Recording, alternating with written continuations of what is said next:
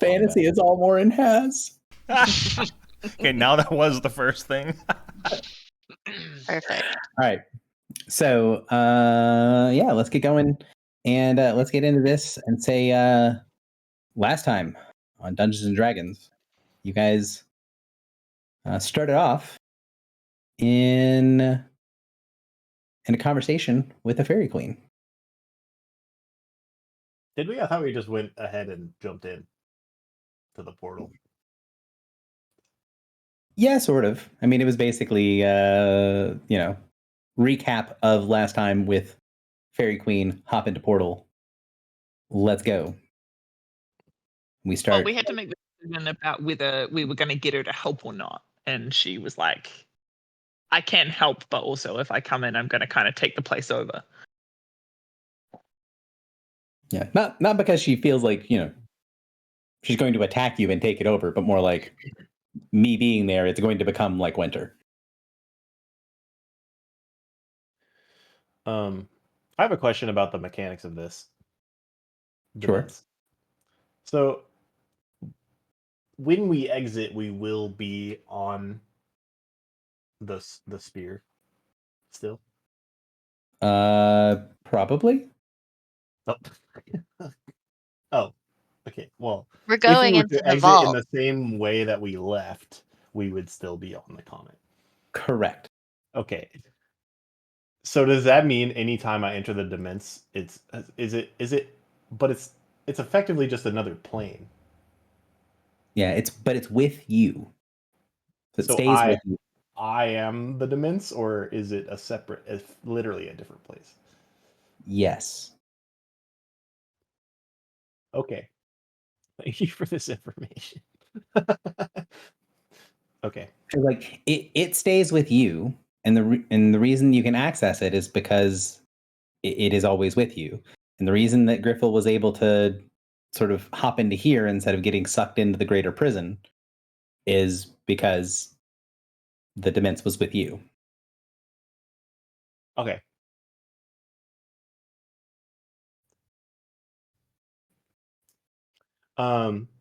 Cool. So we went into the Dements and we found Griffel on a boat talking to me. Was the boat sinking? Were there other boats? So yeah, you guys get in here. There's a storm. There's a bunch of people out in the storm on these boats. And there's a conversation about what needs to happen. So what needs to happen? So we learned from, well, I don't know what we actually learned because I still don't really know what Griffel did while Griffel was here. But effectively, Griffel was like, I got all your people off the shore. And by people, it means the denizens of the Dements. And then myself, I guess Baneslayer, was like, there's some shit going down, and we gotta go kill it. And we gotta take everyone for reasons. Actually, he just basically called everyone a weakling, and said all these people should go and fight. And that I hesitated on that, so I said we could like break off and just go take a boat to the side.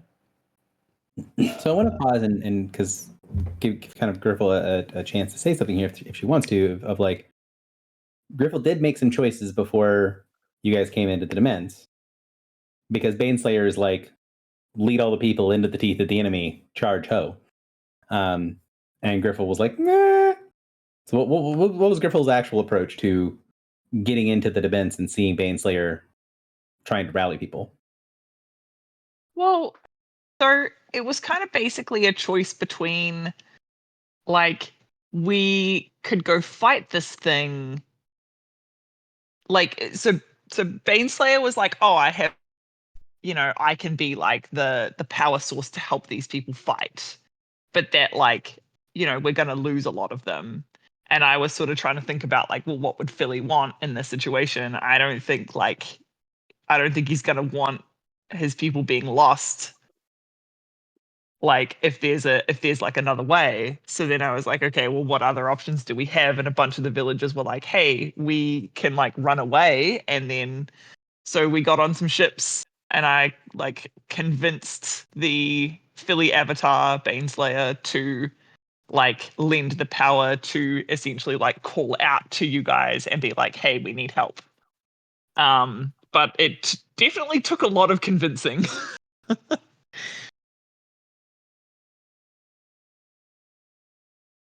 He often does that.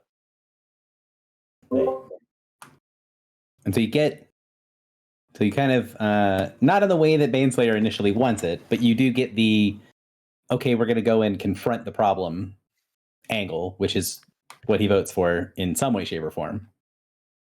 Let's go and deal with the problem. Where to from there? Well, we had a long conversation about if we should take all the denizens, and I came around in the end and said the people who want to defend can do it. So we which Baneslayer didn't like. Baneslayer didn't like people who run away, but there were not that many of them. So then we went in and we saw a big city, which I think is on the screen. Mhm. And we had to navigate the water to get Yeah, to the there's other this like side. river that runs through the middle of the city, or this kind of canal way that runs through the city that kind of represents the harbor, right? Where it does look like a river, but you can tell it's because the parts of the waterway and the harbor that the people pay attention to is basically the shoreline. So they're, if this was a real place, there would be a lot of water. There'd be a bunch of open water between these locations. But because this is an impression landscape, the impressions that people actually pay attention to and that they actually focus on is the water's edge. And so that's what's actually represented here. So it looks more like kind of a river running through a city. Yeah. And so we had the option to go down the river, go across some plains or hills or something, and then or go through the city. And I decided to sort of is commiserate the word I want. Basically be friendly with Baneslayer and say like, you claim that you want to fight, so like we will fight. And basically like take the most direct path to fight. So we went straight through the river, and there was like two main difficulties, which is one is there was, I don't know, was it fog or some darkness? What did you describe it as? Gary? No, I'm pausing to see if anyone else wants to speak up. Like, what were the two main threats on the river? The shadows that were attacking the boat, Mm-hmm. and then the fog that the shadows were like coming from that had the colored lights. Correct. So both things were obscured by the mist, but the actual threats were the shadows, the things that were trying to directly take people, and then the multicolored lights out in the mist doing stuff.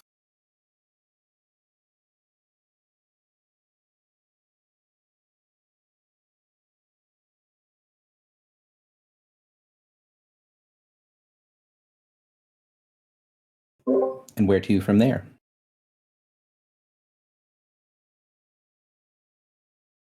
Are you saying after the skill challenge? Yeah, so you do the skill challenge, fight your way through, keep everybody together, and you make it to the end of the river. We saw a collapsed wagon. Is that right? So a bridge that collapses as a carriage is going across it. I see. And the carrot, I guess, was implied that these are souls entering the dements that were then being removed from the dements, and we saw a witch or something Sucking. A soul witch. So And she was the So- soul witch. She was. it was, She was the soul witch. and also a fish. So we fought, and we Fine. we blew them up. I won. And to be tapped, fair, like, the 3 witch things. did not fight. The witch did No. not fight. I did like 260 damage to her in one turn. She got deep fried. The witch thought about having a turn, and it did not. Stall tactics for the win. Yeah. There Also, was. do you guys know stall tactics can stack if multiple people have it? No. It can't, but it can Really? stack with similar effects. I feel Yeah. like we talked about that. And So you said that this- it could. The same game name element can't stack with itself, but it can stack with all the other things that do similar stuff. So like stall tactics, and there's another one that's very similar to stall tactics that can stack that I never remember the name of.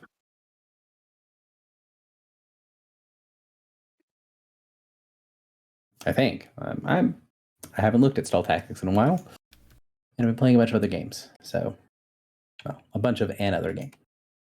But there was.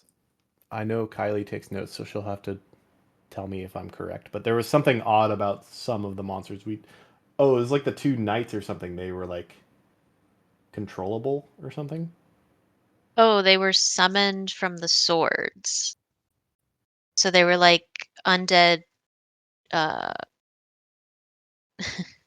They were like undead constructs that were summoned from the swords, and so we took the swords.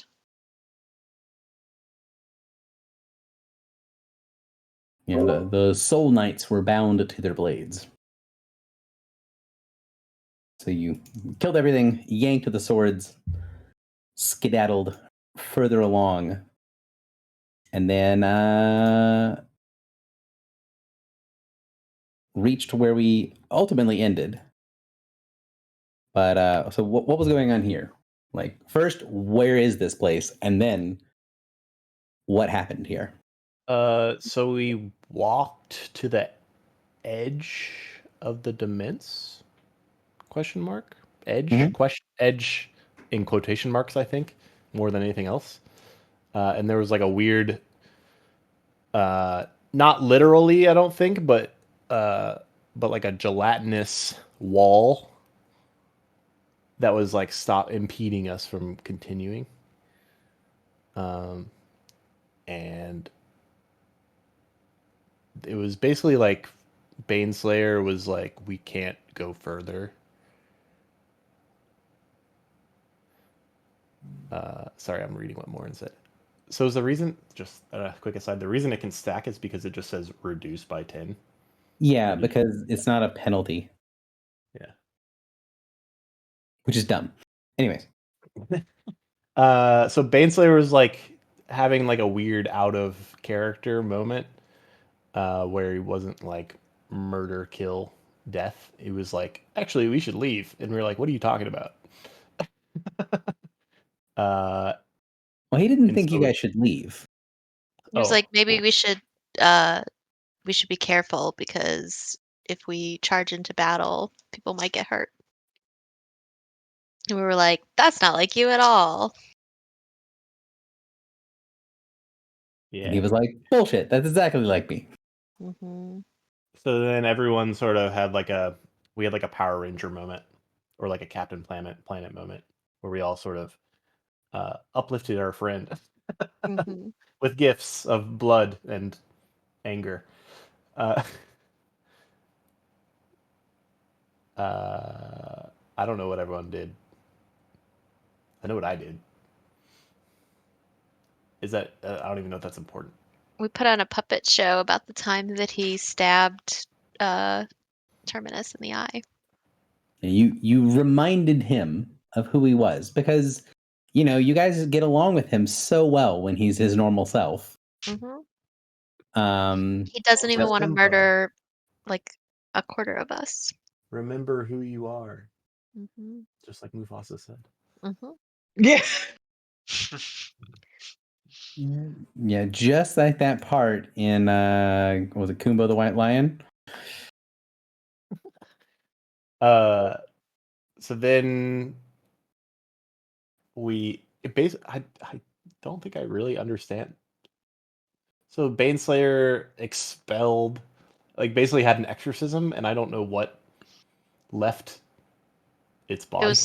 It was one of the rainbow orbs, which lore moment. So we learned that the Weaver, which was the proto-supernal thing in the vault, had previously destroyed reality by getting into the Demenses and changing the nature of the domain. And so these weavers or weaver being in your dements was like changing Baneslayer's nature.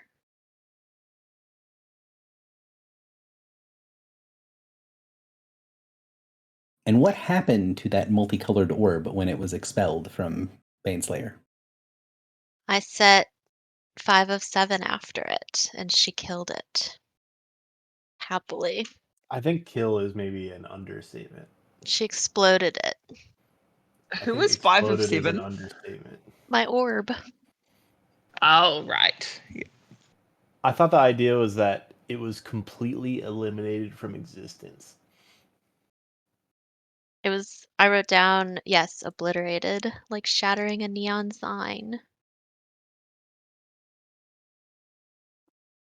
And then after session last time, I had this epiphany and I texted Gary and he said, I can't answer that.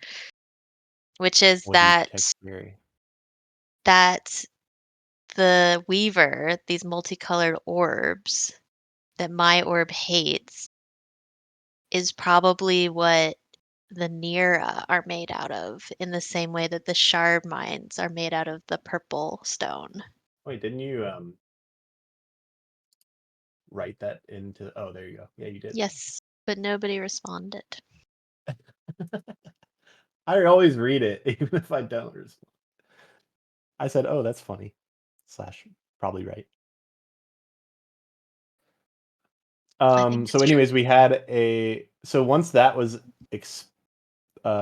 taken care of, the sort of like wall dissipated and there was a giant tentacle. Is that correct?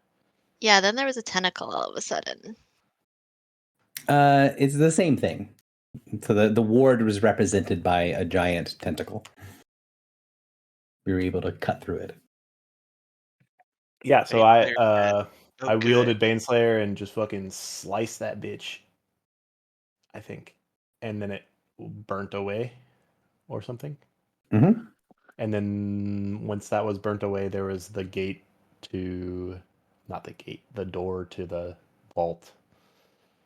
Yeah, so you know that this what it looks this should be the location of the door of your dements and where it connects to the vault. That's what should be right here. But yeah, and that's kind of where we stopped. Mhm. So it does that mean every demence has a door to the vault? I would assume Yes. so. You don't know, but it seems reasonable. And when you got your dements, the door opened and Hercator showed up to sort of get you the deed to your property. This is like a this seems like a security fault. We know they've had those.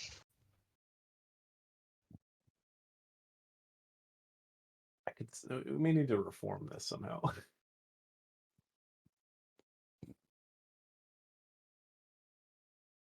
Okay. Anyone else have anything to share?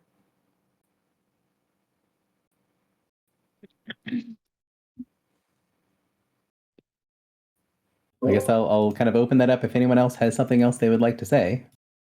Go from there. Otherwise, might be time to move forward.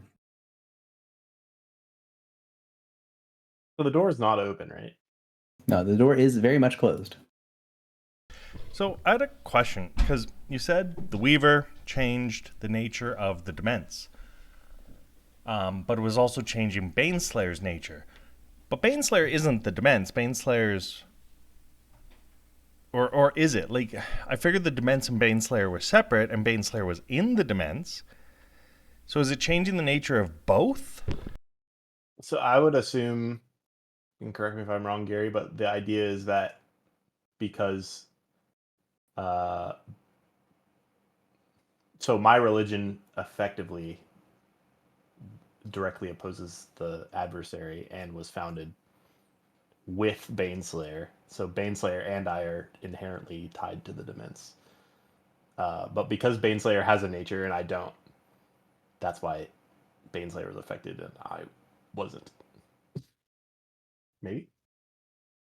But also we know that the Weavers corrupted all of the gods' dimenses. So like whatever, even if Baneslayer isn't exactly the same domains as Philly, the fact that it has domains, I think means it's corruptible.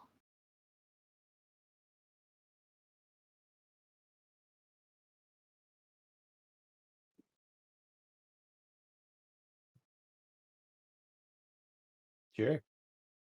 Sure. That sounds like a reasonable thing that could happen.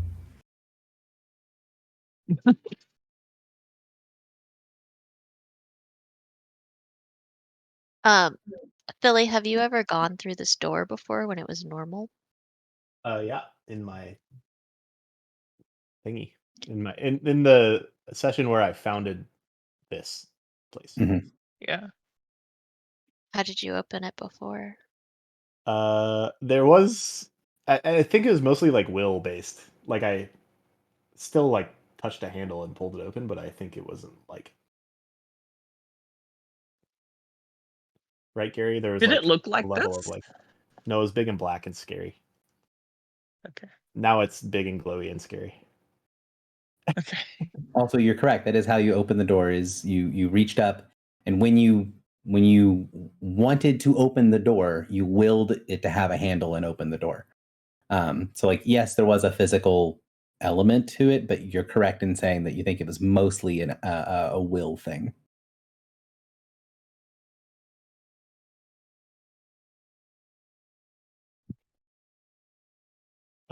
Cool.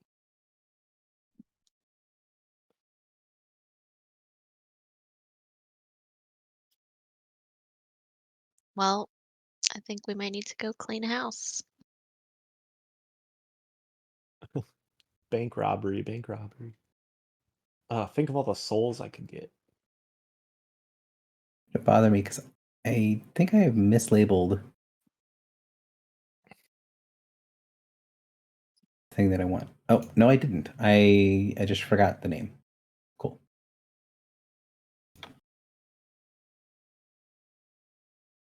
So,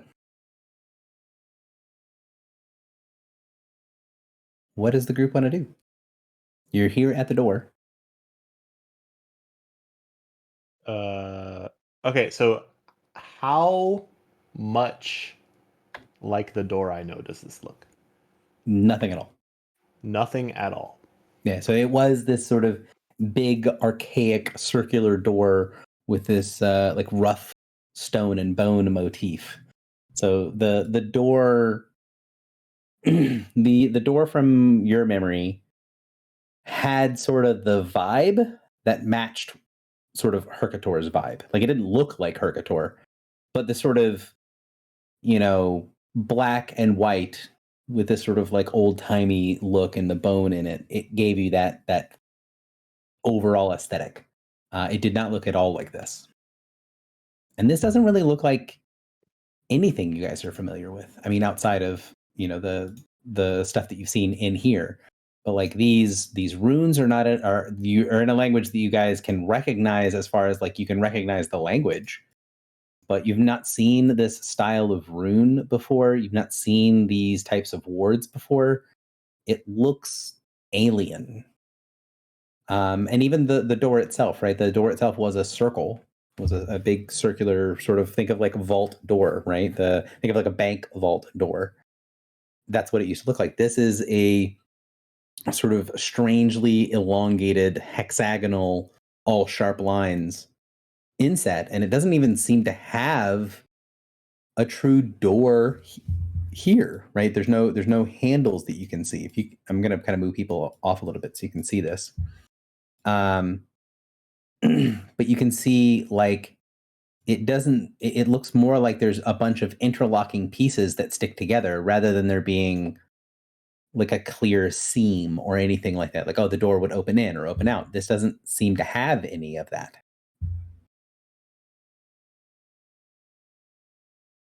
Okay. I have a question. Sure. So we came in here to get Griffel's soul so that we could resurrect her, hmm and we found her. hmm Can she operate as if she were alive? You know that the other piece that you would need is the actual bringing her back to life, like the physical part of the resurrection. Mhm. And the queen said, you get the soul back, that's an easy thing. So if you guys wanted to, you feel like if you left the dements here and just phased back into the outside where the prison is, you feel pretty confident that you'd be able to take the soul with you and stick it back into Gribel's body and let her get rebuilt. And then do we feel like we could get back to here? Yeah, you could. Okay. And then also, can Griffel, in the state that she's currently in, interface with the helm? Not from in here. Can we? No. So it's not that she's dead, it's that the helm doesn't work in here? Yeah. But we have the helm with us. You have a physical representation of the helm with you, yes. I mean, in the same sense that I have a physical representation of my orb with me. Not really. You feel like there is something more to the orb, that there is something that's actually present here with the orb. Same thing with Triptychos. Triptychos feels like it is actually here. Same thing with Baneslayer. Baneslayer feels like it's actually here. The helm doesn't feel that way. It doesn't feel like it's here. Same thing with the spear. The spear feels like a representation of the spear, but the McMoran's spear, if it was actually present, it should be basically, in a low state of sputtering rage at all points, while it is surrounded by godly energy on all sides. Mhm. It's not. There is sort of a hum of distaste coming from the spear of the Skylord. But you can tell that there is sort of a difference between that and what it would be like if you, somehow could take it in its actual form here. Okay. So I'm wondering, because the helm is like very communicative. It's able to communicate. And I really wonder what it would think of this wall.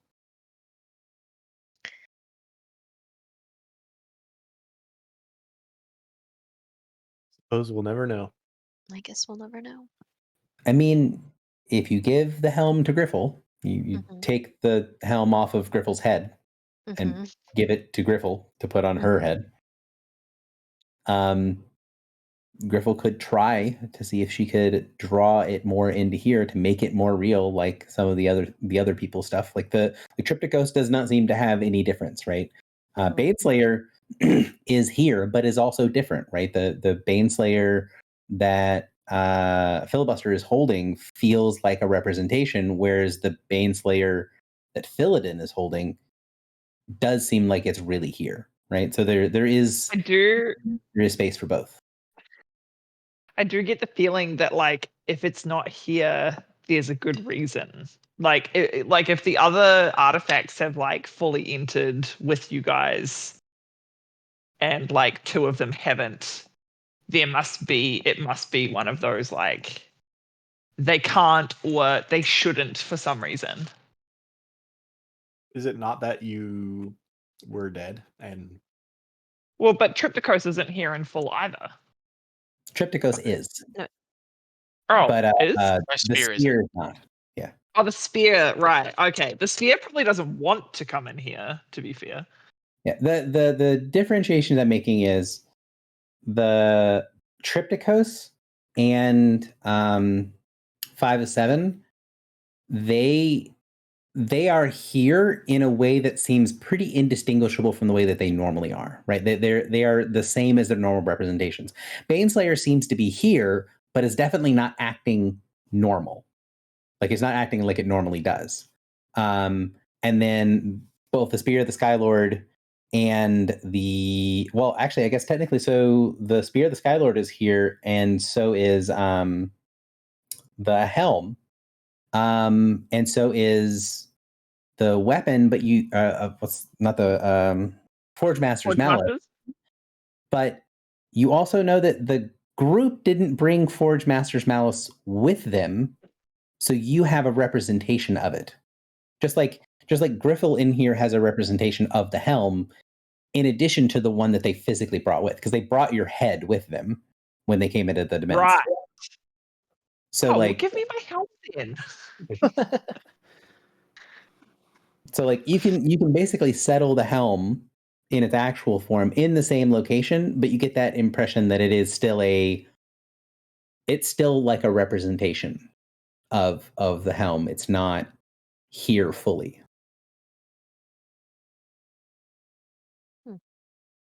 Even the one on my head, like on my body's head, is Yeah. like not is a representation. Ah, Yeah. okay. It is acting. So for a moment there's two helms, and one of the two helms, the one that your sort of spirit self is wearing, feels like the Baneslayer that Filibuster is wearing, where it's like a copy of the real Yeah. representation. And then the other one, the one that you were given and you can sort of put on the helm again, that one doesn't feel like the other three. It doesn't feel like the other version of Baneslayer. It doesn't feel like Triptychos or 5 of 7. It feels like the Spear of the Skylord. It feels like something that isn't here. It's missing a piece of it that is dampening its impact on where you are. Now, you get the impression, so by the way, Morin, you get the same thing. You get the impression that you might be able to draw it out, to draw more of its sort of reality here. But that's going to take some doing, and you're not sure what the impact of it is going to be. I would imagine that Josh is aware that the spear will kind of go nuts if it's brought here. Josh is aware. Yeah, that's what I figured. Okay, can I try to call to the helm? I do feel like I agree with you. I think the helm would probably have some things to say.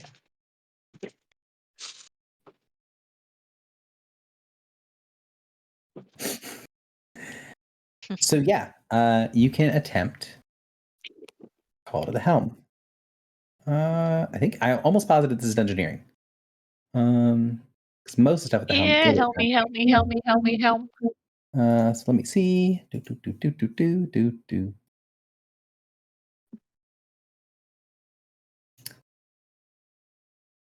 I don't remember what the DCs are because I've been playing a different game.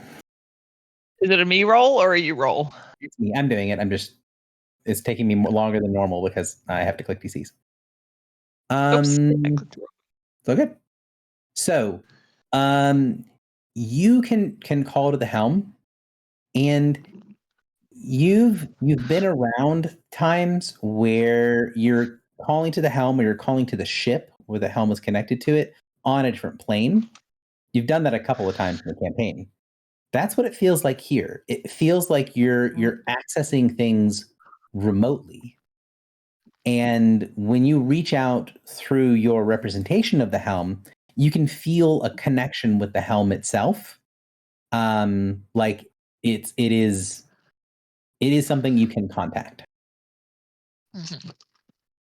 What would you want to say? Are you trying to get its impression? What's the goal that you're trying to do when you contact the helm? I think I would like to try to share the image of the door that we're seeing. And I guess just kind of ask, like, you know, do you know anything about this? We need some help.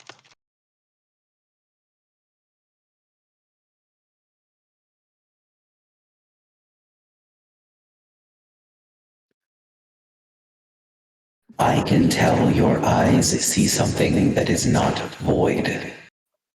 But to my eyes, there is nothing there.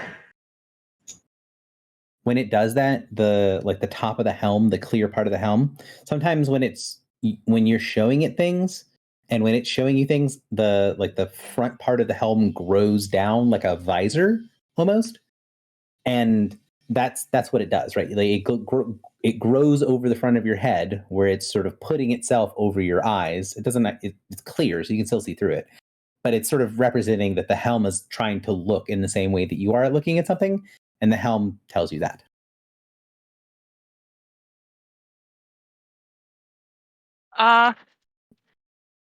Have I ever had a situation where the helm couldn't see what I was trying to show it before?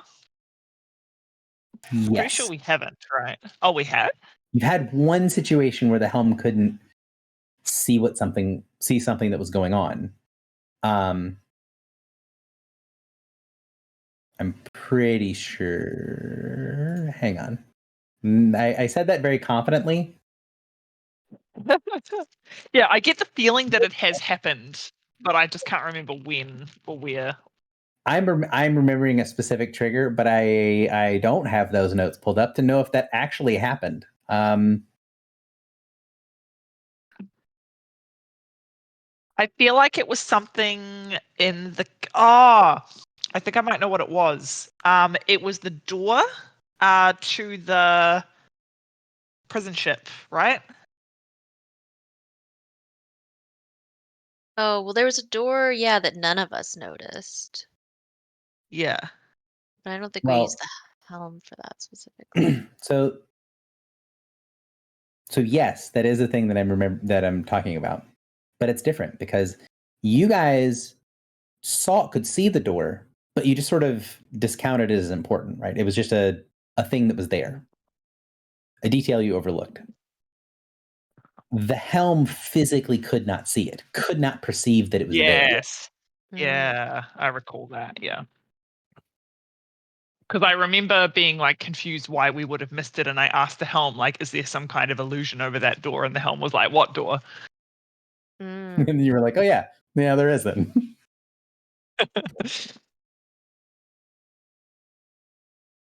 I felt reasonably proud of myself with that moment of giving the players the description, and then the players doing what your characters did, which is like, okay, that's not important. We'll, that's just an extra detail. Let's keep moving. Yeah. But yeah, the helm could not perceive that. Okay. So, like that, I think that it's pretty safe to say that door, or that whatever was hiding that door, was the work of the adversary or allies, right? Yeah. Yes. I could invoke Summer and see what Clotho sees. Or Gary, is it still Clotho, or would it be Lakessen now? Would I even know? You can choose, but by default, it will be Lakessen. I will also say, Drock might not think about it immediately, but if Drock offers that to the group would know something about what would happen if you did that. Well, and that was my next thing. I don't know what would happen in a Demence, right? So I don't know if that's even something we would want to do, which is what I was going to mention next.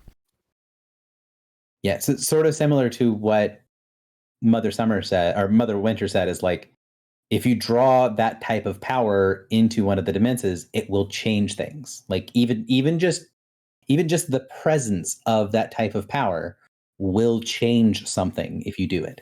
Oh, even drawing their attention inside the Demence. Yeah. Okay. Yeah, which was my worry. So I'm not sure I want to do that, but wanted to at least offer it.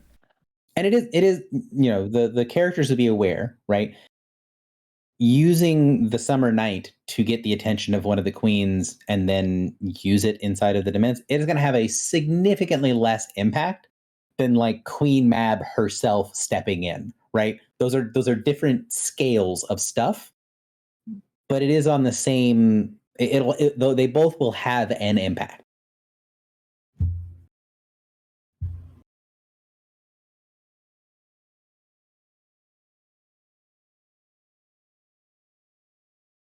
Griffle, would you share that the helm can't see the door? Yes, absolutely. And I would also share the context of like, the last time this happened.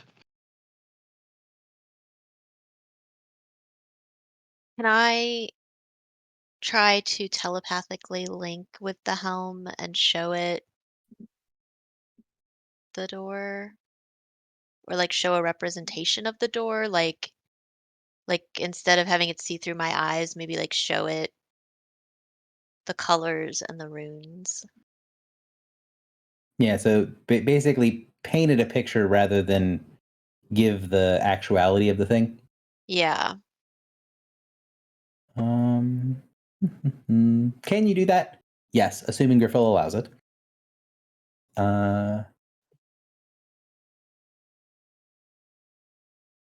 Which I assume is the case.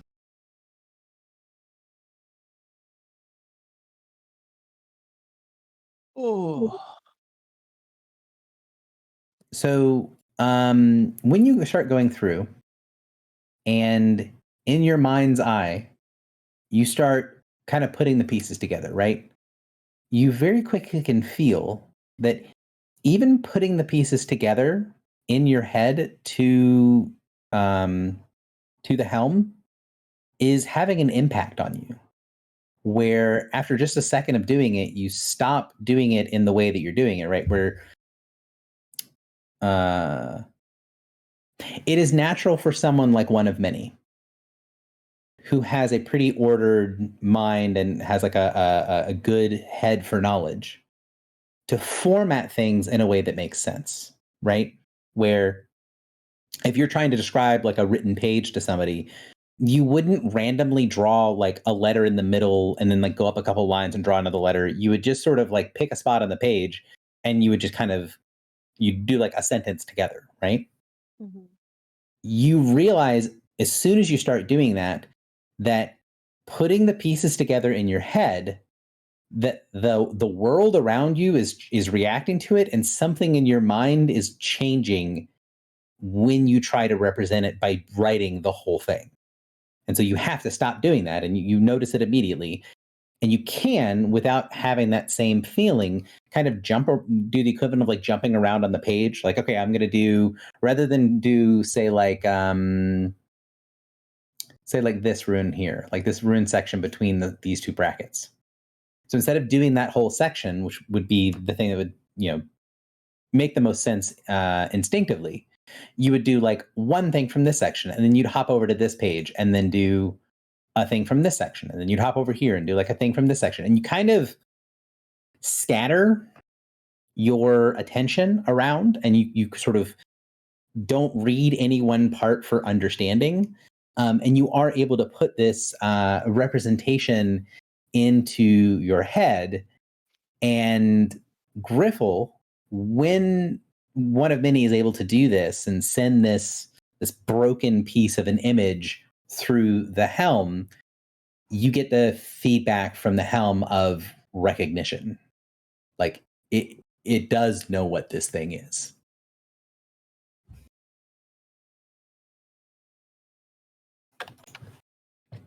Dallas. Excuse me.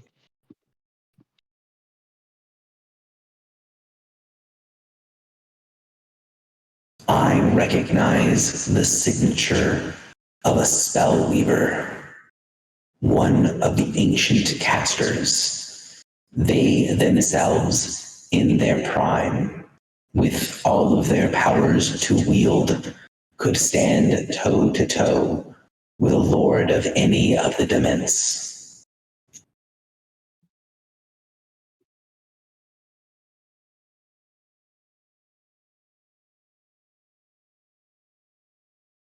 Oh, that doesn't seem good. and you can tell from the way that it sends it through telepathically, it means one of these things could, if it played its cards right, step into a god's realm and fight them on their own turf. Is it the Orb Weaver? Weaver So of it- glass threads. So it sends back that doesn't know. It just knows that it can recognize that this was made by one of the spell weavers. And the spell weavers are like a category of weaver. Hmm. And is the Weaver of Threads one such? It doesn't know. What else does it know about these things? Yeah. What else can you tell us? Do. So yeah, it'll tell you that there are 4 types. So actually, I have this section of notes. So let me do this the right way. From what I can remember of the collective knowledge, there are 4 types: battle weavers, thought weavers, hex weavers, and spell weavers, in order of power, each not an order of magnitude stronger than the next, but notably stronger. A caste system that sets those of physical might at the bottom and those with the knowledge of arcane at the top.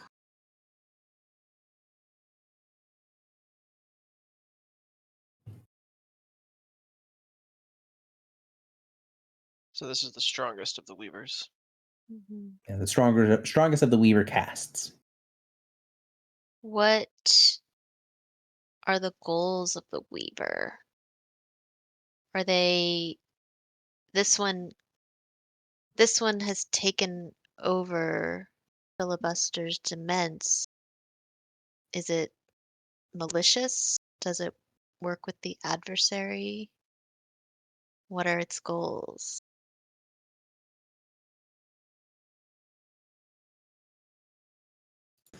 They believe they were here before the conflict between the outside and the inside.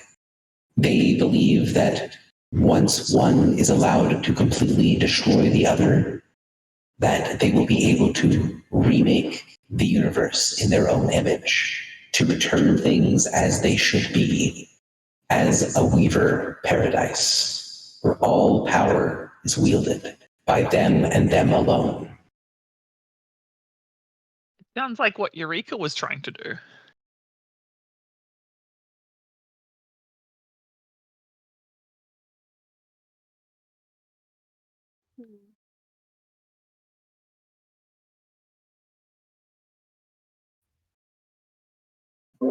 When you kind of send that through, you don't get any speech from the helm, but this sort of buzz of recognition of like, yeah, that is what it feels like.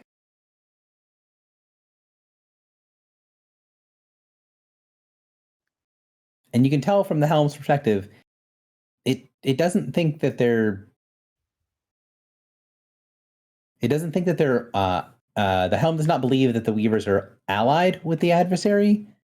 It believes that they're kind of a third force, that they're neither for or against the inside or the outside, but want both of them to be gone. They just want to back a power that's going to end the conflict faster. Yeah. So then we might not even really want to defeat the adversary, because if we do, then we have these guys to contend with.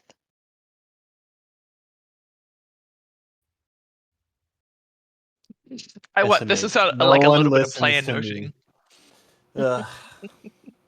this is a little bit of player noting, but I wonder how much of it is kind of like a yin yang sort of deal where it's like, you know, reality exists because unreality does, and vice versa.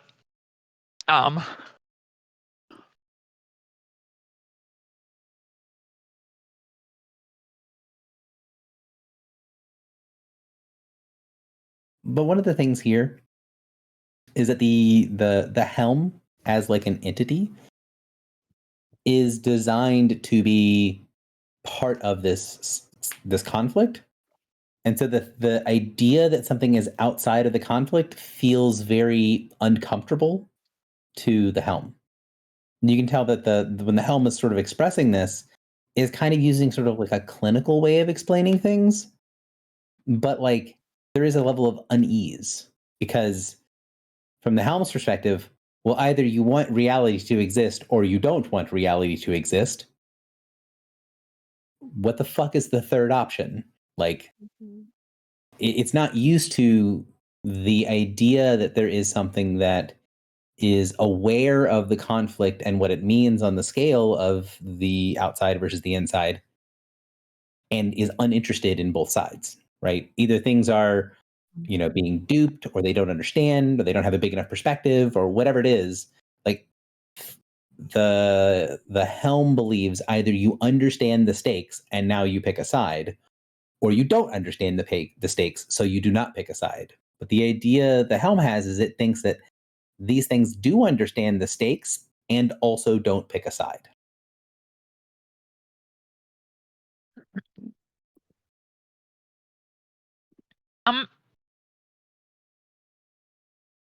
It's how do the battle mines relate to this at all? Like, are the battle mines, because, or are things just worded like called something similar?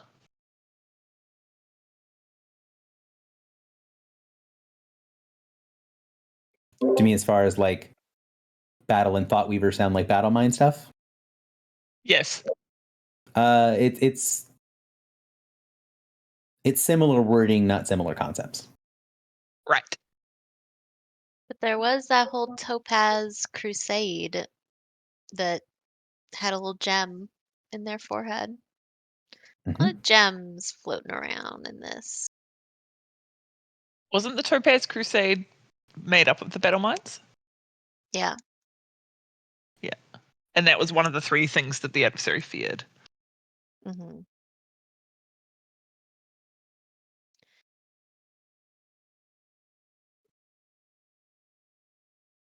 Would you say that What? there's the color topaz on this door somewhere?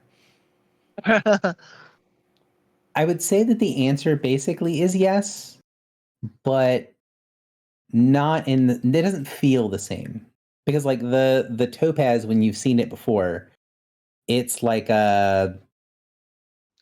you know, it's a gemstone with like a pure white light that's being refracted through that stone, right? So you have this, I don't want to say like pure yellow light, whereas everything here has this neon, like the exaggerated color thing that you only get with like neon lights, right? Where it doesn't feel real in the same way that a sort of a light that you can understand being refracted through a colored gemstone feels more real than this. This feels truly alien, right? Like think of the same concept of like, you know, if a character straight out of a, you know, medieval fantasy setting, right? If you pluck them out of that and you put them on the strip in Las Vegas, right? The signage and like some of the things are gonna look completely alien just because the colors don't match with anything that you've seen. And that's what these things look like. This looks like it is light of a different type than you've ever been exposed to. So it doesn't look like the Nira? Generally speaking, the Nira just look like refracted light from other things because they just look like giant shards of glass. That being said, One of the things that you do see that does give you that sort of almost ping of similarity is, and you can sort of see it on the map here. You can see that the breakpoints in the ritual lines are these bars. Do you see this? Hmm. So those bars are made of two kind of curved panels, one up, one down, with a big bar in the middle. And those curved panels look like they are made of the same type of crystal that the Nira mirrors seem to be made out of. Hmm.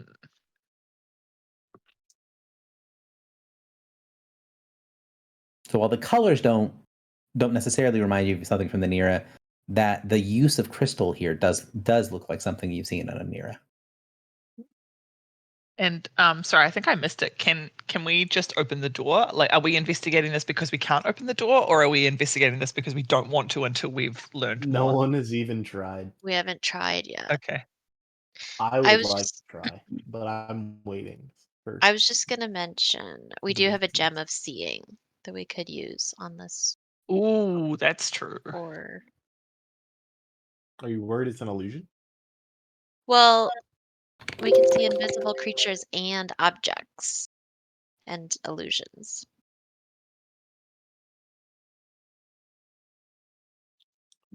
What is the concern about the door? Like, do you not feel like it's real, or like something is hidden? That's trapped, that's gonna suck your little soul right out of your little body. You touch it. Put you in a crystal. I don't think it's gonna do that. I'm dead, so I don't. You know, Alright. maybe I You're could. more or less worried about your soul.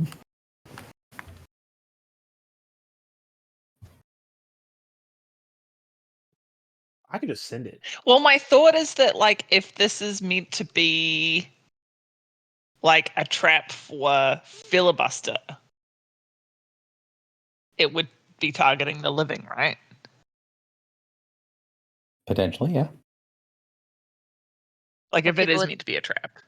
people with domains like you and filibuster. Oh, true. You don't want to I catch don't his feel STD. like it's. Yeah, we should get trying Morin to touch it. I don't feel like it's trying Morin's to dead, trap me basically. though. I feel like it's trying to dominate my domains. Mhm. Which this brings up a whole bunch of other questions about what the actual purpose of this place and others like it is. For example, why does On to Song like need souls and shit? But I don't think that is important as much as like it's just, I don't know. It just feels like an encroachment / representation of the area we're about to enter. Well, yeah, okay. Give her a yank. I mean, I don't expect it to open, but I could try. Gary, I'd like to try to open the door. So when you approach Why don't we try the door, lens of seeing? yeah. So do you want to walk up to the door, or are you guys going to try to lens of seeing? Like, what's the plan? I mean, how often can we use it infinitely? No, It's a It- daily. it is a daily power. You can use it once. I'm gonna. Don't worry about it.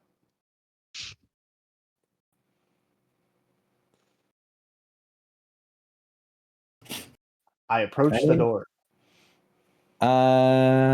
Okay. So you are kind of comparing this to the last time you were here, right? Where the door had an obvious way to open it. You reach your hand forward, and the handle was there to be opened. Mhm. When you walk up to this, you don't even see where like a handle might potentially go on the door, or how it would even open. There's no seams on the sides of the door. There isn't anything that looks like it's something that you can open. So what do you want to do? Like the default idea, right, is you will the door to open by sort of creating a representation of, oh, there'd be a handle here. I'd pull the latch, open the handle of the door. What do? Do you try to like put a handle on the door to try to open it up? What would Phil try to do to get the door to open? So You said it's like not like a door I've seen before, but weren't there situations on like Prosperity where there was sort of odd doors with odd opening mechanisms? There were, yeah. Would this Although most of those, and it's been a long time, but most of those opened like Like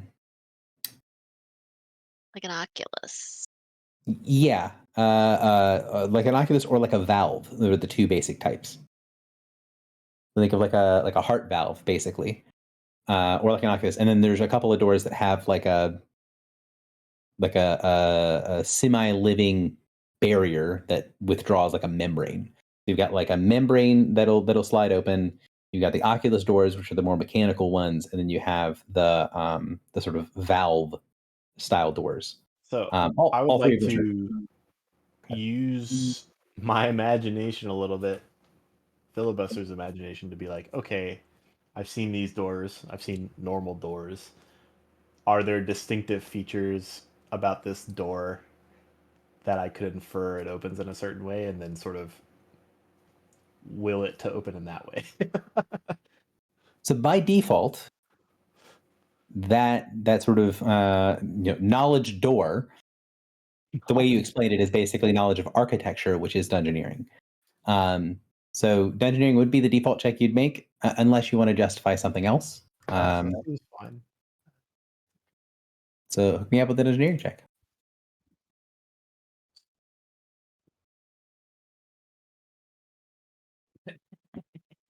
So, and then do you have any ability? So you can see. Okay, I think this is how this opens.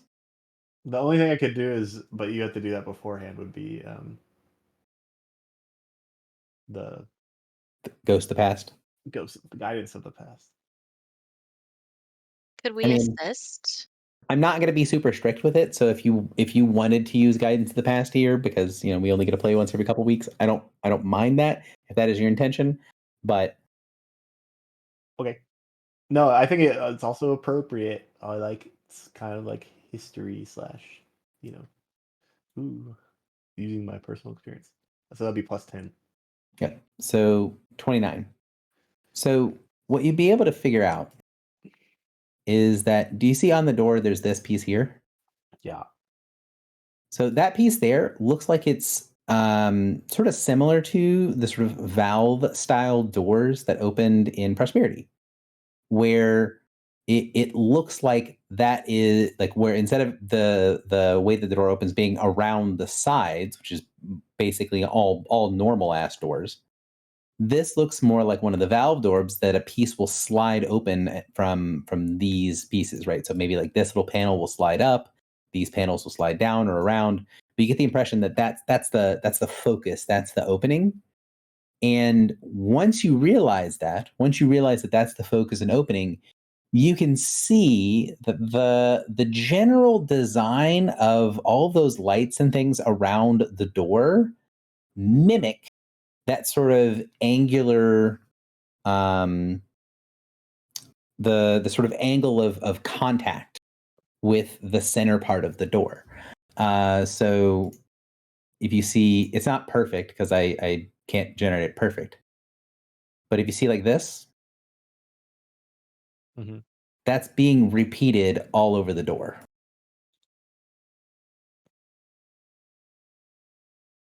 And if this was something that I could commission and draw, it would be all the exact same angle.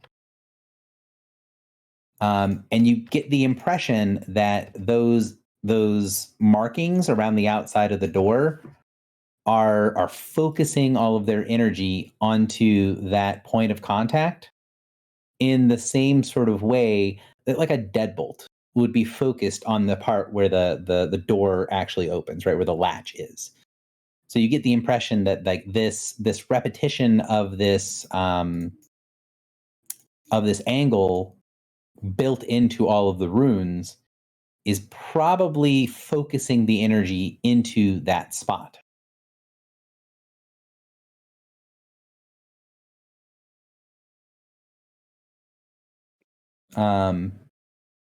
Yeah. So you think if it opens, that's probably where it opens. But also, you get the impression that if you just sort of will it open there, that it is likely that there's going to be some sort of reaction from all of the runes all over the door. No. Never. Mm. I explained that to one of many specifically.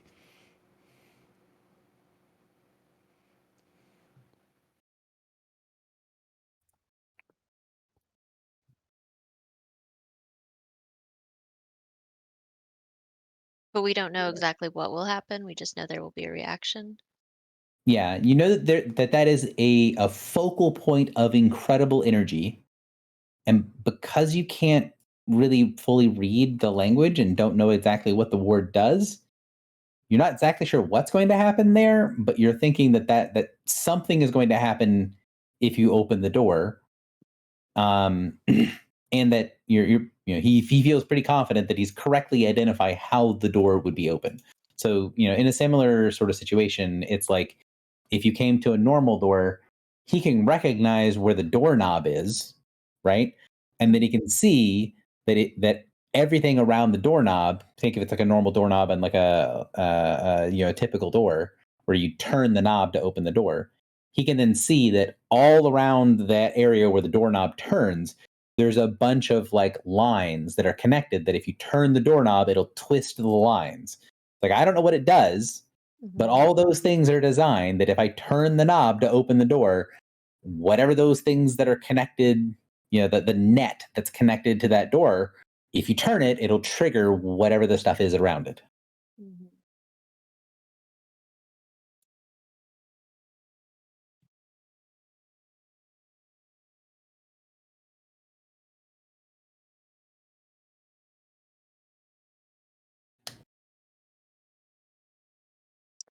So, question for the group. How much do we feel like it's really important that we go into this door? Are you suggesting we leave? I'm just asking how important. Well, this is where the threat was coming from. Or at least that's what Baneslayer was telling me when I arrived.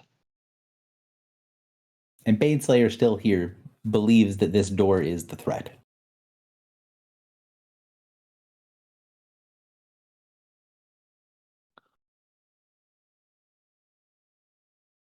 I guess I would say we should look at it with the gem of seeing. Would the lens of reading work on this? I mean, if you the way that the lens of reading works as an item in the campaign is when you pick up the lens, when the lens is created, it is created with a certain codices of languages. So like your lens of reading has whatever you set as the languages for it. I don't think that's how we did it. Because I didn't pick any languages. I could have But sworn. we did that with the feet. The language is feet. But with the lens of reading, because it says any written language, but I don't. Yeah, the lens will function as if you know the modern form of any language and you can get close to an older one. So it won't give you proto-supernal. It'll let you read some parts of it in supernal. So it's going to get you close enough to make some checks, but not close enough to just read it. Okay. Well, I mean, I would do that.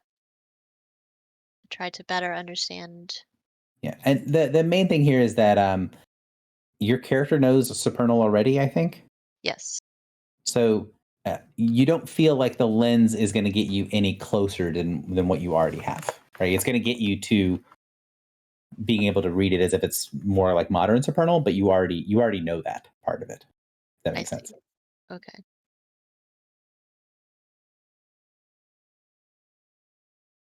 Okay. If you didn't know a modern form of supernal, it would be helpful. Yeah. Okay, so here's some other thoughts going through the old ritual list. So I've got wizard sight to see on the other side of the door. I will say that your character is aware that that's not going to help you. Okay. Because in character, you're aware that the what's on the other side of the door is not on the same plane. What plane do we think it's on? Don't know. It's wherever I don't the think we wherever the know the vault name of is. the plane. It's just it's just like a place. Just another little pocket. Oh, right, because it's the vault, potentially. So, I mean, if it goes to the same place that it went to previously, Philly knows that on the other side of the door is the vault, and it is usually not possible to see on a different plane with something like Wizard Sight. Okay. I think there is one that lets you do it, but I don't remember what it's called.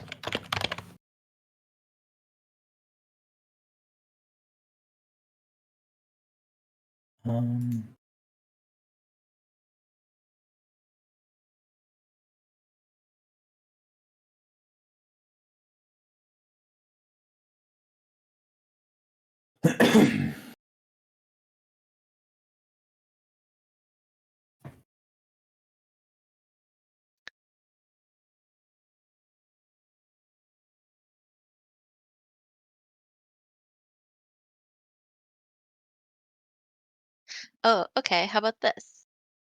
What if we did read omens on the idea of opening the door?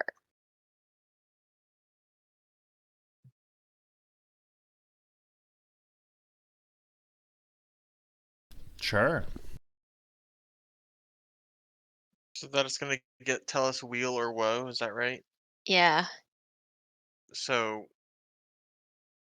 what's our threshold for deciding what to do here based on the results of read omens? I mean, well, when we used it at the prison, remember we got like wheel and woe a few times, Right. but then we got strong woe one time.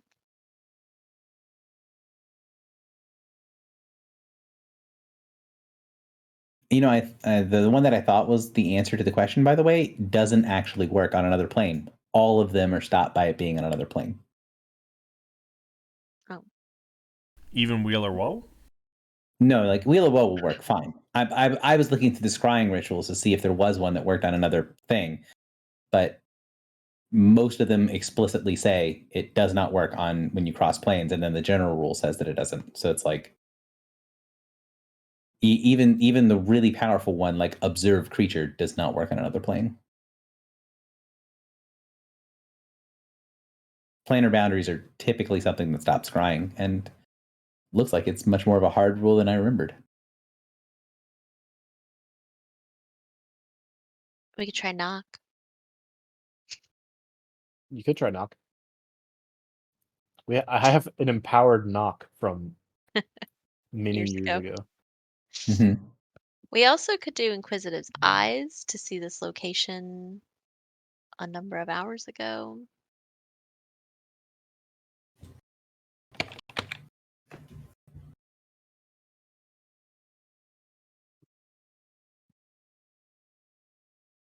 Also true.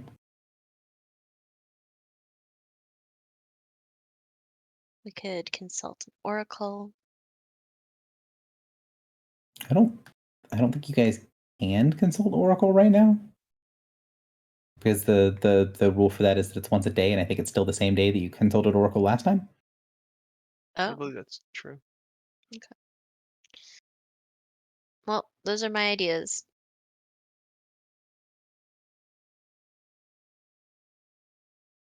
Do the Wheel or Woe one. See what it gives us. That'll give us at least some information. Okay. Specifically, though, we have to ask in a way like we only know one way to open the door. So, like, the question of if we open the door versus if we open the door like this might make a difference, right? Yeah.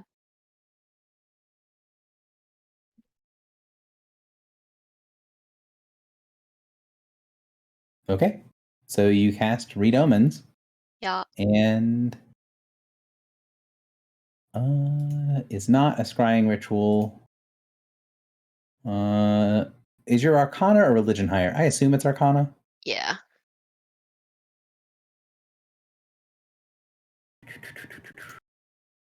Arcana. And remember, I cast this as if I were 4 levels higher.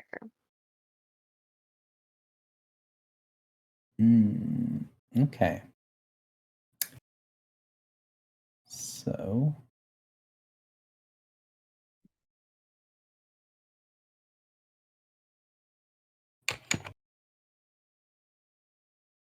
Sorry, I have to look at a different type of DC. So, please, moment. Okay.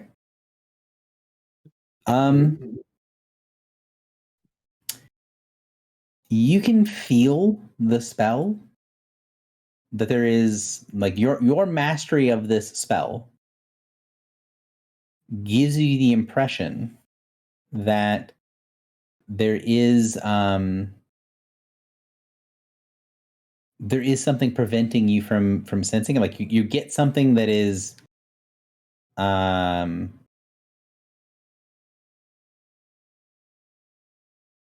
yeah, so you get basically nothing from it. And I would say normally that you would not know, right? Because you getting nothing, so the result is neither good nor bad.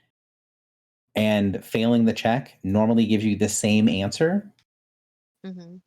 I would say because the reason that you're failing is because you're encountering resistance to what you're doing, you can tell that is what's happening, right? That there is something here that you would have normally succeeded and gotten some result, but there is a resistance here that you feel like you just quite didn't get enough to penetrate through. Gotcha. Now I don't know if you have any like rerolls or other sorts of effects that can change this number, but you do feel like you've almost penetrated through the thing, but it's just barely holding you at bay. Like an assist, right? No. You can't Okay. assist on this one. Yeah. No. Normally you can on stuff like this, but this spell specifically says you No one cannot can assist the person doing the check. Okay. I have one thing. Hang on. The only thing that I know of that you have is the necklace thingy, but I don't know if you've used that or not. I've used just about everything, but I have what is it? Hang on. Because I know you use the necklace on the dominate. Yeah. But my hang on. Oh, nah. I have speak with spirits, but that's a bonus. Oh, yeah. During this turn, you gain a bonus to your next skill check equal to your wisdom modifier. But that would be a little. I guess I would have had to have said that in advance. Well, so if it is a check that it's like, hey, the player is rolling, I'm a little bit more on the you need to use it first, right? I'm going to give myself a bonus and then use it. But this is a secret check. So like, it's kind of hard to know whether you think that you'll need it or not because it's completely secret. And I would not be opposed to it if you wanted to use it in this way. Okay. Well, it only lets me add a +2 because that is my wisdom modifier. But if that does it, I'll And use that. is Speak with Spirits for you once a day because you're getting it from somewhere else? Yeah, it's daily, minor. Okay. So if you expend the daily, Yep. that will turn your Arcana result of 38 into Arcana result of 40, which will allow you to beat the DC 39. Nice.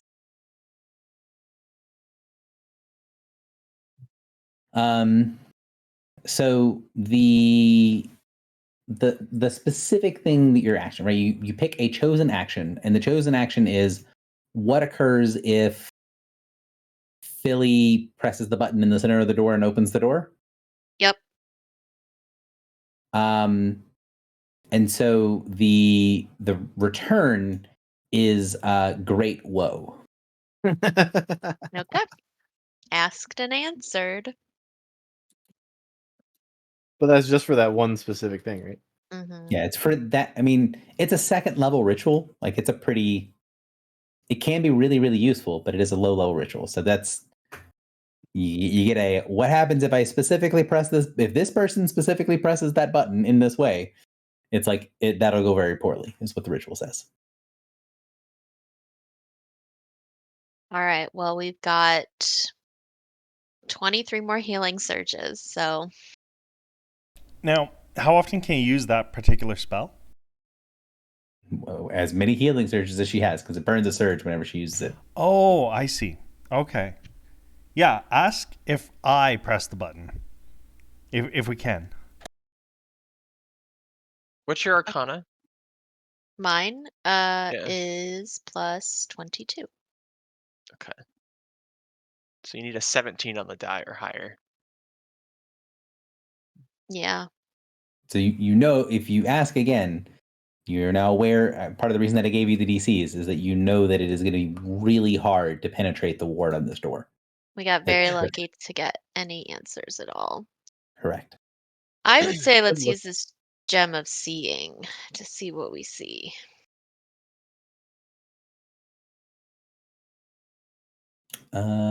Sure. Can I And Can you what? Can my unseen servant push a button? My little elemental. yeah, Do you want to have my elemental go up and push the button? I will say that Philly will let you know that won't work. Because, Oh. like, yes, it does look like you're just pressing a button, but it's a thing of will, right? Like, it needs to be a strong will to open to cause the door to open, and the little servant can do physical stuff, but it's not going to be able to be have the same type of will. Has my orb in any way reacted to this door? It is not. Okay. So are you using the daily power on the gem? I think so. So you hold the gem up to your eye, and I need either an Arcana or Insight check. And whoever's doing the main check, other people can aid if they so choose. So one person decide to lead it, and then other people do whatever. You can basically hold the gem up so that other people can look through it or can help you with it. What would I use to assist? So by default, Arcana or Insight, where you're pointing out, because she's going to see something through it, but the gem doesn't last very long. So it only lasts like Till the a end few of your seconds. next turn. Yeah. So it's basically helping assist by deciphering what you can see when it does reveal stuff. I will attempt to assist. I succeed in assisting, I think. Oh, moron. I crit. I mean, well, I don't know why I hit the DC's button. So you guys are level 16, so assist is 18. So if you can't fail a DC 18, yeah, you can just say I assist. I assist. I think I used to not be able to do that until this level. I mean, your total is 16. I get a plus 17 now. 17. Yeah, so I you're can't barely. fail. But I don't think I could previously, which is why I always had to roll. And so now I just roll by default. Fair enough. Anyone All else? right. Or are we going with 2 aids for +2 or for +4? Sorry. Is this considered scrying? It is not. Well, I don't think so. Okay. All right. I'm rolling with a +4 Arcana.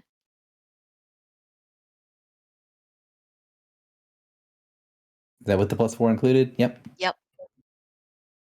So you hold it up, and and there's also a +3 item bonus, so 38. 38.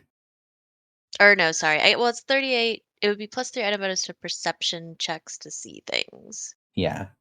And this is going to be Arcana or Insight in order to see through the stuff that's on it. Okay. Because when you look through this gem, it isn't that you don't see stuff like stuff that has been hidden. You do see that there are a bunch of sort of hidden things around this door.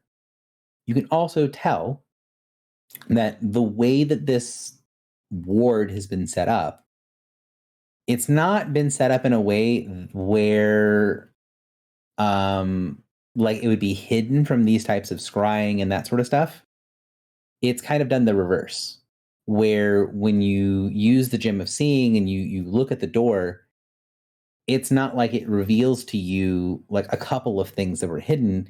It's like there are layers and layers and layers of all this other just hidden nonsense that just makes it just this chaotic noise, right? So it's the kind of the two different ways of hiding something that you don't want someone to see. You can either hide it really, really well so they can't perceive the thing that you're hiding, or you can cover the thing that you're hiding and you can disguise it in so much background noise that it's basically impossible to pick out the correct information from the cloud.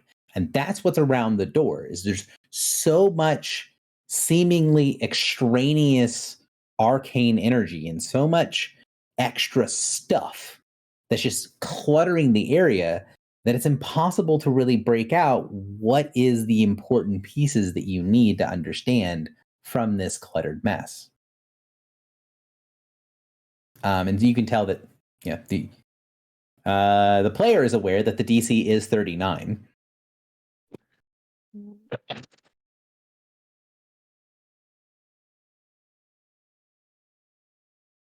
But it is you can tell that there's a bunch of stuff there, but you do not have the skill to see through it.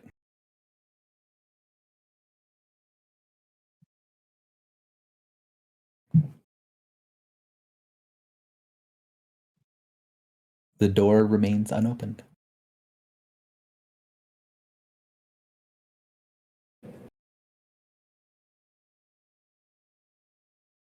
I've not heard from Griffle in a little while. Griffle, what are your thoughts here? Oh, I don't know.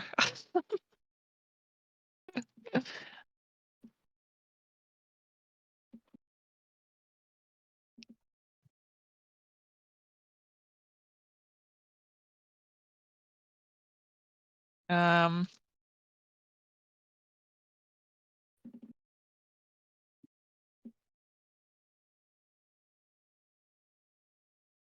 so we can't open the door. Or rather, we shouldn't open the door. Philly feels confident that if he presses the button in the middle of the door, he's pretty certain it will open it. But also, Great woe. Woe becomes Philly if he actually does that. Woe betide ye. Mm-hmm.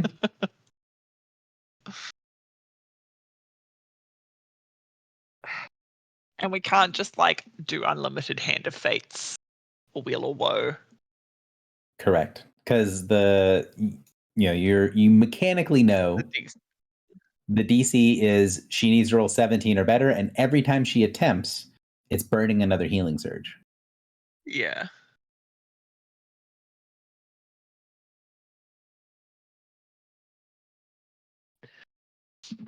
And Baneslayer is still rearing to go.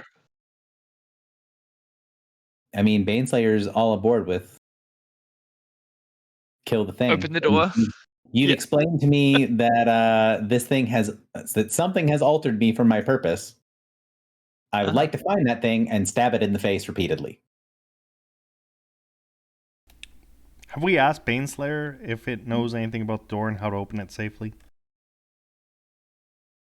You've not, but I'll let you know that the answer is no. It doesn't. It doesn't know how to open the door.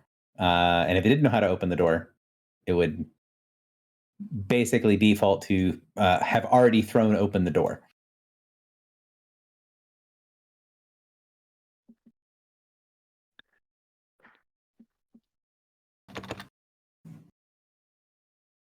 I have a question that you keep speaking as if Baneslayer is a separate entity from me, but I thought last session I kind of absorbed him. Is that not true?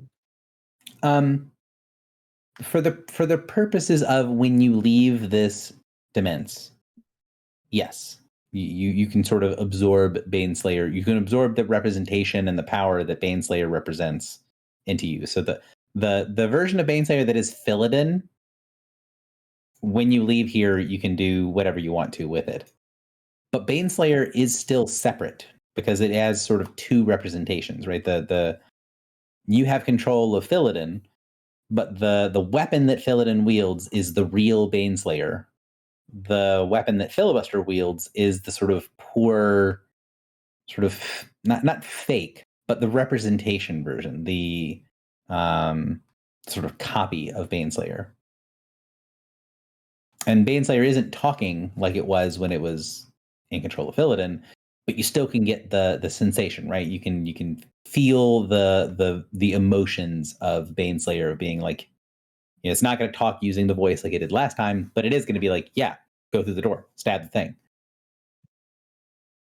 go fight, win.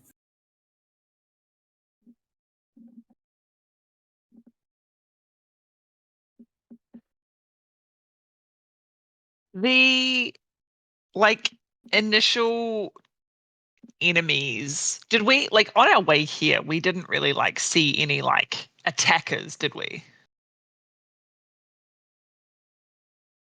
You saw the shadows and you saw the things that were making sort of multicolored lights in the distance in the fog. Mm-hmm.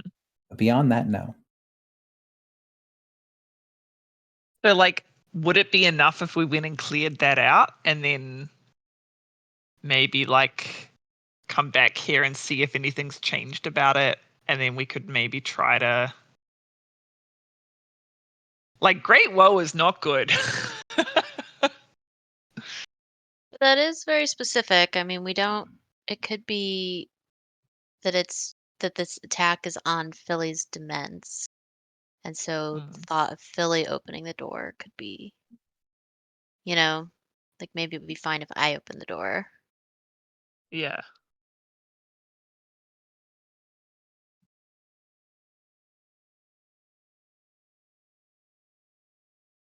Maybe it would be fine if I open the door.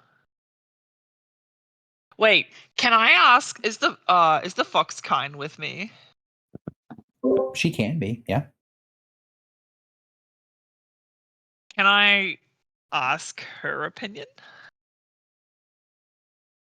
So you kind of Like summon I'll the, kind of lay out the situation and be like, what do you think we should do? sort of summon the fox spirit. The little fire fox appears next to you, looks. It looks around at what's going on. You explain it to it. You explain sort of the situation to it. And you know that when it's in places of its own power, right? Like it was when it was in the cave, that it can sort of talk to you like a creature. But when it's not doing that, you mostly just get impressions and vibes. You get less from your kind than even like Baneslayer can give. And you get a lot less from the kind than like your helm can give you information. But the sensation you can get from the kind of like, you know, what is this? And what do we do here? What is your opinion? Is the sensation where it comes up to it, it sort of gestures at the door, and then it sort of pulls its paw up and back like it's retracting from something. And you get the sensation of it's sending something through that's saying like it thinks that this is a trap. So it's like retracting its claw away. Like if it put its paw against the door, it would trigger, kind of like think of the way a creature would react if it was pantomiming putting its paw in like a bear trap. Who or what is it a trap for, though? Probably Philly. So it looks at you, looks at itself, sort of shrugs, like both, all. Oh.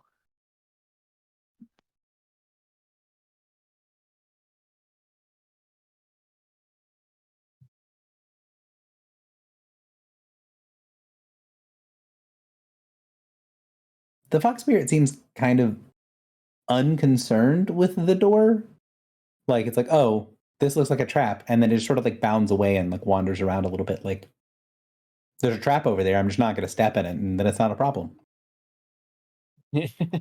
But we like poking traps. I have to say, I still think like it's a good idea if I open the door because I'm already dead. Well, then you might be gone forever. That-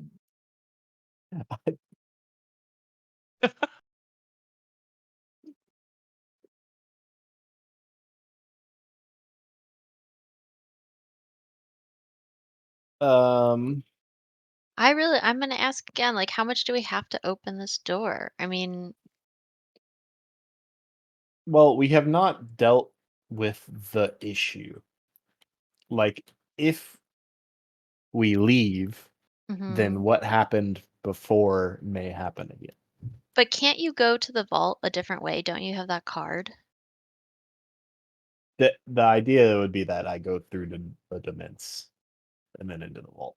And the idea, but also like assuming that this is not just contained to my dements, it's more that this is a representation of the vault, and this is probably affecting all of them.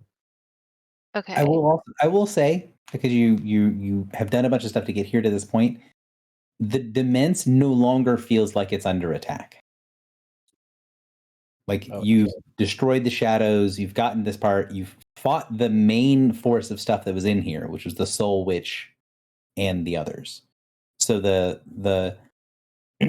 if you're like, oh well, we've not resolved the problem, maybe not permanently, but the physical things that were in this area that Baneslayer was trying to confront, or that was Baneslayer was trying to pull things away from, was the creatures in the combat, was the Soul Witch and the Heralds of Anathema that you guys have already destroyed. So they were the immediate threat. This might also be a threat, but it's not posing an immediate threat. Yeah, but if Philly backs away from this, Baneslayer is 100% gonna leave him. He's gonna be like, nah, this dude's a coward.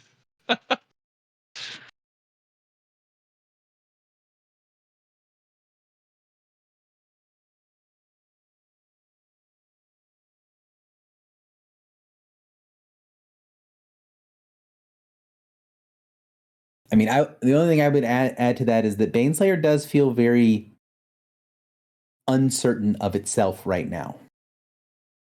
So if Baneslayer does dislike whatever your action is, you do not think it's going to act immediately, because, you know, it can perceive, it is aware that just a few minutes ago, something happened that changed the way that it perceived things.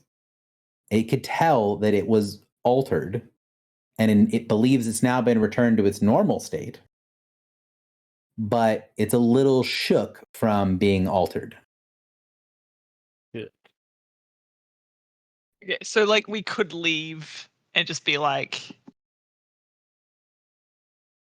I don't know, because I feel like anything that can like alter the nature of like something like Baneslayer is like it's above our pay grade at this point.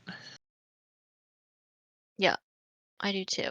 I mean, if we can like keep a watch on this, I would say like Philly should check in on his dements regularly, and we should be ready to come back. But feels like we know that this is a trap, and I don't see a way to to deal with this safely.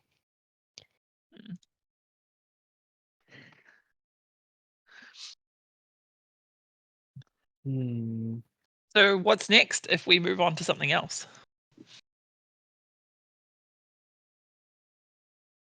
I don't know. I mean, if what's would normally be next is you would step back into the mortal world and let the queen rebuild your body. Gary, may Sure. I don't know how to describe what I like, but I'm assuming it ends in an insight check. But like, could I like look at the glyphs and things on the door and see if there's any sort of pattern or like standout pieces? Other than the stuff that you already have from the bits and pieces of language that I've kind of already given to one of many, where she can feel like the more that she sort of sorts what's happening here, the more that it seems to be affecting her. Like if she sits down and translates this into just normal tongue, she thinks it's going to do something to her brain. Like the act of translating these things is going to do something to her. And beyond that, you have the generalized thing of like the angles matching the angles that are on the door. Mm-hmm. You know, I'm not going to have you make a check to give you the information that I think that you would already have from spending the amount of time you guys have of examining the door. Yeah. So it is a perfect construction. There's no like I guess oddities. Like everything is in line, all the glyphs are the same and things like that. Yeah, there is sort of a level of perfection here that is also kind of weird feeling. There is a sense that like everything is placed exactly so. You don't get the impression from looking at this that if you had to make sort of a brushstroke, right, to write one of these glyphs, you don't think a single brushstroke is even slightly out of way. So the way that I kind of want to say this, your characters wouldn't have this perception because it doesn't make sense with the way that the world exists for them. But imagine you're seeing something with laser precision, where there is that sort of thing of like, even if it's like writing of a word that you would normally know, seeing something that's like laser cut with that same writing, it has this sort of like almost aggressive precision to it. And that's what all the stuff around the door has. It has this sort of like too perfect precision. And the fact that it is the way that it is, it gives you that sense that something is wrong about the way that it's done because it is too perfect, if that makes sense. Mm-hmm.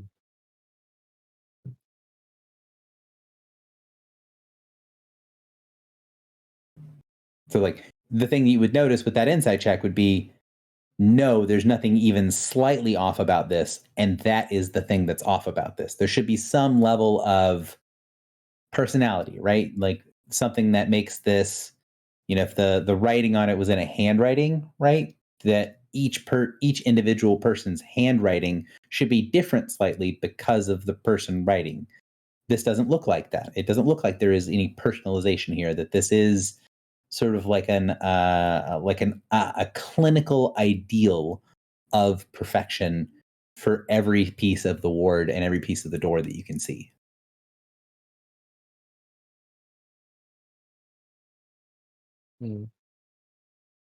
Okay. I don't feel right leaving personally, but if that's the general consensus. I still want to bring Clotho here, but it's your dements. I think if you bring Clotho here, she will die. I also don't think she can tell us anything that our other artifacts and other allies have been able to tell us.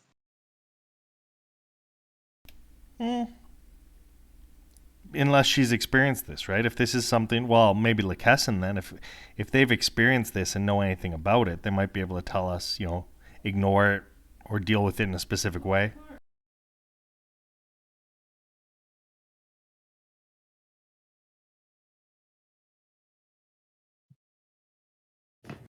I would say that unless someone else has something that they immediately want to try, then that would be the choice before the group. Is it will alter things if Can I try something stupid? Of course, that is always an option. Can I walk up to the door and just speak aloud? Oh, I don't know the word, but I'm sure Filibuster would remember it. What was the name of the squid man who tried to get us to join him? Eureka. Did he have a specific sort of terminology he used when he wanted us to join him? Yeah. Didn't he called? I think he did have a name for his group. It was something kind of a bit like the oneness, or like the, because we were making all sorts of like one of many puns about it. Mm-hmm.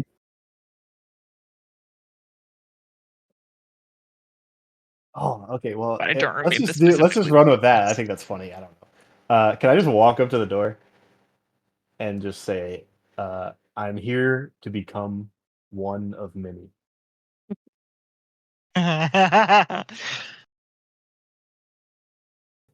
So when you do that, and this is a question that I have for you, because the way that I know you, what you're gonna say. I know what you're gonna say.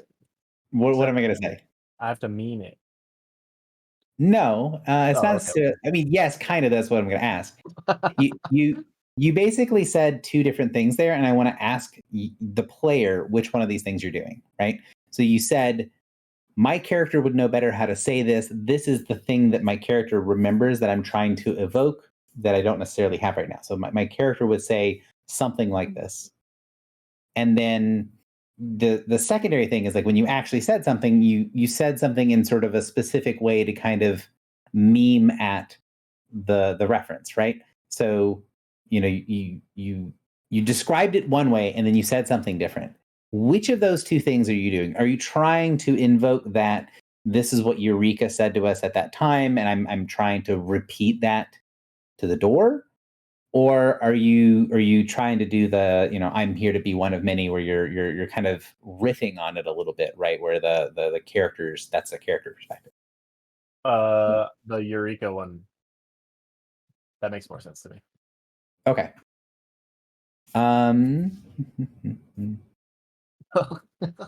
So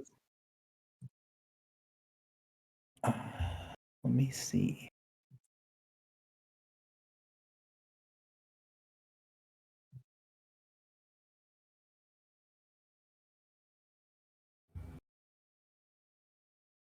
What is the DC?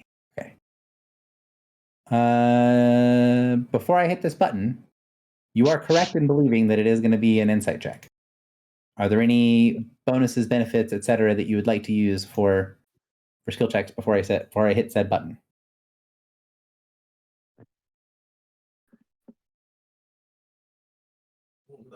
Oh, what if we just save the game and then open it and then save scum if it's a bad result? Wait, one more. I hit the quick save button. Okay, so we go up. You kind of. Well, he's saying wait, but it's like super quiet. Oh, sorry. I've never used this button, so I feel like I should use it now. Can I use Lessons of History to regain my use of Guidance of the Past? Oh, it's yeah. You're quite hard to hear right now.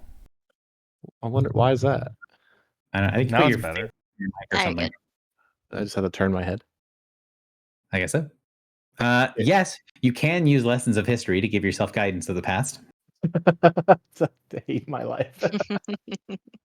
I will never use this in combat, so wait, or yeah, It's everybody. I mean, so yeah. everybody, If everyone wants to regain a utility power, yeah, I'm not sure it's going to matter very much, but yes. I mean, I guess technically, no, it's a daily. I it is think daily. technically I did use an encounter power when we were. Oh, that was pre-combat anyway. Doesn't matter. Yeah, I was going to say the Speak of Spirits is normally an encounter power because it's a multi-class thing. It's a daily, but Yeah. anyways, yeah, you regain the power. So you guidance, which gives you roll twice, take the higher effectively, and potentially dazing yourself. If only. Oh, I guess you were rolling it, so never mind. Sorry.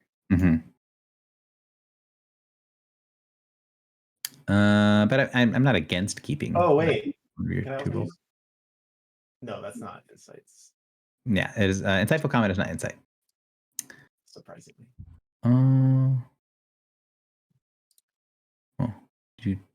So, the 12 would be math higher. 12 plus 22. Sorry. 34. Pretty good. Okay.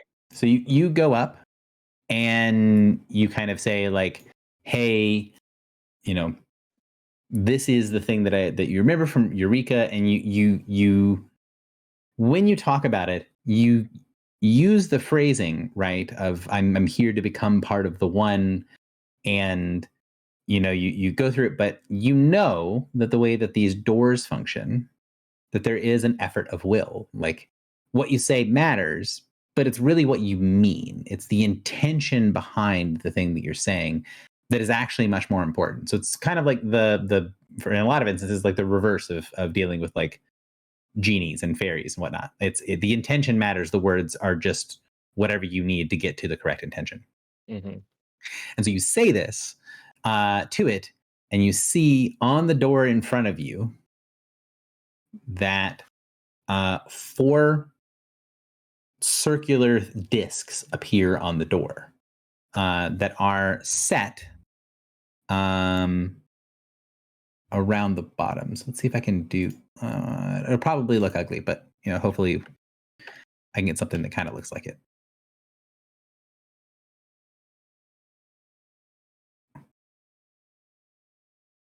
I don't like what you're laying down. I mean, I did this to myself, so. So this is what it looks like.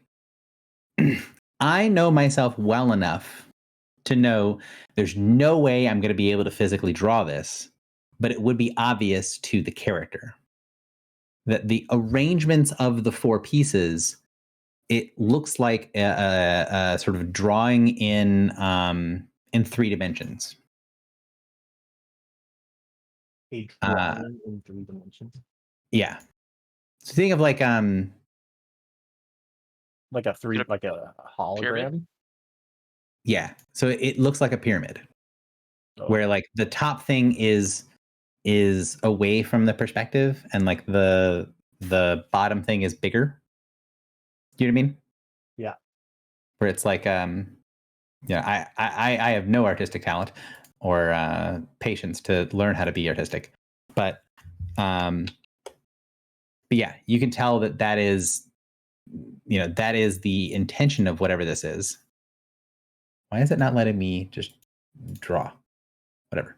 But yeah, you get the intention that that's what this, or you get the feeling that that's what this is. That 3 of these sort of neon colored discs appear in the center of the door that give you the impression like they are the corners of a pyramid shape.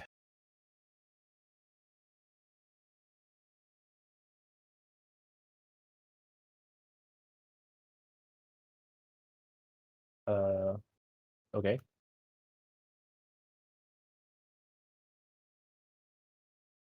Have I seen this before? No. Any team? Any thoughts, feelings? So you said I'm here to become one of many, and then the door displayed this thing? Or part of the one? That's what you... Yes. Part of the I'm here to one. become part of the one. That And is the intention behind, because that's what Eureka was explaining, right? Yeah. And the 4 orbs do not have any iconography on them. They're just 4 orbs. They do not. But some of you guys have, those of you guys that have training in Arcana have enough arcane energy and enough arcane training to recognize that while they, on the surface level, visually look basically all the same, they're all these like mini colored orbs that are like slowly changing and cycling through things. Think of like what is it from like Edge, right? The little colored disc that spins and changes slightly. That's what they look like. They all look the same, but magically they all look different. They seem to be 4 different things or 4 different representations of stuff. And Potentially. oh, sorry. Okay. Would I think that one of them is more related to battle, and one is more related to thought, and one is more related to hex, and one is more related to spell? It does get that feeling. One of them feels more deeply arcane. One of them feels a little dull and dim compared to the others. One feels like it is full of hidden depths and esoteric pieces. And another one feels like it is a complex maze work of different interlacing things and connections. And because you guys have that previous knowledge, you'd be able to match the characters would not have a hard time being able to match the different pieces, right? The one that's broken into a bunch of pieces that it networks, that's the hex weaver. The one that looks like it is vibrant and brilliant, the spell weaver, et cetera, et cetera.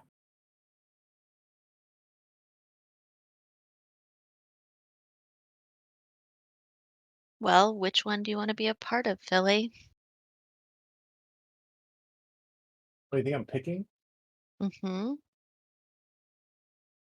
Which one do you think I should pick? Is this a which one are you joining or which one are you fighting situation? So we think that the helm told us this was the spell weaver's work, right?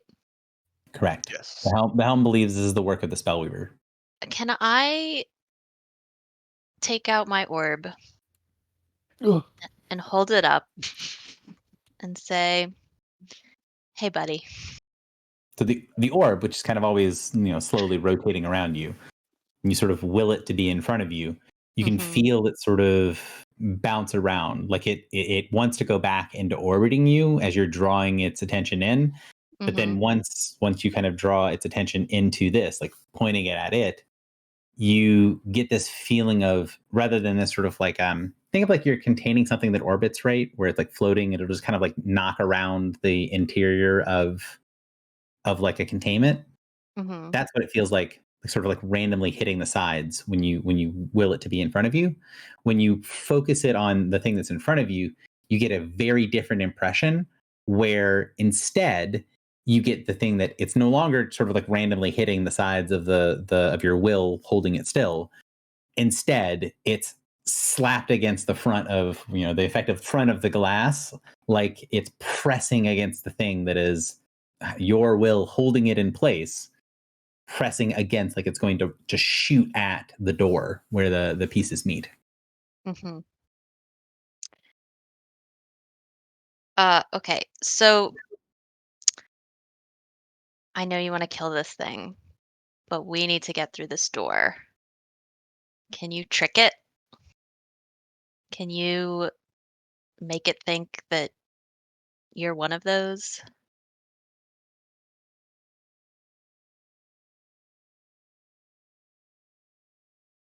So you kind of like focus into it, and you get from it just nothing.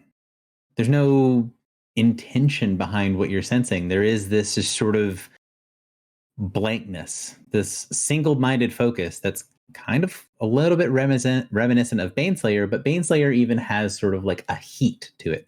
It has a hatred for the adversary. The word doesn't react like that to this. It reacts more like kind of like a magnet than that. There's no motion. There's no feeling. It's just, it is close to one of these things. You feel like it is drawn to it, and you feel like it's, if you let your will go for a moment, if you stop holding it in place, it is going to fly forward like a cannonball until it hits and potentially tries to destroy whatever's there.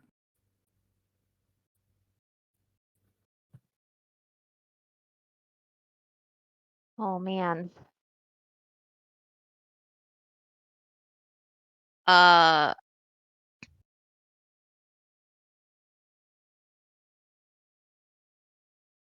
can I do a wheel or woe on letting the orb attack the door? You can. I would say that you get the impression that it is unlikely Mhm. that the trigger you had to feel with last time is going to trigger off of this. The word you had to penetrate through, you do Mhm. not think it is going to be as hard of a DC, sort of the short version of that is. Yeah.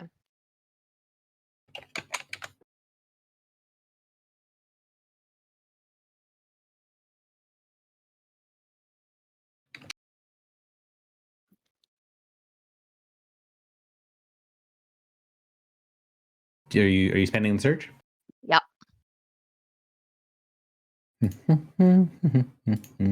Where is the character? Here. I will say that while there is I think someone said it earlier, like there is the joke of the group getting to the door and just sitting the whole session at the door. I think it'll be interesting if you guys do actually find a way through the door. Because like I know it is a little bit more of the a lot of games have the like or a lot of adventures have the problem of like it just sort of assumes that the players will eventually guess what the DM is thinking. And where most of my stuff doesn't have that because you guys always have other places you can go and do things. This one is a little bit more like I know the very specific things that work for this, and it's kind of difficult to sort of bullshit the way through because there are a bunch of specific triggers. But so it's one of those things that if you do happen to kind of guess your way through or intuit or problem solve your way through it, it'll be really interesting. He doesn't think we can do it. All that to say, this is gonna be a woe. Is it Arcana? I'm sorry, I'm doing it. It is still Arcana. Mm-hmm. Yeah, sorry.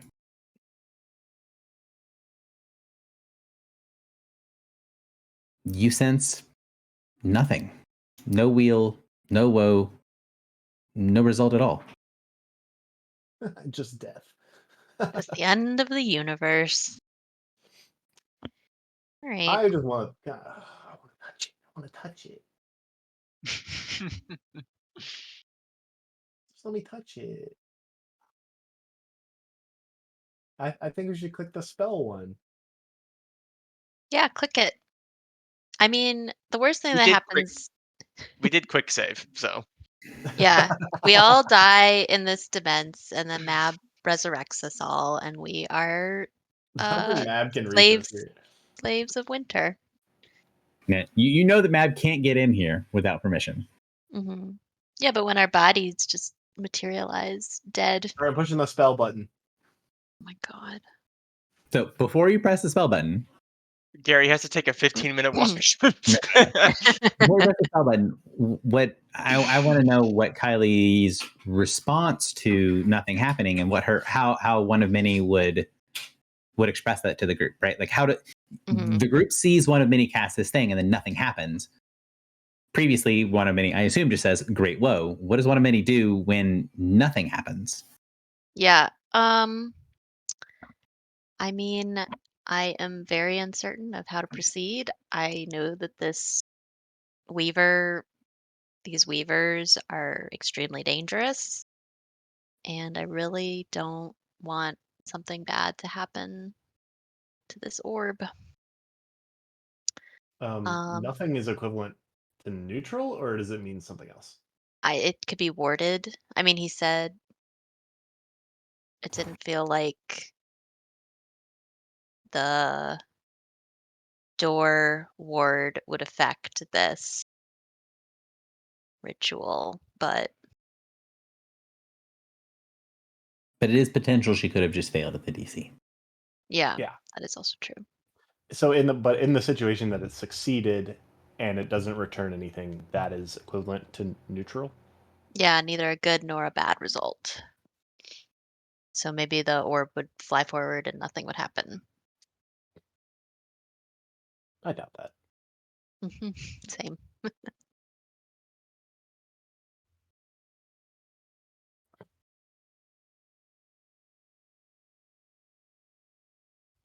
I don't know if you ever answered the question Gary asked, though. What would I do? Yeah, how would you do this how would you express this to the group, right? My ritual has provided no new information. I am hesitant to act, and I will defer to you, Filibuster, if you have another idea.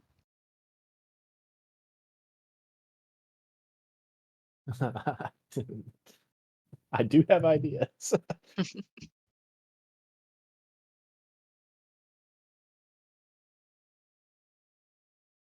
No one here is gonna stop me or anything. We're all sounds like I'm gonna stand back. I'm not gonna stop you. You press back. Come up and stand on your tiptoes. Press the spell button. Morin's gonna poke you with his spear. Just real I gotta get the last gently. hit. Oh, okay. The last hit. Can't be an assist. A League of Legends player through and through. This is the longest lane ever. So yeah, you step up. You press the spell button. There is going to be an effect. Oh, hold on. Before he does that, would I be able to like use my noble presence to give everybody a boost to defenses? Sure, if you wanted to. Okay. Why would you need to do that? No reason. So I'll give a defensive boost to Filibuster and Drock. I'm not sure it's going to matter.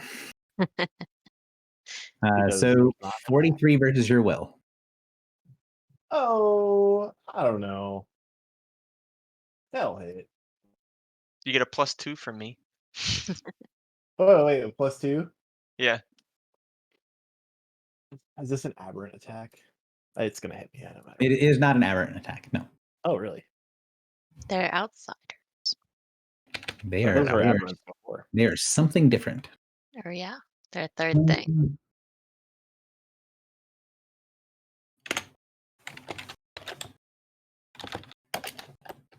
You were told that the Weaver of Glass Threads was a race that existed long ago. I believe they're the rightful rulers of this reality, right? Yeah, they believe that. Yes.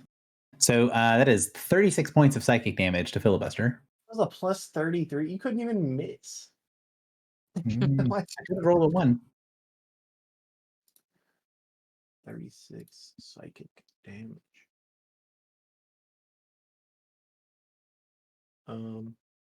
Okay. What So- happens now? So you touch the thing. This incredible blast of psionic energy sort of, goes down like a column of energy on your body. You can feel. It doesn't necessarily feel like an attack. It doesn't feel like it's a psychic bolt of energy, right? It doesn't feel like something like that. What it feels like is a mental power goes into your body and then starts rewriting everything, right? It feels like your body is being rearranged. That's not good. It's fine. It's fine. It's totally fine.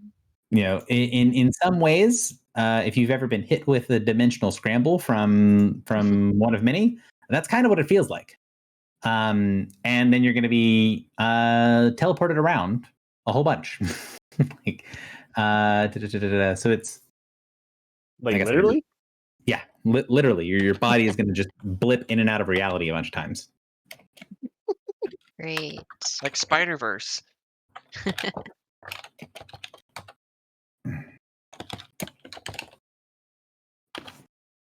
So you teleport 2 squares 12 times.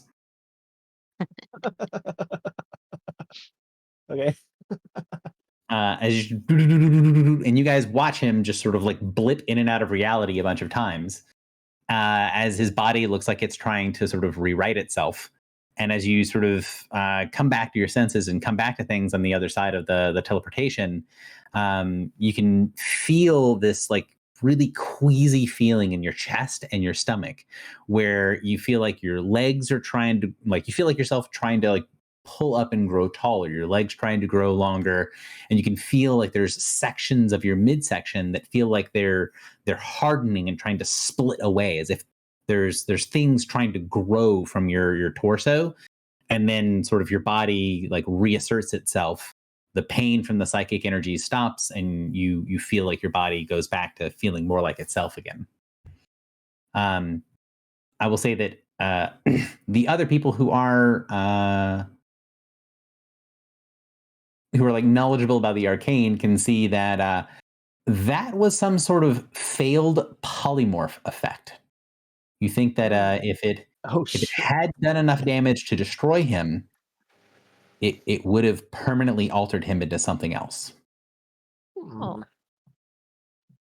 Can we reload and Oh, see wait, what so it that would means I alter him didn't- into? That means I didn't fail. That means I succeeded, kind of. You didn't feel means badly enough. you weren't killed. Well, Yeah. I said I want to become part of the one, and it attempted to do it. Yeah. Yeah. It obliged. Press the battle one next.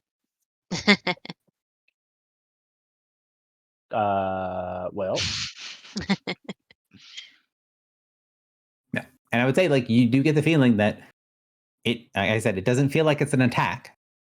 It feels like it was a partially complete polymorph. And you think that if your body was weak enough, or if your mind or soul or spirit, whatever was weak enough, that it could overwrite you, that it probably would actually work. It, hey, I want to become this thing. Press button to become thing. Seems to be what it was trying to do. are the 4 things still there? Yep, they're still there. And when Filibuster sort of like blips around for a little while, the orb in that you're sort of suspending, right? So one of many, you've got your orb that's there, and it is in that same sort of, I think of it kind of like you have like an invisible little glass. What's it called? Like a cover for like vases or something. You know what I'm talking about? Or like a cover for like a cake. What the hell is that thing called? Oh, a cloche. Yes. So it's like you have like an invisible one of those enclosing it all. And that normally it's been kind of pressed up against it, like it's going towards the door. And then when Filibuster blinks all around the room, it kind of like tink, tink, tink, tink, tink, tink, tink, tink, and it follows him. Like it's aiming at Filibuster for a moment. And then once Filibuster stops teleporting around, it then sort of like slides along the barrier facing back towards the door again. And you could see every time Filibuster sort of like blipped in and out of reality that there was like a change on the surface of it. Like the surface of the orb had like colors and motion and stuff on it that sort of marred that like perfect black surface for a few seconds. And then it went back to looking perfectly black and back to sort of pressing against the cloche of your will, going back towards the door.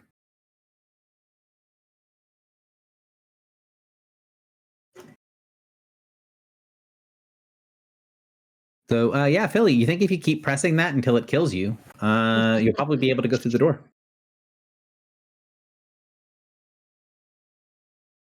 Well, here's a question: Does it, if it obeyed one command, would it obey a different? Don't know. Depends on the command, maybe. But the command that you gave it was, "I want to become one of you guys." So that might play a part into why it obeyed. Ooh, I feel kind of bad. Like, are you all okay with me entertaining this further, or are you? I don't know. I'm almost. I don't want to like waste everyone's time. Should I Also, let the from orb like a go for gameplay it? perspective. I really don't want my I'm orb to get feeling hurt. reckless tonight, so I'm good with Philly continuing. I'm good with the orb smashing. I'm good with Lakessen coming.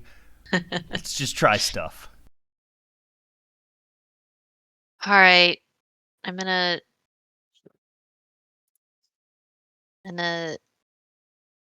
look at the orb and say, "Don't fuck this up, buddy." And then I'll let it go. Oh no. So the orb, kind of like the mental image of kind of what you thought. It's like, okay, well, this thing is going to just, if I let this thing go, it's just going to rocket forward like a cannonball. But then that image at first seems a little silly, because even when the orb is floating around, it doesn't float in a very like purposeful way, I guess. Like it kind of has this sort of like lazy wobbling orbit, right? It doesn't move like a projectile. And so like in your head, it's like, oh, well, this is what it would do. But you're thinking, well, when I let it go, it's actually probably just going to like slowly wobble in that direction. But I saw it. I saw it eat that thing last time. Well, that's true. You did. That's right. So you did see it react. And That's exactly what it does this time. So you let it go, kind of point it at it, and it flies towards it, and it stops like, a hair from the door. It goes from flying very quickly to stopping on a dime right in front of it.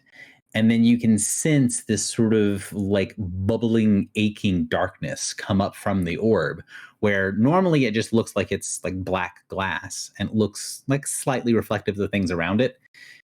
When it gets right in front of those multicolored little things, it stops looking real. Have you ever seen something that's made of like Vanta black, or like sort of like the hyper real black colors that people can make of objects, where they use like carbon tubes and stuff, where it looks like it's just like removed from reality. It looks completely fake. That's what the orb changes into. It looks like it is fake, like it's not actually a part of reality, like it's something that's been like hand drawn on top, or like blotch on reality. And when it changes to look like that, you see the colors of the door glow and start to look hyper real. They get that like super saturated look that you guys have seen before when you're in the Feywild. You've seen this thing of like Fey creatures when they're trying to assert themselves and they're trying to sort of assert the fact that they are real. They do something like this, right? They have this sort of super saturated look to them, where they're extra vibrant, and that's the way that the little disc reacts. And as soon as they do that, you see them peel themselves away from the door, and then you see this very dramatic, very quick little battle play out as these 4 chromatic discs that look like thin pieces of crystal, like impossibly thin pieces of crystal, fly at and send energy towards this perfect darkness. And as the things start to like swirl and spiral around it, you can feel the conflicted forces. You can feel that sense of not necessarily like a positive to a negative, like the attraction, more like you can sense the sort of incredible tearing force of like pressing a hyper powerful magnet against the same charge. You can feel that sort of breaking, tearing sensation in the magic in the area, where it looks like it's trying to not just destroy each other, but they're destroying everything nearby. Filibuster, you can sense that something in your dements is drawing your attention to this. You can feel as if there's permission being asked. You can sense this when you drew other people into the dements originally, when you invited everybody else in, right? You opened the door and allowed everybody to travel with you into your dements. There is this sensation of invitation. You get that same thing where it's like one of your companions is asking to come in, is asking to join you. What would you do when you get that sensation? Is it actually one of my companions? You're not. It feels the same, but there doesn't seem like, even when you did it outside, it doesn't feel like, oh, I can tell Griffle is tapping on my shoulder versus I can tell one of many is tapping on my shoulder. It just feels like a familiar presence is asking for an invitation in. It doesn't have identity. Is it Iris? No. What if it's the Eureka? He's familiar. I don't know. I'm feeling wild. Let's do it. So you give permission? I give permission. So you give permission. You get this sensation of the world radically altering around you as the dements changes by the presence of something new. And in just a second, you get the sensation like you understand a little bit better about what Queen Mab meant, right? Where when she said, I could go with you into your dements, but it's going to alter the way that the dements is if I'm there. it's not that she's going to do something. She's not going to force herself in it. It's not even that like she's going to use power and it'll alter the world. It's rather that the presence of a certain kind of power, just by its very nature, just by existing in a dimmense, rewrites things around. It changes the world around it. And that's what you have here. In this moment, you can sense that the world around you fades away. The door with the wards, it vanishes. The floor with this sort of like amorphous, sort of the craggy stone beneath you, where you can feel like there's almost a hollowness and like the sensation of deep below you. There's watery caverns where the water of the ocean is crashing against these cliffs like that are outside of Hardhome. The mist that has been surrounding you is gone. And when all of that fades away, instead there is something else. There is this expanse of nothingness, this void, this sensation of being out in the black, of being in the deepest reaches of space that you've been in when you've been flying through on Superstition's End. But instead of being on the end, you feel yourself standing on what seems to be a collection of like asteroids. But each of the asteroids are made of like radically different things, like one of which looks like it's made of sandstone. Another one looks like it's made out of clay. Another collection of them look like they're made out of like gold or silver or different types of metals. Some of them look liquid. Some of them look solid. The collection that the group is standing on just looks like a sort of a big amorphous piece of hardened red clay. And in that, the only thing that stays the same is the look of the people that kind of change with you.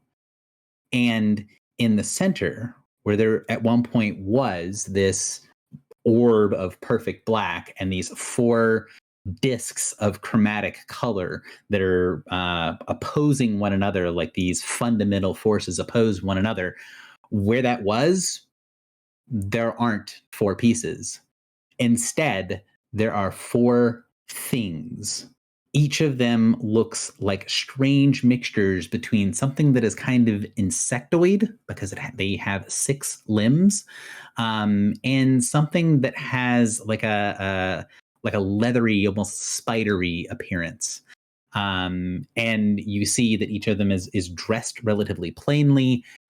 In one of them, you see weapons of these chromatic colors with the sort of vibrant neon things of blades and swords and shields. There's a hovering corona of different weapons around one of them, and it is constantly striking with different weapons held in different hands. It strikes, the weapon shatters, it grabs another and keeps going. And you see what you can recognize pretty quickly is a representation of 4 different types of weaver. And in the middle, the thing that they're all fighting is what appears to be a child. It looks like it's about 5 years old. And she's standing in the middle, not really reacting to the fact that these spells and weapons and things are just glancing off of her, shattering when they get close. You see the broken pieces of the equipment that shatters off of her body. When it fades away, it slowly melds into her. The only thing that's different about her is she doesn't have much of a face, or if she does, it's hidden underneath this long triangular looking mask made of some sort of dull metal. And the triangular mask has 6 sets of eyes, so 3 rows of 2 eyes apiece. And you see the little girl that looks basically human is leaning forward, sort of hunching her shoulders slightly, like she's bracing herself against something. And when she reaches her hand up and touches the bottom of the mask, you see 6 sets of wings sort of explode from her back and swat down all of the things around her, slamming them onto the ground and shattering them into pieces. The girl vanishes, the images vanish, the strange exterior world vanishes, and once again, you're in the mist, in the clouded area before the door. And there is, in the air, before you, sort of drunkenly wobbling, a little perfect black glass orb that seems to be reflecting the light around it. In the area directly around it, there's a cloud of what looks to be glitter almost, like tiny little mini colored dust particles in an accretion disk, slowly fading and falling into the orb. The world looks like it did a few seconds before. Including the door, or the door is gone? The door is still there, but the wards look off. Not turned off, but for whatever reason, they don't look as precise. You look and you see that the lines that were all perfectly lined up with the door, they're not quite right. They're all off by a slight degree. Like someone took the door and then just shifted the alignment slightly. Now all those radiating lines of power focusing energy into the center, they're focusing things not in perfect unison. There is a discordant, disjointed nature to the wards and power around the door that, since you guys have been spending, an hour or two staring at it, you could recognize immediately now that it's changed. Wow. Well, she didn't fuck it up. I don't know what happened. Who's that baby? Is that Pandorum? That doesn't make sense. No, that's my girl. My little orb girl. You think Iris is a biblically accurate angel? No, I think this orb is a Morthak. And I don't think that's Iris. I think that's her automaton thing, maybe. I didn't the know it little could do orb, that. after the disc sort of it finishes forming, the little accretion disc, the rings form around it. The rings spin faster and faster and fall into the orb like a belt of asteroids forming around a planet and then slowly falling in and landing on the surface. And then you see the orb sort of drunkenly wobble back over towards you and then slowly go back on its orbit, rotating around. Slower and a little bit more wobbly than before, but looking somewhat similar to what it looked like originally.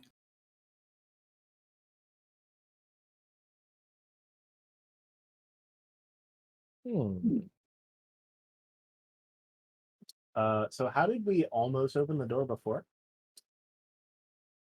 You I walked don't- up to it and tried to will it open. Okay. Do you do that again? Yeah. Why not? Well, so there was originally a button to push, and then you said I want to become a part of the one, and 4 buttons appeared, right? And then you pressed one of the buttons and it almost killed him. And then But it's they back broke now. down. Should you Yeah. heal first? So there's still like the first button that appeared trapped, but maybe Yeah, so now is no longer appearing trapped because this disrupted the runes. Yeah, so basically you could see all of the lines of energy focused into this little, if you can see it on the map, right? This little like triangular extension here. Mhm. That's where all the energy was focused into. But now you can see that the energy doesn't actually focus into there correctly anymore. It's like, rather than the energy focusing perfectly in the right spot, some of it's going here, some of it's here. So like these are all the endpoints of the energy going in, where it's all The just, rituals disrupted. yeah, it's disrupted. Okay. Before I push the button,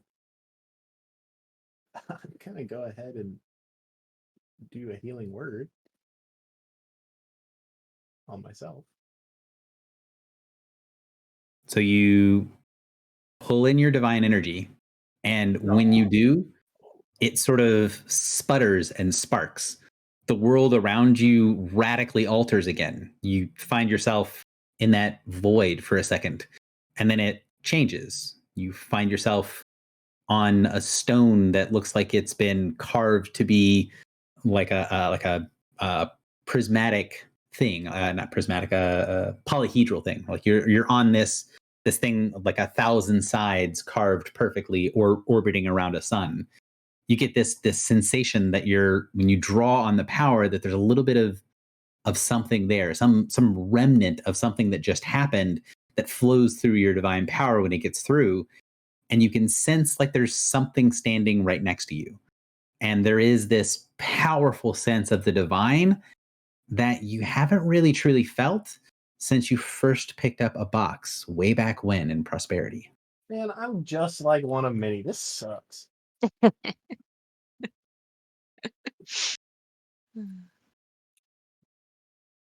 I still get the healing? It heals you, the power fades. And you just get the sense that like there was like, even after for a moment, like when you draw on the power and it does something, you get the sensation like there is some sort of like powerful presence nearby. Like there is a little pinch of something divine that is near you.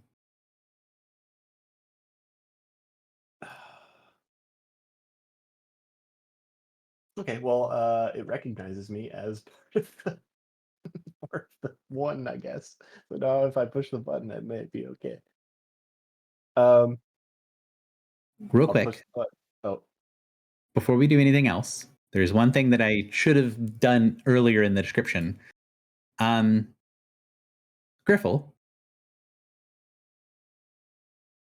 Yeah. Do you normally have Malice out, or do you have it like held in your back? Like, what do you do? Do you hold it like a walking stick because it is sort of the correct vague size? Do you like hold it across your body? Do you try to keep it like on your back? Like, what do you do with the weapon when you're not wielding it? I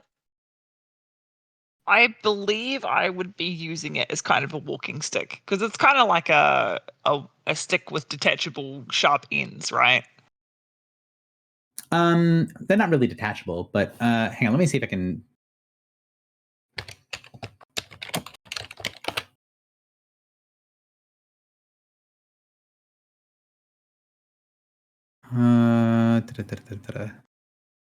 Thought I might be able to just quick search what this thing looks like.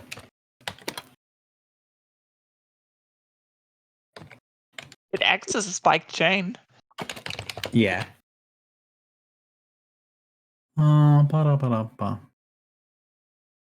That is not a good image for what this thing looks like, but it might be the closest thing that I can find at a quick glance. So I'm going to put this into Prosperity into the chat real quick.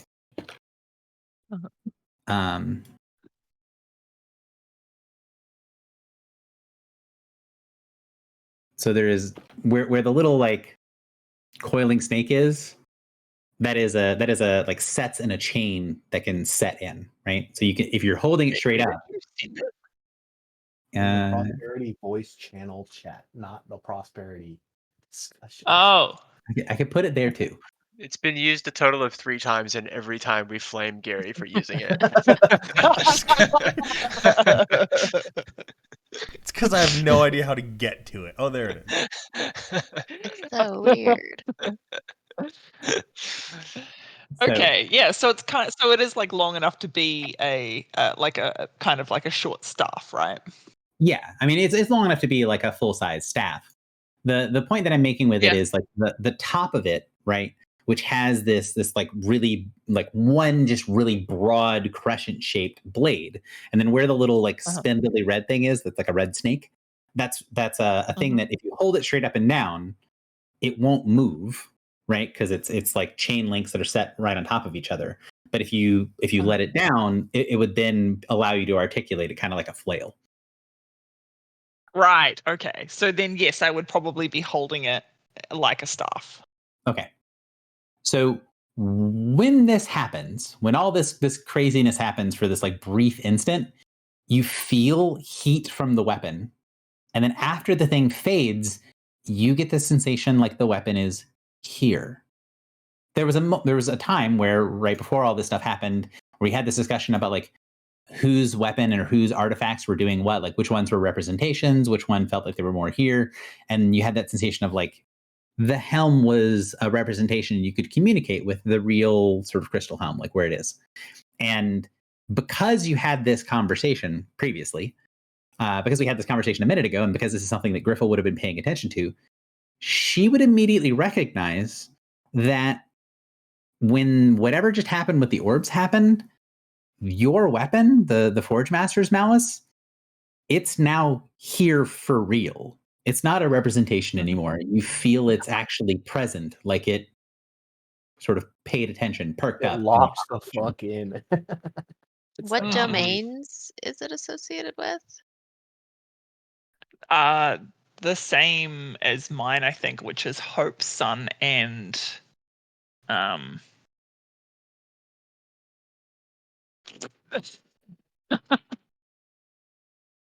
help. Hope, Sun, and Help. Hope, Sun, and Help. The DM does not have those notes pulled up currently. Sorry. I want to say it was the like light or life, or Uh, potentially freedom. freedom. Wasn't it a dove? A dove was one of them. Is that freedom? Peace, I thought it was peace. oil. Uh, Oil? Oil. Oil and gas industry? Freedom and peace. Liberation? So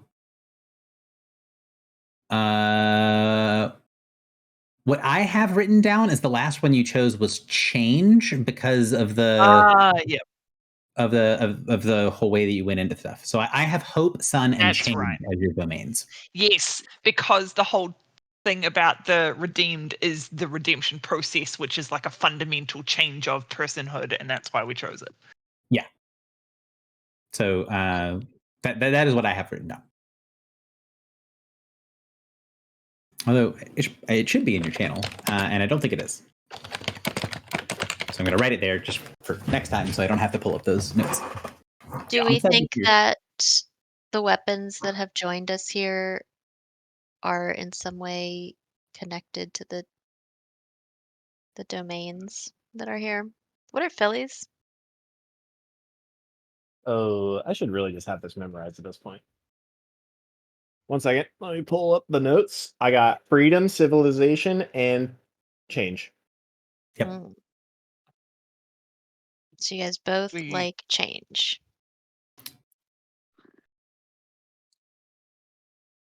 I thought we also both carried hope as well. We do not. Or I do not. I have written down that you did not pick change, but instead picked hope. Me? Yes, you. Because what I have written down is that prior to the conversation at the Battle of Haven, he had those 3 domains, and that at Haven you changed your domain from change to hope. So the notes that I had when you were you at told me to write down tenets, and I have the 3 tenets are freedom, civilization, and change, and they all have lines associated with them. This is just what I have in my notes. If the notes are wrong, I don't mind changing it. But this is the notes that I was using when you guys were at the temple for knowing what your domains were. Okay. So Phillies should be freedom, civilization, and change. Does And If that's what you prefer it to be, I can make the notes to change. Wait, that. and I thought that was like part of Griffel's thing, is that we had like slight overlap. well, if you had hope, you'd also have we- slight we- overlap. Yeah, Well. I knew that we had one in common, and I thought it was hope, but it seems as that it's change. Yeah. Which is fine. I mean, if that's what you want it to be, that's fine. But my notes, because the overlap was important for the. Well, I trust your notes more than mine. What it says in my notes is completely irrelevant if you prefer it to be something different, right? So if you prefer the answer to change, to be change, then that should be the answer, right? Like, it doesn't matter what my notes say. So whatever you make the decision is, just let me know what your final answer is and just put it in your channel. Like, these are the 3 domains that I want it to be. What did you say the reasoning was in your notes? So my notes say that prior to the Battle of Haven, you did not have the Hope domain, and then at Haven you made the decision to. I don't know why you made the decision at Haven, but that's just what my notes say. I don't keep that detailed of notes. Okay, we'll stick with Hope then. I trust your notes better, and I trust my past self. Like I want to say that my vague memories of this notation is that that you picked Hope specifically for stuff that happened at the Battle of Haven, but I don't actually know that that's Didn't true. you have a conversation with An where she was like, "Oh, these are domains I could get behind." I remember that. Yeah, I think that happened after the change at Haven, because you had the conversation with. Well, she said we're basically aligned, so if you die, I can hold Baneslayer. Yeah. Yeah. Don't worry about it. I got you. But that was after the discussion for what your domains were going to be at Haven. Yes, definitely. And so my question is, does what the domains are impact anything about what has just happened with people seeing stuff and their weapons coming here? And I do want to pause for a second because we get very distracted down a rabbit hole for a moment. But going back to sort of Griffle, you're holding the thing, you feel like it goes hyper real, that it pays attention and it is actually here. What would her reaction be to that sensation? Well, so my experience of Forge Masters is that like it doesn't talk to me, doesn't have like a voice in the same way that a lot of the artifacts do. Although not that it couldn't, but just that it hasn't at this point. So I guess I would sort of like send it a feeling of like curiosity, like what's going on. So it sends you a very confusing bunch of images back, where it's almost like this sort of dreamy thing where you get the sensation that you're holding onto the weapon, that you're supposed to be holding it. You get the kind of like it's giving you the sensation of like, oh, you're a wielder. You're the person that's supposed to be holding this. And then you get the image of like that changing of the weapon stays the same, but the image of you rapidly changes and rotates. And there's like lots of colors and confusing images superimposed over where sort of you were. And then it changes a bunch, and then it gets to something else, and it gets to this thing that has this strange triangular shaped, heavily angular shaped mask with 6 eye holes in it. And it is this massive muscular form with these 3 rows of wings behind it. And you get this sensation that there's like more images behind it superimposed on top of it. Like maybe this is one of a whole bunch of things. And you get that sensation of held in the hand and of comfort, that there is this sort of like, oh, it feels comfortable in your hand. And then there's a bunch of confusion, and then another image of it being comfortable in a different thing's hand. Is this a past wielder? It sends back yes and no. And then you get this sensation of when it does the same thing, it starts the process at you, it goes through all of those colors, and then it gets to that same image. And then you get the impression that it tries to go further back and stops. Like it can't go any further back. The maker. It shows you the feeling of being very, very warm, of something's crashing against your body, of you being forged into shape. Yeah. This is the same entity that has like appeared is the forger of is the Forge Master. Yes. And would so We found the Forge Master in the Temple of the Redeemed. Is there a direct association? Like, is this like a holy artifact that is like a representation of the Morning Lords or the Redeemed in any way? Or was it like, oh, this is a spoil of like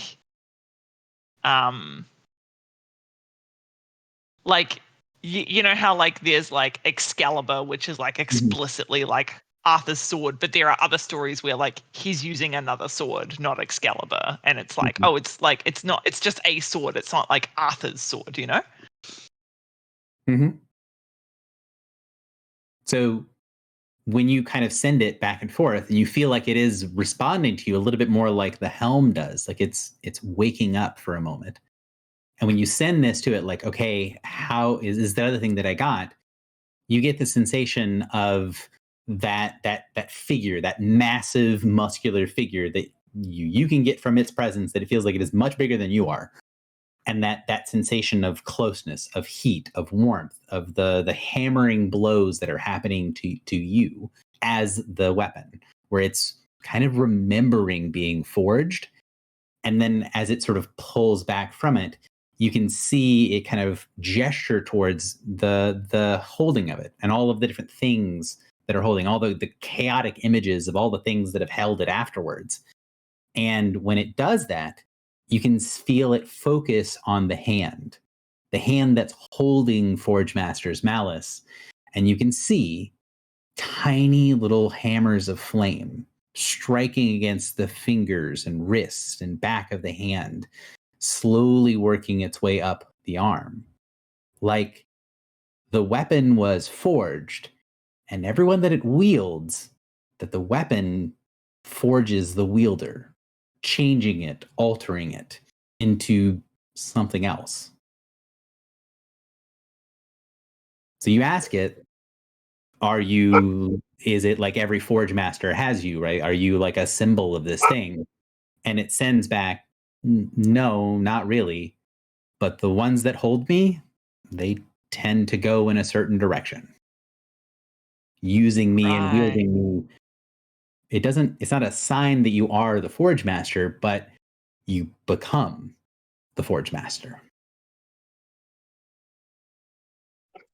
Okay.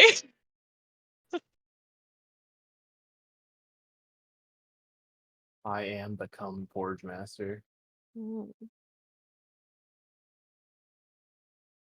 Interesting. How do you feel about becoming a 6-winged angel? Not great, if I'm honest. Oh, that sounds pretty badass. And so this is kind of a stupid question, but like what I guess I would kind of ask it like, what are the intentions of the Forge Master? So what is its goal? It sends you that sensation, right, of being forged again, like of making itself and making other things, of it forging your hand as it goes through. And then it sends you a different sensation, the strength and power of your arm as you strike with the weapon, as you cut through things, as you break them down, as the blade heats to an impossible heat and cuts and melts its way through anything, only to take those things and place them back on the forge. This sort of feeling of the cyclical nature, it is here to destroy, but also create.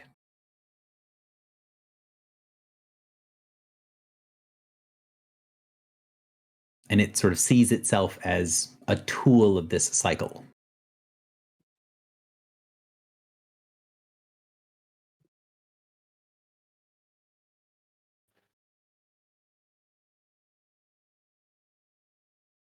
Okay.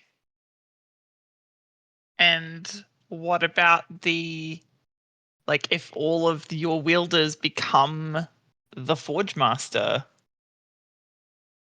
what is the Forge Master's purpose? It sends back the same thing. to be Oh. the engine, to create and destroy, to wreak terrible havoc, but create beautiful things. The image in your head shows you the blade, and it's kind of hard to get that sensation where like the cutting edge of Malice is, it's not chipped, it's not broken, it's still a very clean blade, but it's unadorned. It doesn't look pretty. It doesn't look like masterwork, right? It is a bare, plain, sharp blade.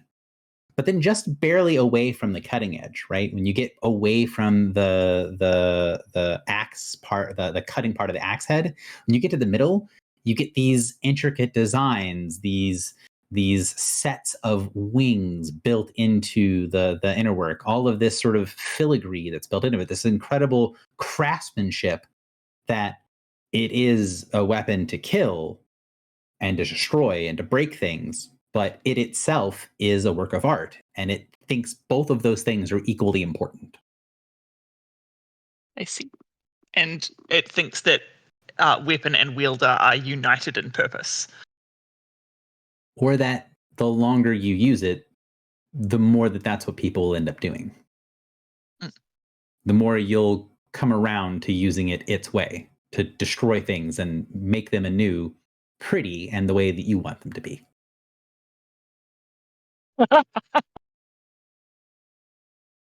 That the way you said that sounds so psychotic. It does feel like that. There is this sort of like this almost like vanity that you feel with the weapon, right? That it thinks that there is value in making it beautiful and making it appealing to whoever wants to look at it.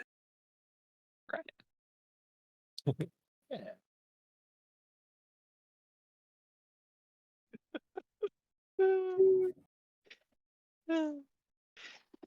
I don't know what to do with that. I mean, what does it mean that the Forge Master's presence is here? Like the creator's presence is here?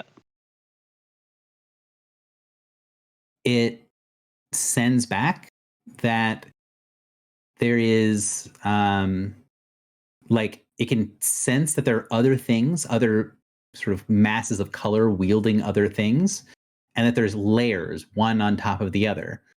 And when it shows the sensation of you striking forward with Forge Master's Malice, you get this sensation of something striking back against you, something attacking you, and something else stepping in the way.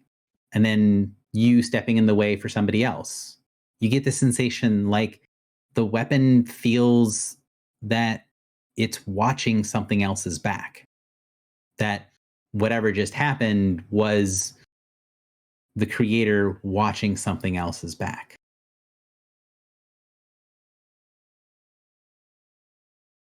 Would that be 5 of 7? It sort of flickers through, and you can tell it doesn't really understand what you mean. Like it tries to give you massive colors, but then when you say 5 of 7, it doesn't know what you mean.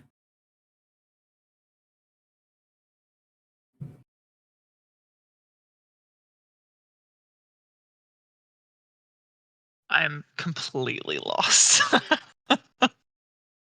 Well, what would you do when you give it a thing? It tries to answer you, but you can tell it just doesn't understand what you're trying to ask it. Like you say, all right, what was the creator doing? The creator was protecting its ally, it was protecting its friend. Yeah. That's kind of like what you do. And then when you ask, like, was it this thing? It's like, I don't know what that is. Okay. What do you want me to do? It shows you the cycle to destroy things, to make them pretty like you want to see it, and to protect your friends, to do things, to help others. Oh.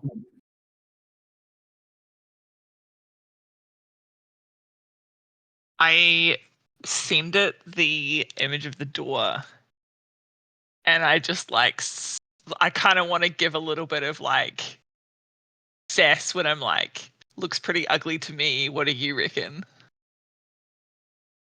So everybody else kind of watching one of many focus on her little orb and discussing this and looking at all the lines on the door not working correctly. Everybody else at the moment like has this moment of like sort of like almost like a jump scare where you feel this incredible wash of heat, and everyone looks over to see the blade of Griffel's weapon is now like dripping lava. Like there's what looks to be molten metal flowing out of the center of the blade. And you get the first real emotion you've gotten from Forge Masters, the Forge Masters weapon so far. And it is malice. It is hatred. It is this deep and powerful disgust for something artificial, for something that isn't made. That door wasn't forged. It wasn't crafted. There was no craftsmanship involved. It was like something just threw it up there. It printed a schematic. There is this terrible sense that there was no artist involved. There's no artistry here. It is ugly, but it's ugly on a fundamentally offensive level to the weapon. Yeah, I agree. And I swing at the door. So you swing at the door, and as soon as the malice hits it, there is this incredible crying and screeching of metal as the weapon just sears its way through the thing. And you can feel in your hands it growing hotter and hotter and hotter until it almost feels like kind of like you're dragging a lightsaber across a blast door, where you can feel it, melting into the door and slowly melting a hole all the way through the door. And everybody else can watch as the wards just flicker, flicker, fail, flicker, flicker, fail, flicker, flicker, fail, as all of the little neon lights start to go out. And you hear this cracking and crackling sound as those bars of crystal light start to break. And there's this little shower of the neon falling from the neon light and bleeding over the side, bleeding the sort of like green and yellow and orange paint all along the sides of the door as it's destroying and cutting through the barriers. That's so cool. So you kind of like just drag it across. And once you get about halfway across the door like screeches and slides down and up. Like it basically, I kind of think of if you think of like one of the Star Trek doors, right, where they like open up or down, right, where they like kind of slide away. It's like you hit something to the point of like enough damage had been done, like some sort of failsafe where the door immediately snapped open, and you see this little like line of dribble and this little welling on the base of the ground where the bottom of the door or the top of the door touches the bottom of the floor, where you see a little bit of the like molten metal like bubble up through it and then like really rapidly cool. On the other side of the door, there's darkness. It's not supernatural darkness. It just looks like a dark room. There is a little bit of light being shed from the remainder of the little like cast off neon stuff, but most of the light that you can see inside is coming from the orange red glow of Forge Master's Malice, sort of filling the interior of this little antechamber with sort of like angry red orange light. Filibuster, you would recognize this. This is the little antechamber. This is the little room that you sat down and filled out your paperwork in. There's even the little desk with the chairs and stuff gathered around it right in front of you.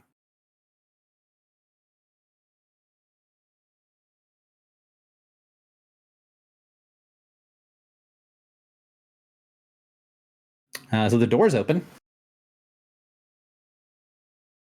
And the wards are gone. And the wards have failed. Yep. As the door goes away and the wards continue to fail, the weapon, it does look like it's cooling down, but it doesn't look like it's cooling down because it's turning off. It kind of looks like it just stops putting more heat into it, and it's rapidly cooling because it's just sort of like touching air. And you can see the crescent part of the blade stops dripping lava and is now just a white hot piece of metal. And you can feel this intense sense of like satisfaction coming from the weapon. Like, yes, correct. Mhm. I share this satisfaction.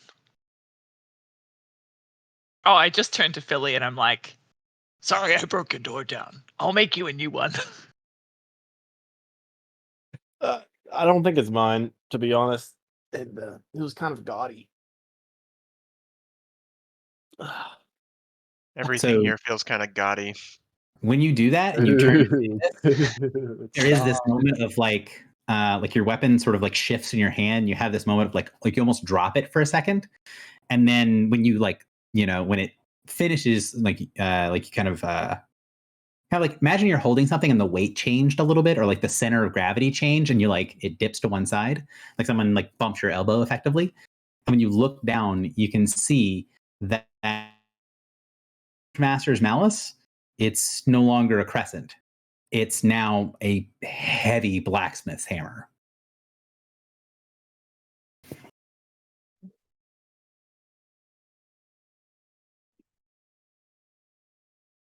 I know Griffle would be able to understand what happened there. Does Foxy understand what just happened? Not really. So Griffle turned. I mean, to I think Philly. it's reflecting that I have a desire to like, I've now destroyed and now I have a desire to make something. Yep. So So it you turned changed to Philly because and you said, I expressed. I'll make you a new door. And then the Malice was like, cool, it's creation mode. And then it switches to being a hammer. Dude, that's so cool. I don't have anything to make anything with though. It doesn't know that. It's just responding to what it seems to be a genuine desire. Like, hey, sorry I broke your door, I'll make you a new one. And it's like, yeah, cool. And it doesn't seem like it's bothered, right? Like one mode doesn't feel more important than the other to the weapon. Both modes seem equally important. Makes sense.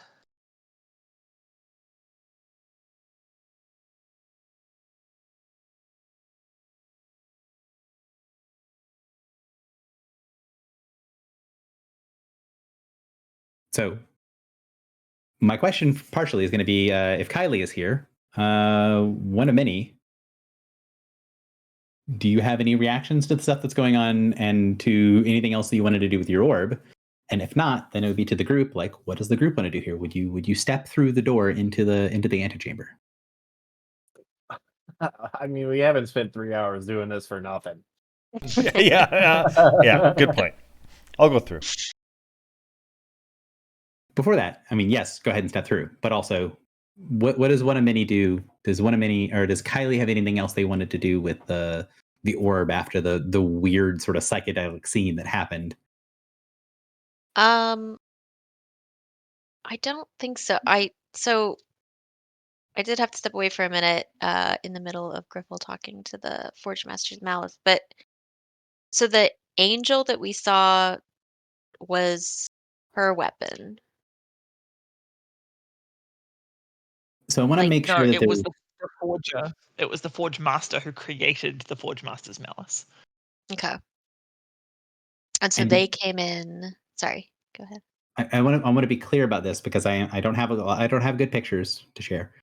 But to be clear about things, the image that you saw, right, of the little girl that had this like weird ill-fitting giant mask on, and then you had the wings kind of pop out and slam something down. It did look like a little raven-haired girl, and your character would probably be able to recognize that it kind of does look like what you would expect the woman that you've met would have looked like if she was like 5 or 6 years old. Okay. When Griffle saw the image, she did not get that this was like a little girl. She got that there was this massive, like much bigger than her, hugely muscular, powerful thing that was wearing the mask that fit its face with the 6 eye holes and then the 6 wings. And that the sensation that the weapon, Forge Master's Malice, like fit in its hand. because it was the previous, well, the original wielder. I see. Okay. And did it? I feel like there was something right as I was coming back. You were saying that. I don't know. I lost it. I'll have to go back and listen to the recording. No, I'm good. I'm good. Let's go into this room. So you guys step into the antechamber. Before we do, As- real quick, sorry, Philly, did you get all the healing? Because you should be using my healing surge. If we're going to go into a fight, I want you healed up. Wait, why do I use yours? Oh, Triptychos. Am I'd put always it in the adjacent chat. to you? Okay. I mean, I'll just make my health max. Yeah.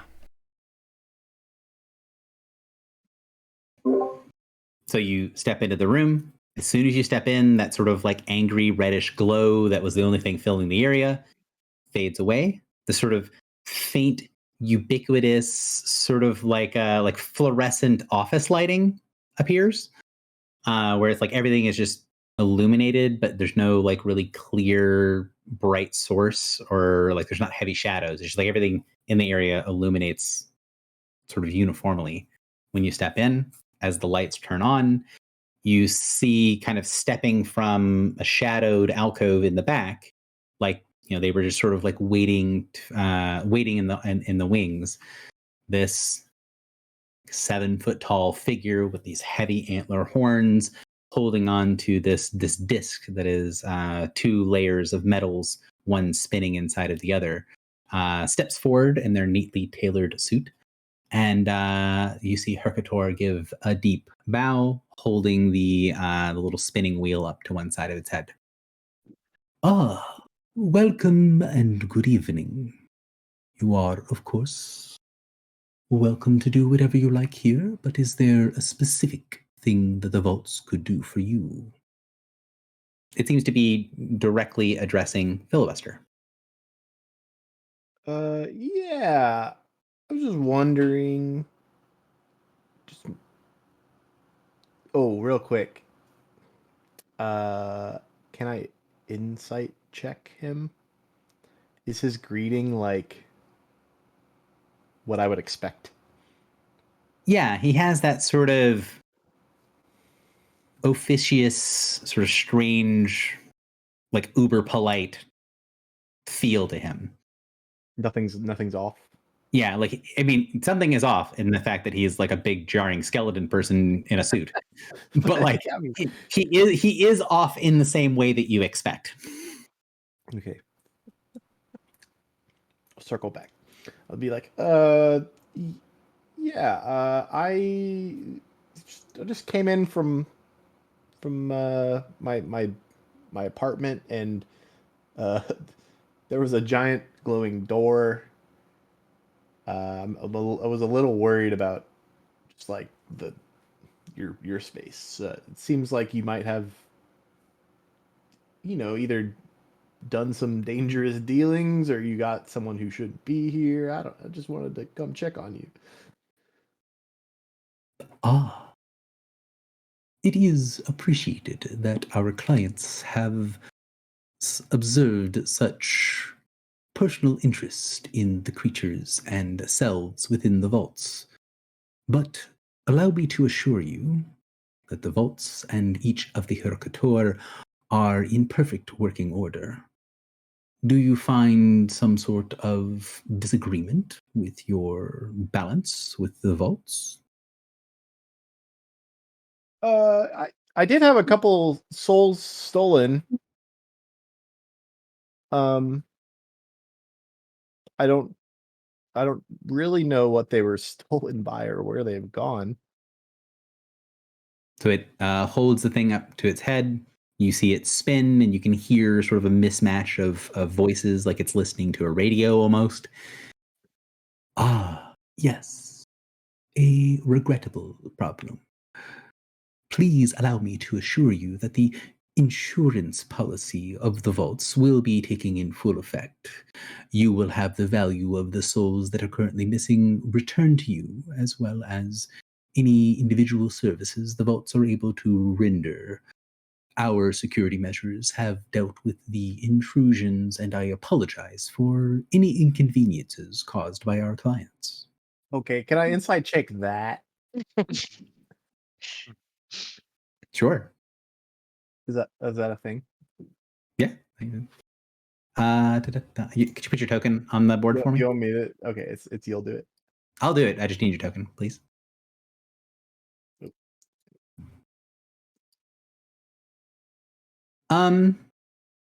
So you get the impression from it that it's sort of giving you the customer service answer of like, yeah, we probably fucked something up, but we promise we'll make good on it. That sort of thing of like the creature feels like he knows that he or the vault or that something here on his side is potentially in the wrong. But he's like, but don't worry. He's just trying to alleviate any concerns. It doesn't sound like he's being deceptive so much as trying to make you not upset with him.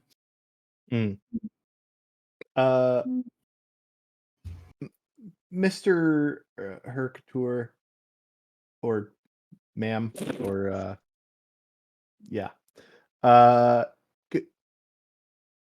I'm aware of the issue, and I'd appreciate your forthcoming.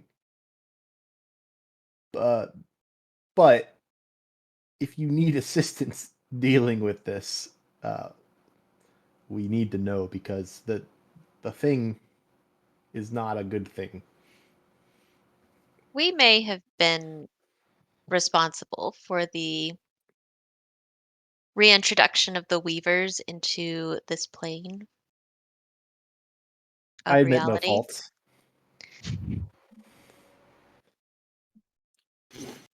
So the Hercator sort of like focuses on you when you talk, like it's sort of like just noticing you exist for the first time. Mm-hmm. And then it says, We've met before. it sort of tilts its head.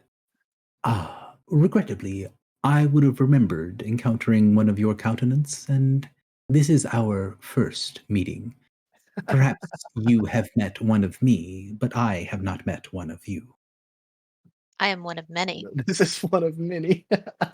So you see it sort of like give this strange sort of like move its jaw where it clicks several times, and you can see it's like the jaw slides back slightly. You get the impression that if there was a face there, that might have been a smile. So you as a client understand my situation. Yes, the issues you mention are potentially problematic in the short term, but allow me to assure you that the vaults have stood since time immemorial. They will continue to stand. There were some stressors when the long vacant account holders asserted control over some of the more volatile accounts. I needed to be in many places at once, but cannot be everywhere at once. Even the vault's resources have limitations. But please allow me to assure you that any temporary things have since been handled and dealt with. If there are no more extreme disturbances in the appearances of the account holders, I do not believe such issues will be a problem in the future. So these are account holders. There is a certain level of inertia with inaction. The accounts of the vaults have been inactive for a very, very long time. In this time, there have been certain mechanisms allowed to grow stale, rusty. Things have regrettably fallen below the level of quality we expect to be able to provide. I assure you that now that we are aware of such things are returning to proper use, we will make sure every mechanism is in place for proper care of our clientele.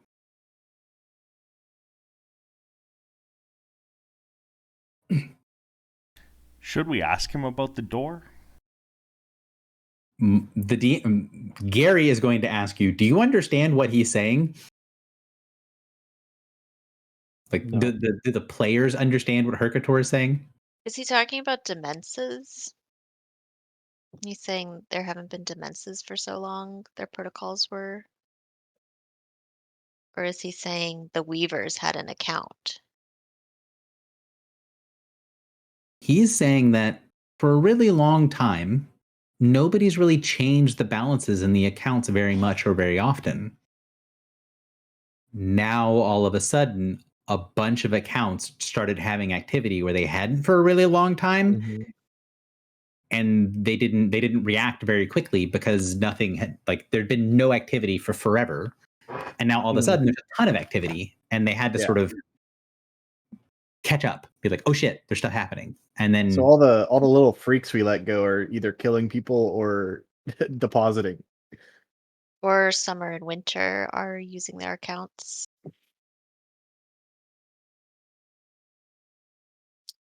Oh, that's interesting. He's been And- pretty forthcoming about that before. And well, Io's line has been restored to Aegis. I would assume that a lot of the Mir are account holders. Like they would be pretty powerful. In like any,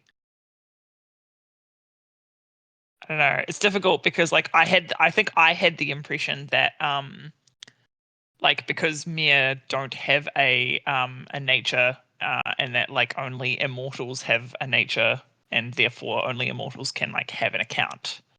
But it seems that might be wrong. That's definitely wrong because I have an account. Yeah, Billy has an account. Yes. And no one should give me an account.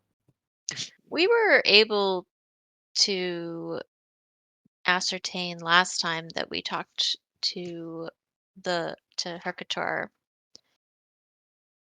what accounts were available and how many souls they had in them.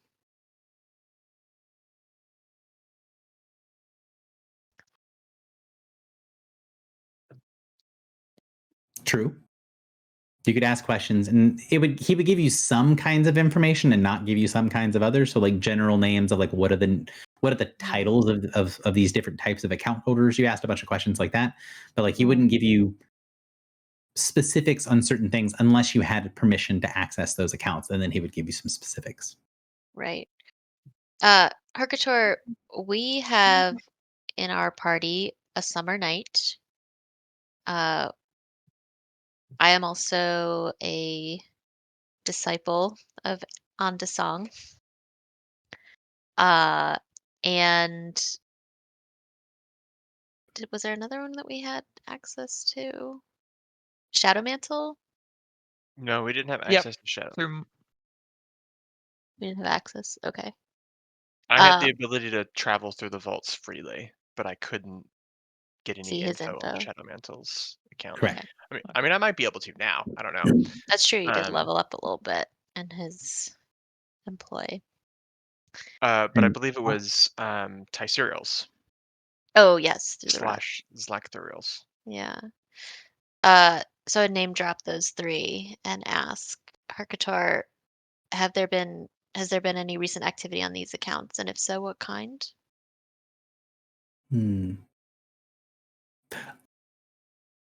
I give apologies. The bank, the vaults. The vaults wish to serve their customers in a way that they feel is appropriately fitting for them. I am unaware of what inaccuracies that you prefer to keep for common parlance and which things are inaccuracies that will cause for incorrect understandings of things that are happening when I give answers. When you say account holders, does the idea of authorized user carry an equal weight towards your understanding? Basically, he's like, you're using a term, but I think you're using it wrong. Do you care that you're using it wrong? If not, I won't care either. But if it matters to you, I want to use whatever words, whatever phrases you're comfortable with. I want to use your language. The confusion being is that we're calling something account holders when he's seeing them as privileged users. Authorized users, yeah. So he's saying Authorized that users. there are account holders and there are authorized users, and you seem to be using those the same, which is fine if that's what you want to do. That's okay. So like as an example, Io is an account holder, but Aegis is an authorized user, Correct. and we are in this instance. He's like, you're saying Aegis is the account holder, but he's not. Mm. Correct. And he's like, if Okay. that matters to you, right? That you want to call things for what they are, I kind of will correct you, and I will refer to things by their name. If that doesn't matter to you, and we're just kind of using them interchangeably, he seems to be also okay with that. But he's kind of giving you a like, I just want to know what the rules are.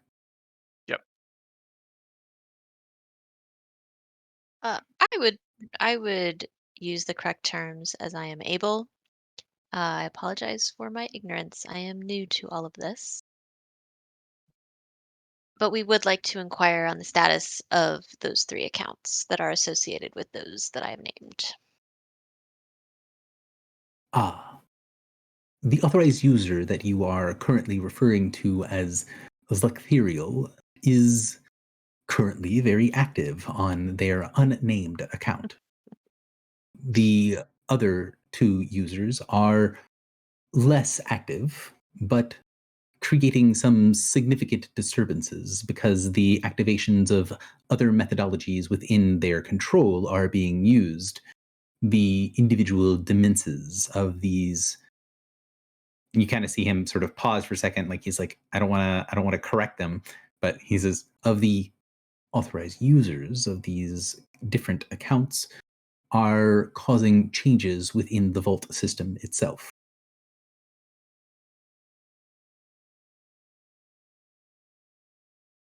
So he's like, On's thing is active, but it's not really all that active. It's not that big of a deal. But the account of Summer is really active, but it's not active in like souls incoming and going. It's like all the other ancillary functions are being used for the vaults, and that takes a lot of energy from him. Like he's like, there's a bunch of the sort of side benefits of being an account holder that are being used by that account now, where it's been inactive for a very long time. And then the second one, the last, or the thing he said first, but the third piece is that Zlectherial's account, it's not using all the other bells and whistles of the account, but a balance is rapidly changing. And is In which Zlectherial, direction? yeah, going up or down? Yes. Definitely going up. Yeah. It's I've tried to tell you. Yeah, no, I don't disagree. Wait, the Angel of Slaughter is suddenly getting lots of people in their soul vault? Yep. Shocker. Slaughter gonna slaughter. Is there a reason why you are interested in these specific 3 accounts? Or are there other categories that are connected with these accounts that you are interested in? Do you wish to have what information I can provide to an account holder? So he will when he says account holder, he will gesture towards Filibuster. So he's denoting Filibuster as not an authorized user, but as an account holder. It's like, I can give information to an account holder, but I want to know, like, are you just sort of randomly asking about these things? Are you asking about the ones that are having specific sort of changes to it? Like, what can I do to better give you the correct answer, or the answer you're looking for? I've got the platinum card. You do. Yeah. I have a couple of questions that are pertaining to my account. First of all, how do I get the souls back of the specific people that were taken from me? Oh, those souls have already been laundered, I don't my want friend. replacements. I want those souls. Regrettably, those souls have already been reformed to their base states and able to be used as currency within the system. The system can, of course, refund you with currency, but the impurities that you speak of have been removed. We'll get you a new puppy. And are those souls in just a like different we account? got the.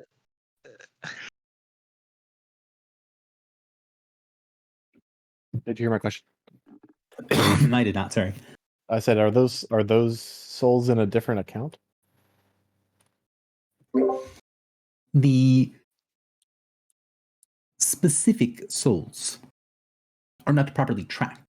However, there is a record of souls being removed and purified, and an equivalent quantity of those being denoted as present in another account.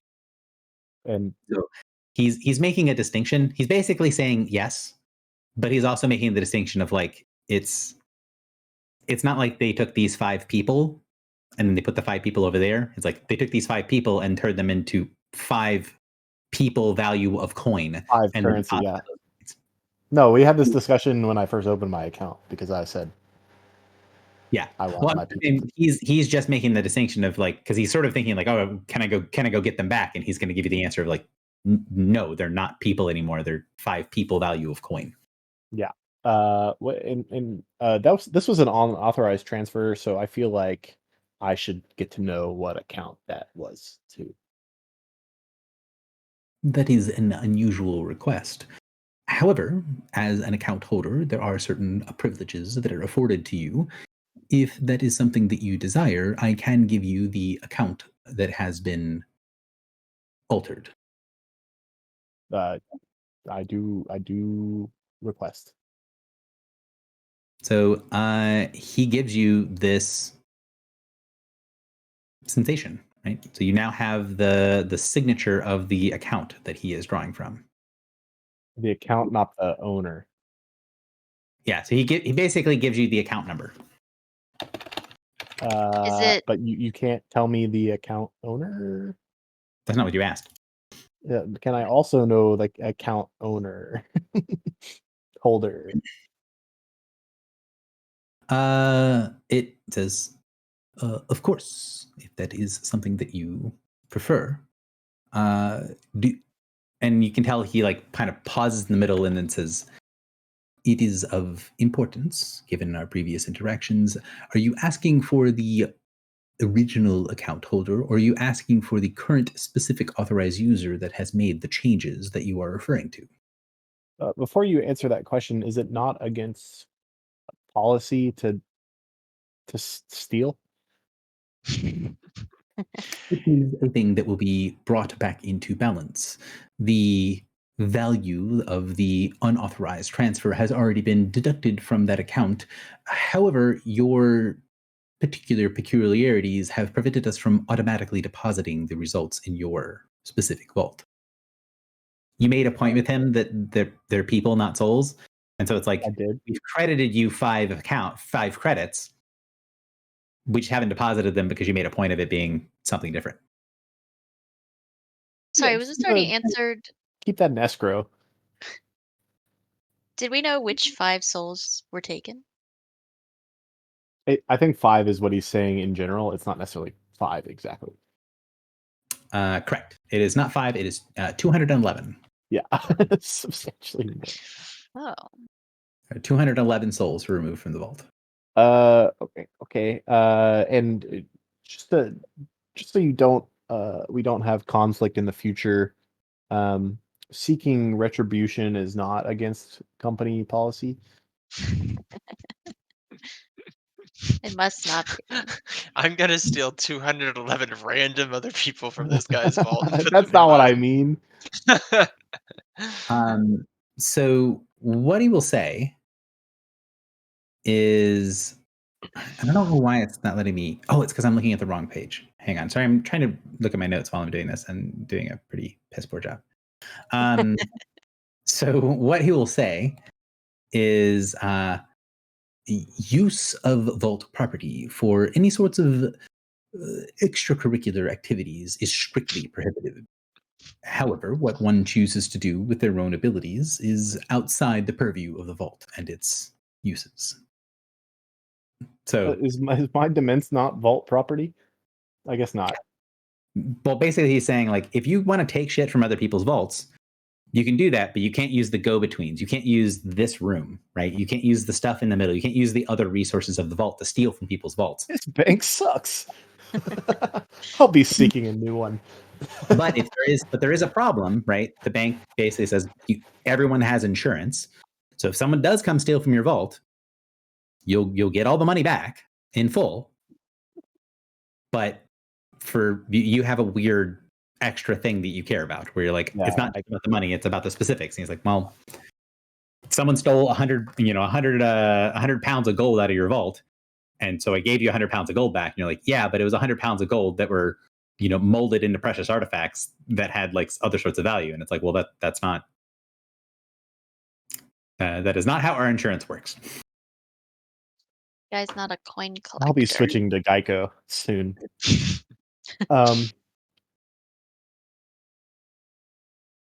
Okay. Great. Thank you for that information. Could you share with me both the original account holder and the authorized user who performed the action? The answer is yes. And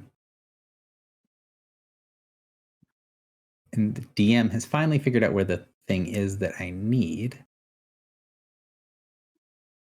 I really like talking to this guy. You really do or do not? I do. It's always so stupid. Oh, it's because you reordered them on your show. It's like, why am I blind and I can't see all this stuff? It's because the thing that I'm looking at that is the player facing thing. You guys, when you color coded the things, it reordered things. Okay, so what number is this? Okay, gotcha. It is one of the guys we freed. It is one of the guys you freed. Yeah. Oh. And so it says, the identity is something that I can impress upon you. And then you see him take that little wheel that he has and he spins it in front of his hand, and you can feel coming out of the wheel that there is this spell signature, right? So he's like, you want to know who this is? Here's the spell signature, right? So that is sort of the sort of like best way to identify something is by spell signature by itself. And if you do that, you know, those of you guys that can sense the spell signature, which is, I feel like most of the party, you can sense that the spell signature of this thing is like constantly changing. It's changing in a semi-predictable pattern to where like you think that it's not going to change so far that you would lose what the signature is. But it's like you're watching something that's like sloshing around in a jar or something, right? Where it's like it's contained, but it's mutable in the thing that's being contained, where it's always changing the exact form, even if the overall is still contained within something that makes sense. So in my head, it's kind of like you've got like a glass orb 3/4 of the way full of Quicksilver, and when you shake the orb, it moves around what's inside, but it's all still the same value and the same rough thing in the orb. So it sends that to you that this is what this is, and then it says the original account holder is too immutable in nature, but it can be simply explained as being the cracks between all things.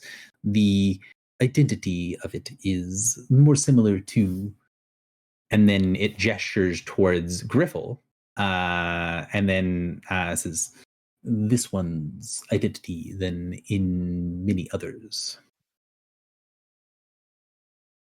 What? The DM is going to take a second and say, I really need for Michael to make a choice for me. Okay. Because my notes do not have change as one of your domains and yours do, which one of those things is true for this discussion? We're ripping your notes. Okay.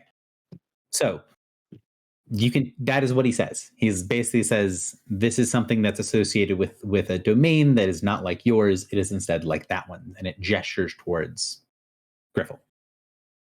Oh, whoa. It's the cracks between things? Yes. Mm-hmm. So is that Pandorum? Hope?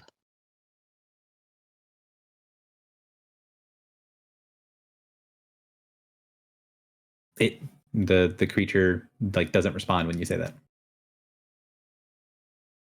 Do I recognize the spell signature that it gave us? You've been given Pandorum's spell signature. So, do you recognize the spell signature that it gives you? Yes, actually. And when you sort of try to fit it together in your mind, you get the sensation. You get this sensation that washes through you. This sense that you're moving through a crowded room, gliding from quiet spot to quiet spot, avoiding groups, and you can hear there's these arguments and these things. And you're constantly slipping through the cracks, avoiding any points of hard resistance, and just sort of making yourself go by unnoticed. Generic name. It is a generic name. I wondered about that one. And so, yeah, he says it is similar to that. And, he expressed it in a better way than the DM does, of making it clear that he's talking about this, the account holder is most closely associated with that. And so it doesn't have like an individual name, because it is like the concept of change, the domain of change. Oh, okay. So, Griffel, what would you do when Purgator sort of like gestures at you?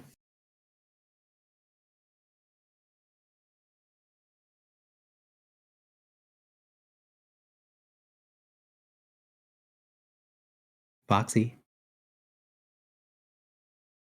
Sorry, was I mute? I was muted. Sorry. No worries. Sorry, what was the question? So there's this thing where it's like, who's the name of the authorized user? It's this thing. It's this generic name that you can tell is the Mir, one of the Mir 16 that was released from the prison.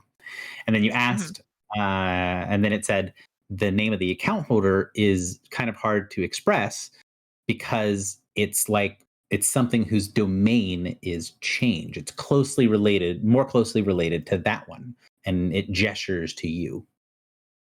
Oh, is it the Redeemed? The Redeemer? I always get that wrong. The Redeemed is correct. So bonus points, because I get that wrong almost every time I say it, because I always say the Redeemer, but no, the Redeemed is correct. Yeah.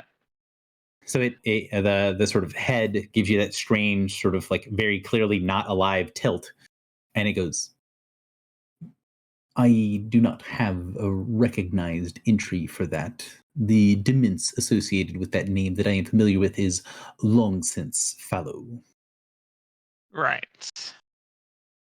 But the domain, so the demence that's being spoken about, whoever is the authorized, was it the authorized user or the owner is of like the change domain? The owner or is both? change domain thing. Okay. It's like I can't really give you the name, because I can give you the name, but it's going to change basically as soon as I say it. Right. Because it's constantly changing. It's the domain of change. And where is the list of domains? No, the list of Mir. Where did we put that? It is in the master list. Yeah. Up at the top. So One's copy of Mir present? Yes, perfect. Thank you. You know that the one that is being referred to is Mir number 16. Number 16. Okay. Generic name.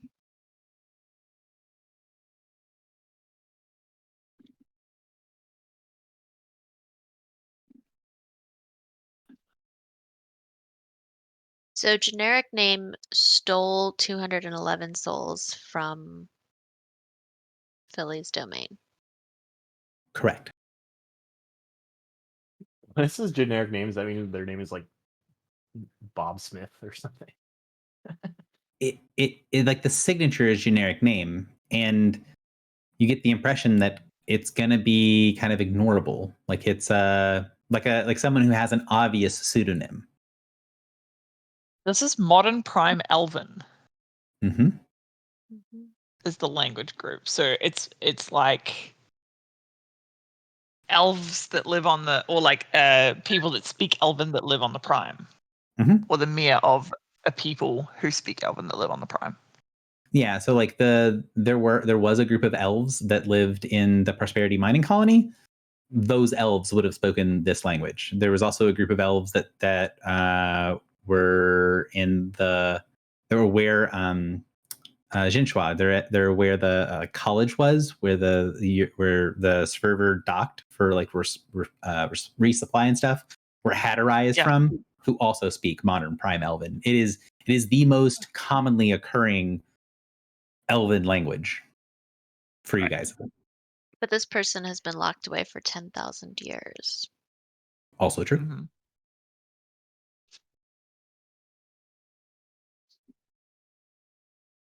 And they stole from someone else's.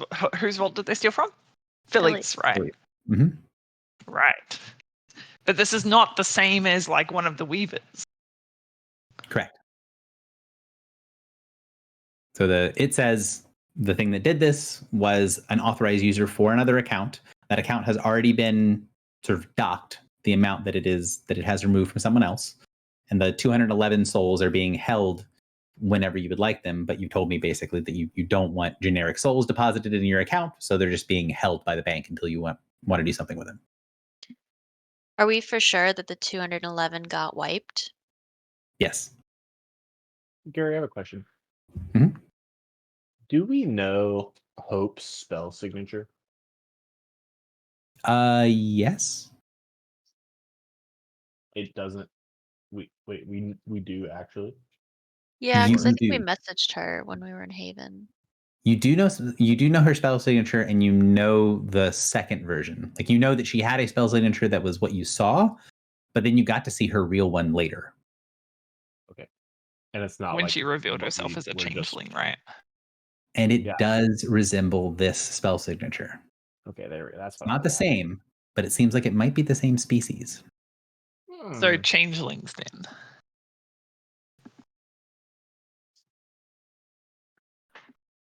Which, given the account holder and what it is a representative of, makes the name kind of on the nose. So it goes. Why would a changeling Mia seek to steal from Filibuster? I do not think it is me specifically. Is this the only person that they stole from? Oh, I think we have a good Or- informant here. Caricature, am I the only account that has been assaulted? Regrettably, many accounts within the Vault system, most of which were completely inactive, were raided, with some having greater losses than yours and some having lesser losses than yours. There have been other account holders and authorized users that have asked or have asked for the Vault to take actions on their behalf, as well as other authorized users that have asked for the accounts for the Vault to specifically not take actions for when they take personal action to balance accounts. So they're When it trying not says to be that, it hypocritical. looks over at Drock.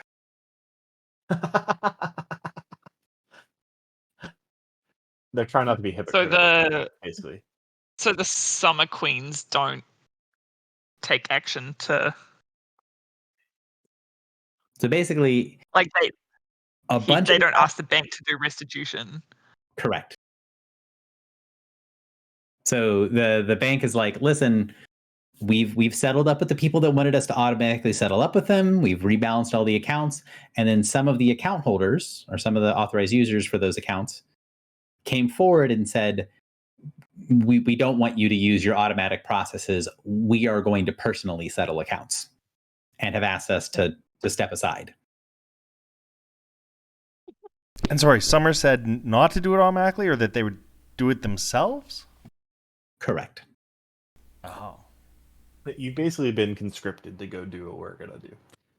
Probably. So I appreciate the information here, Couture. Is it possible?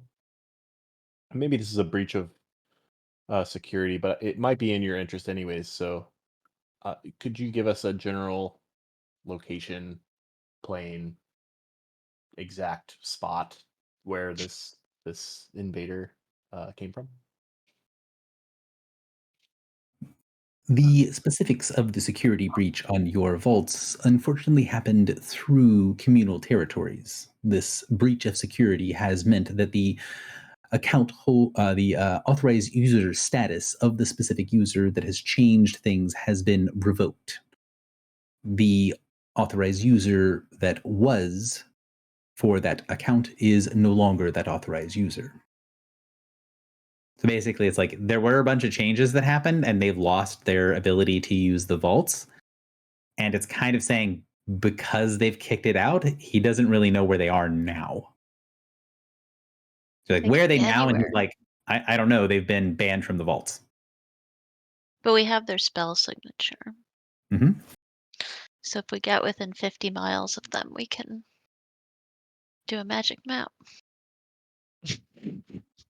Regrettably, while we are not able to have the specifics of the location in mind, given that this was a breach of vault territory and properties, it is in the best interest of the vaults and the best interests of our clientele that are on good terms and still in good standings that the facilities of the vault are to be used at your disposal to rebalance your accounts from your personal values that have been altered.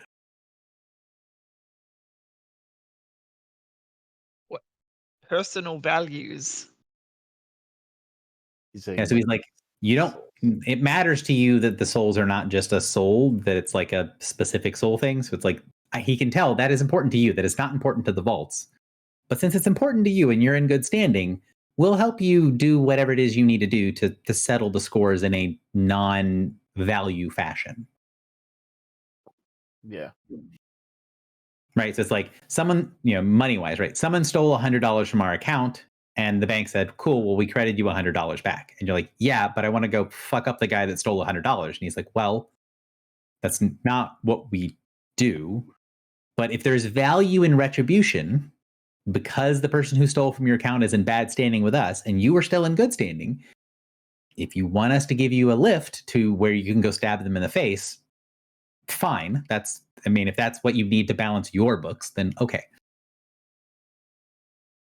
Personal books. Do we want that? Maybe. I have a question. Is this room that we're in the same room that anybody would enter from anywhere to come to the bank? It is a specific nodule that is attached to this particular demence. Each demence has its own nodule, and each nodule is connected with a corridor that allows it to connect to the vault proper, as well as any other nodules of the demences involved. And so when we entered into the vault, we passed through Filibuster's demence, which had been corrupted by a weaver, but you can confirm that the weavers have not entered into the vault. They are incompatible with one of the foundational accounts. Their presence upon vault territory would be catastrophic if it was potentially possible.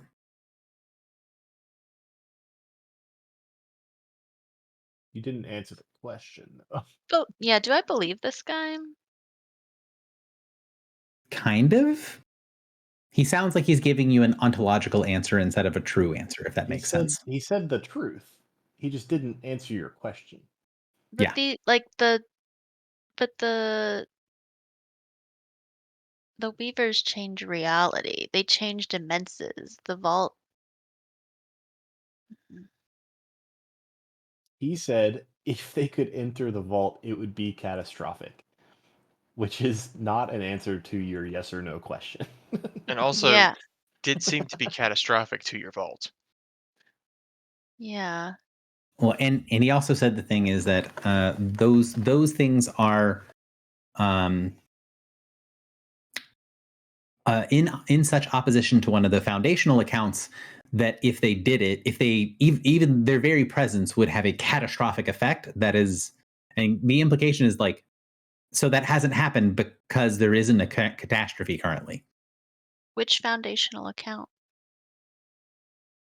The thing, like he takes the little like spinning disc in his hand, he gestures towards you with the disc, and then he stops the inner ring and spins it the other way, and the entire interior of the ring turns completely black as he gestures towards the orb rotating around your body.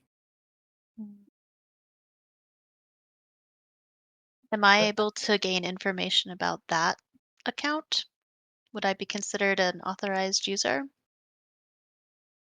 You have the majority of the key for authorized usership. However, you are still lacking certain pieces for it. Regrettably, these are not copyable pieces, and partial permission is not considered permission. Fair.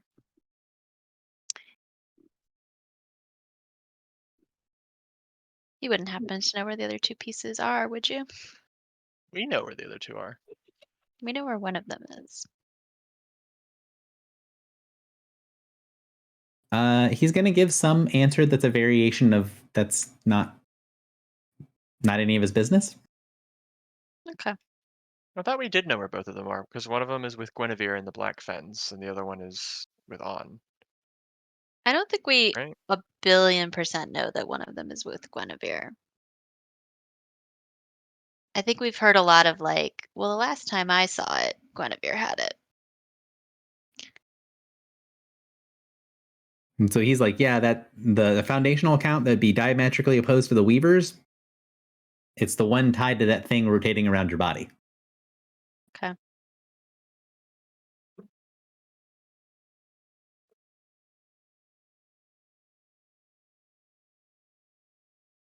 So the Hercator kind of stands there, looks around at the rest of you. Is there any particular business that you wish to have here on grounds? If you have the remainder of parts of your keys to become an authorized user, you are, of course, welcome to have access to that account and all of the things that is entailed within an authorized user. If you are interested in similar things, you are welcome to do so as well. It looks over towards Griffle and kind of nods and bows politely.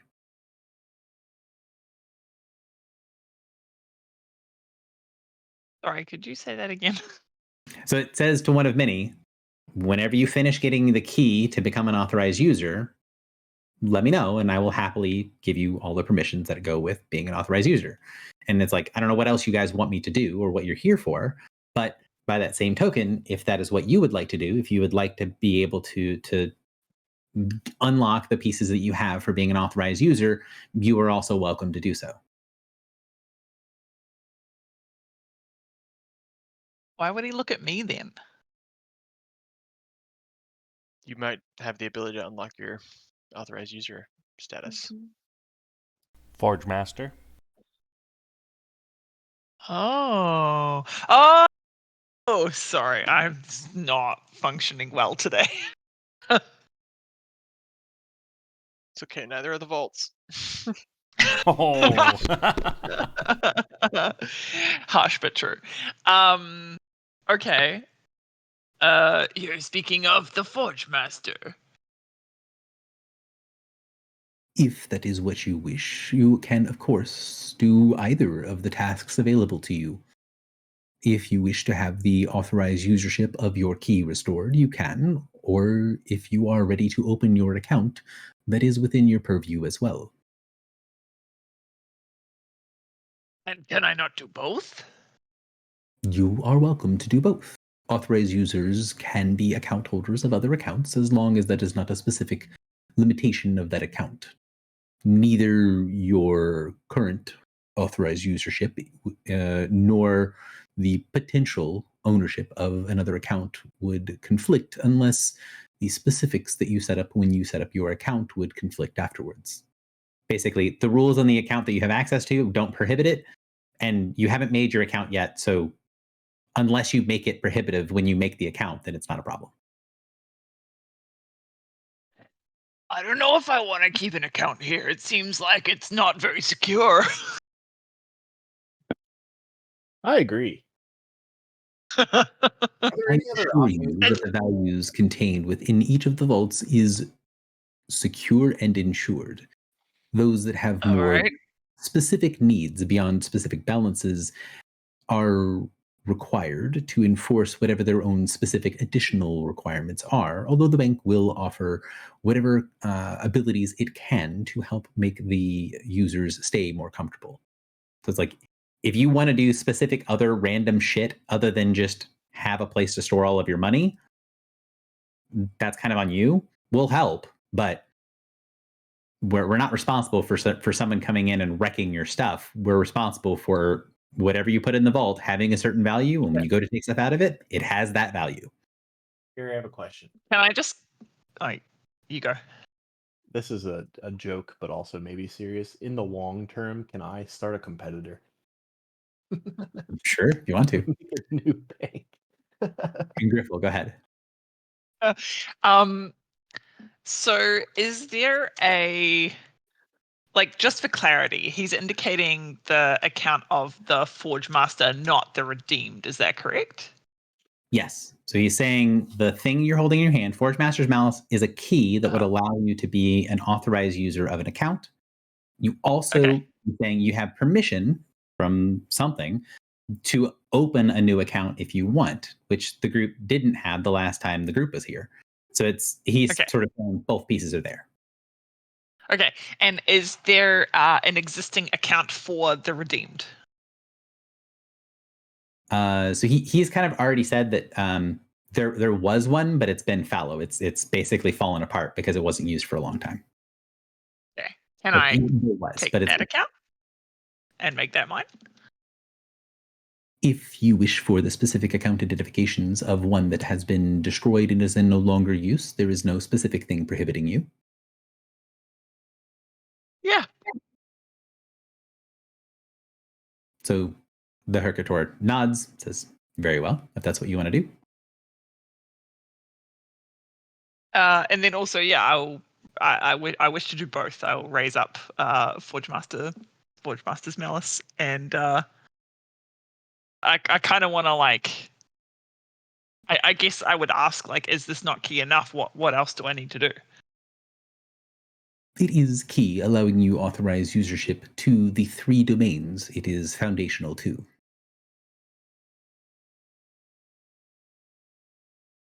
So it's going to give you basically a thing saying that there are sort of generic accounts attached to the domains themselves, and says that will give you access to 3 of them. Oh. So similar to when it says like change is a foundational account. It's not one of the foundational fundamental accounts. Sorry. It is a fundamental account. And the fundamental account has like the domain, right? Which then gets used by other stuff. But the change domain account is the one that the changeling was using. And so it says Forge Master's Malice, it would be a key that would allow you to draw from the energies of any of the 3 accounts that it's linked with that you can use for whatever you want to use it for.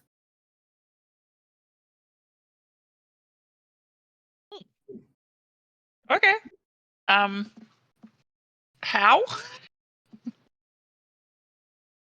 Simply draw upon whichever aspect you wish to access, then go to any of the facility doors to access the connection account. So he walks over to the interior of the door that you guys walked into, and he touches the wall, which then changes away from looking like the weird door that it was set to looking more like the doors that you've seen before, these sort of circular bank vault doors.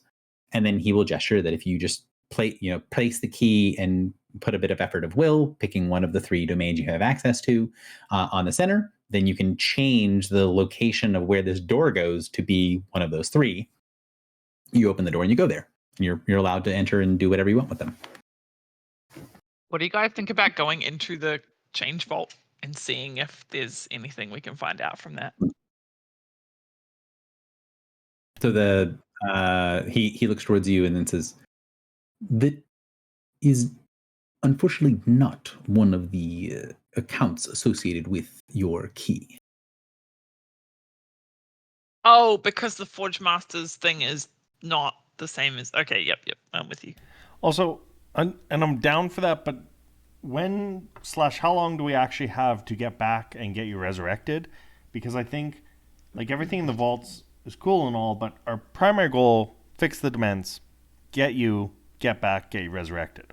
I'll be honest. I don't think there's a time limit when you're dealing with the Winter Queen. Also a fair point. I think it's normally like 30 days though. It's not- I think it's 30 days with the ritual. I think normally it's like 24 hours or something, but you're not going to be running into a time problem.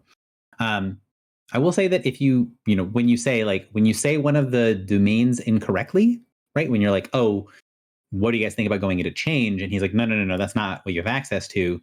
When you look down at the axe blade, because it's changed back into looking like the blade after you didn't use it to forge anything, when you didn't use the hammer.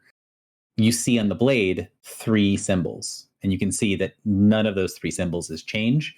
And you can see that they're in sort of like a rough goblinoid.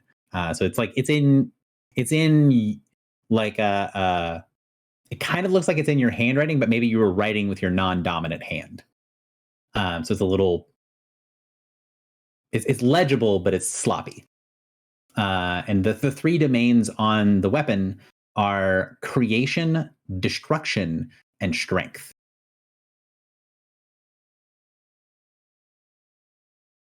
So, sorry, creation, destruction, and strength. Yes. That makes sense. Okay. Did that change? We can come back to the vault at any time, can't we? Yes. Yep.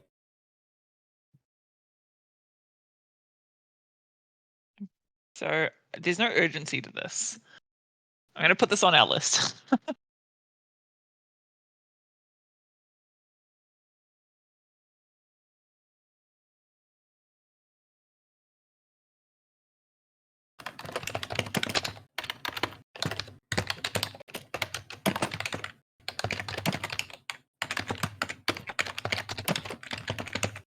Do any of our other artifacts act as keys to vaults?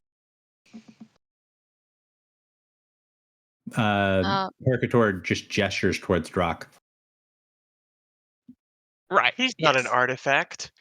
But I thought I only had access to the summer vault. Yeah. Mhm. that is. Yeah. Well, that's just And it one. sounds like my orb will be an access to Iris's. So it's Does like Iris have a vault? Yeah. She's the foundational account that is diametrically opposed to the Weavers.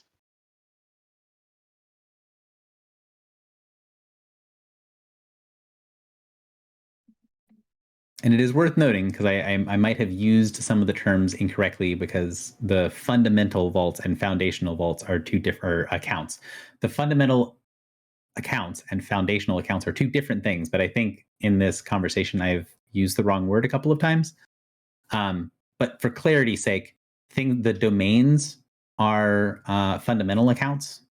And prior to this conversation, the only foundational accounts that you were aware of were the quartz and Io.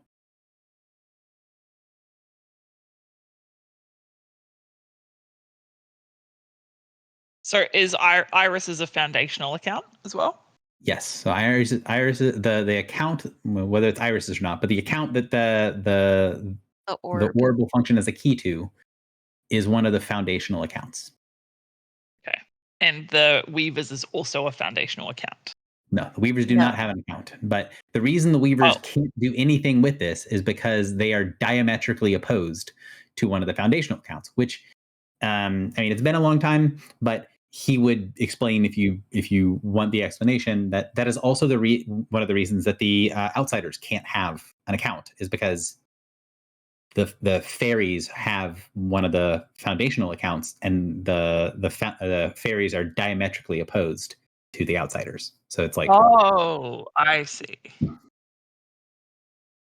so the adversary can't create an account with the vaults because one of the founding members is the fairy courts.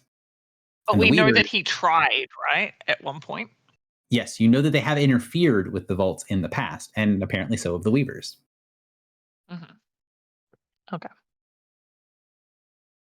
Do we know the Weavers have? I mean, we know that they just put this door, but Well, they've interfered with something. how do we know that? I'm sorry, I'm blanking. You know that they've interfered with like the dements, if not the vaults themselves. I should say. Okay, I see. And it is probably reasonable to assume that the changeling that took all the stuff from the dements and the Weaver stuff, they probably did not happen completely independent from one another.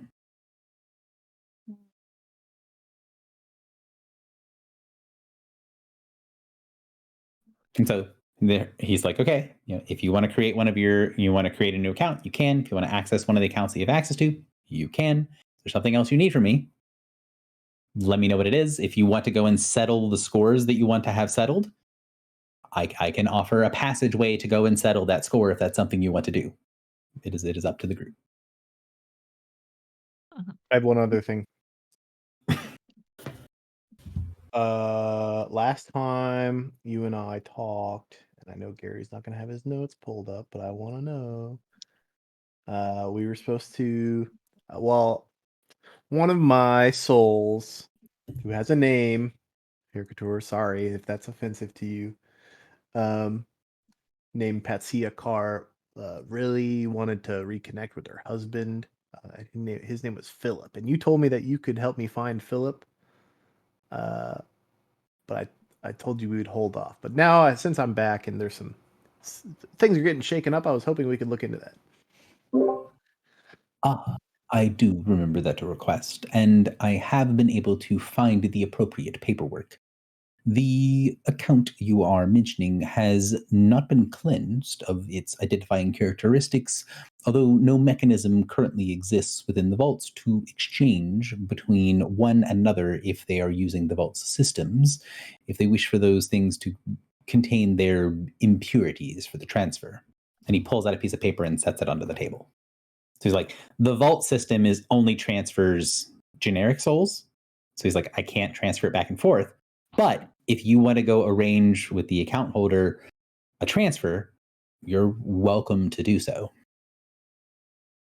Okay. Good. Who's the account holder? So you go up to it and look at the page, and you just see a giant mass of nonsense at first. But then when you keep looking down, the words on the page get more and more intelligible, that you get the sensation like whatever's written at the top of the page is very, very, very old and is slowly changing languages as it goes further down the page. And as it gets closer to the bottom, it becomes much more recognizable, to the point where you can recognize what Elven looks like. And as it gets further and further down the page, you can see and you can sort of understand from the effects of being in this room the translation pieces that allow you to understand Elven, even if Filibuster does not know Elven, until you get to the end of a list of names. Names within names and titles within titles. Further and further down the page, until at the bottom it reads in plain language that even you can read. Her Majesty, the Queen of Air and Darkness, Queen Mab. Oh, okay. Well, that's easy.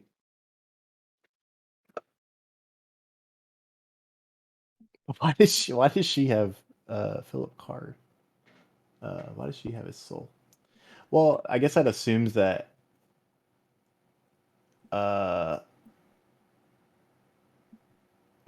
would what's his name have killed Philip? I guess I don't know how Philip died. True. You do not know how he died. Also, I very much expected to give this answer to you like 6 months ago. So Not when but she was yes. standing right outside the door.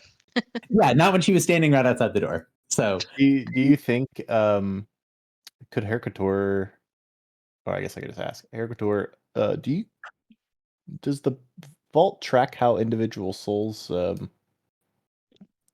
get made into souls?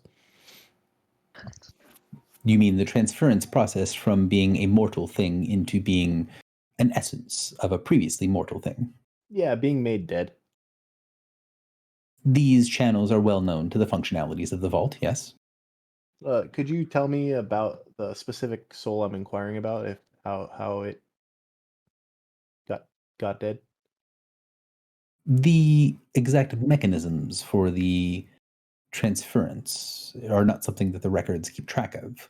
However, the channels that they use to follow towards their destination and which dements they are placed upon is important for the vaults to understand. This one in particular was an associative thing.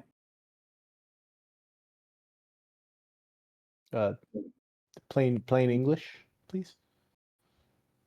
This individual lived its life in accordance with the elements that would cause it to go into many different places. And once those elements were taken into account, the sum total allowed them to be sorted into their destination. There are others that are not associative, but are ascriptive. Many of the souls in your dements are ascriptive souls. They choose their worship. That choice chooses their destination. It aligns them with the shoot that ends with your dements. This one is associative. The life that was led by this individual allowed them to be more closely associated with the values of their ultimate destination. Do all souls fall into one of these two, or is there another? There are other designations. Like free agent souls?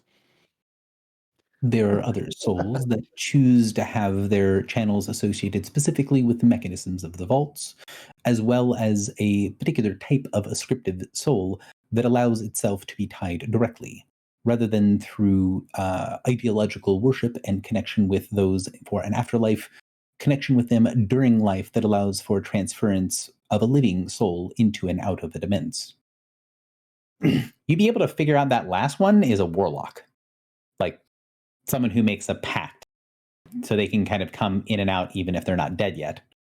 And then the thing that he's calling the prescriptive souls, he's like, these are ones that choose. Like they worship a specific god and they go that way. And then the associative souls are like ones that don't worship anything in particular, or they're not sorted by that. But it's like, if you live a life that matches this destination, then you go to the one that most closely matches the life you lived.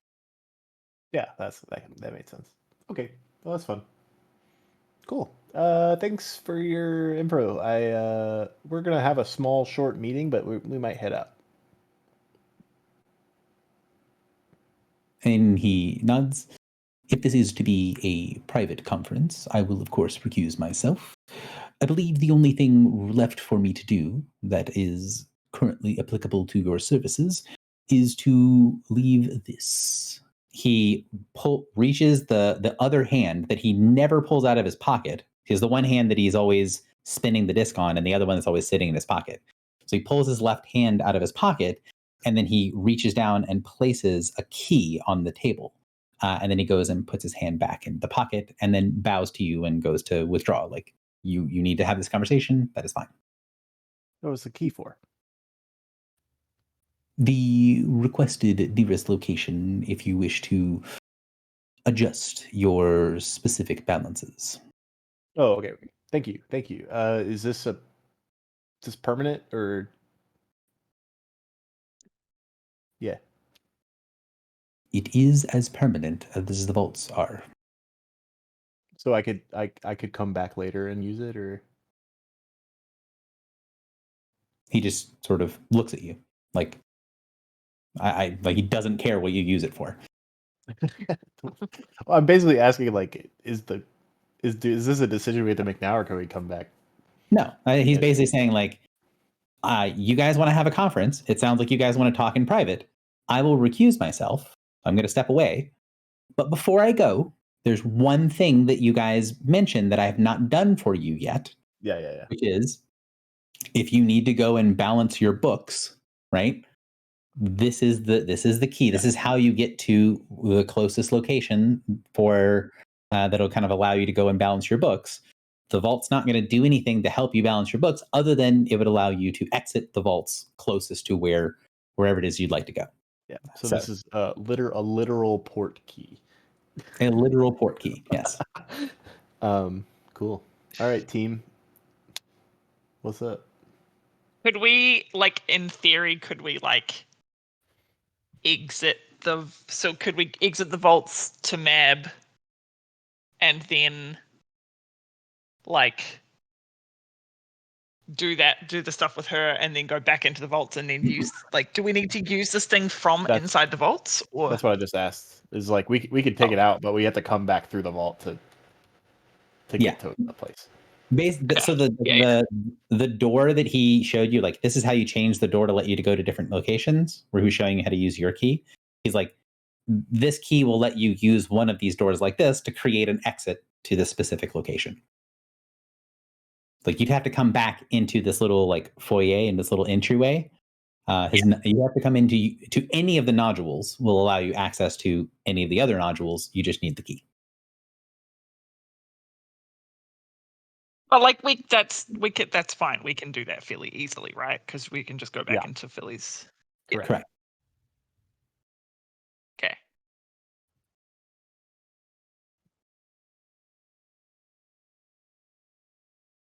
So, do you take the key with you when you guys head out? And are you guys heading back out, or are you guys doing something else? Well, do we want to take the key? Like, is this Yeah. something we actually want to do? Yeah, I see no downside to take it. We don't have to use it. The I mean, this downside is that person- someone else uses it. This person is probably tied to the Weavers.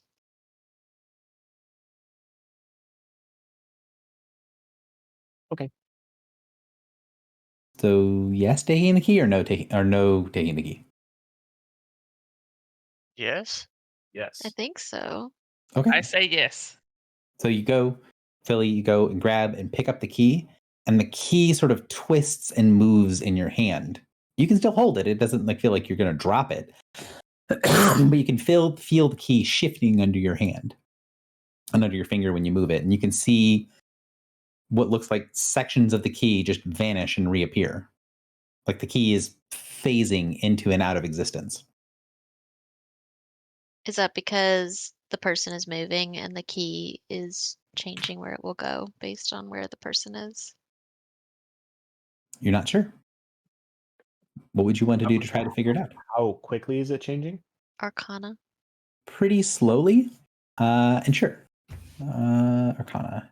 Heck, you can toss me an Arcana check. You're going to know whether you succeed or fail. He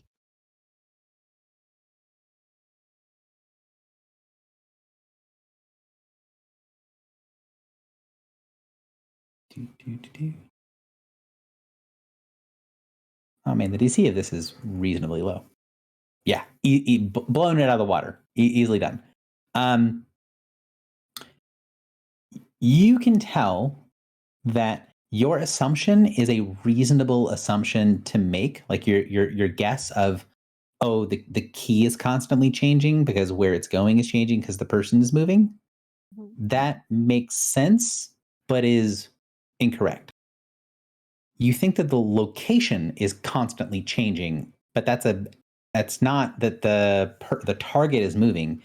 It's that this place where this key goes is constantly in flux. It is constantly changing, and you can see different layers of arcane planar energy mixed into the key. It's like It's the infinite rings. It's where we it's sent the prison. time. Yeah. exactly. You look at it and it is key to the rings. Wait, is it what's her fuck? It's generic name.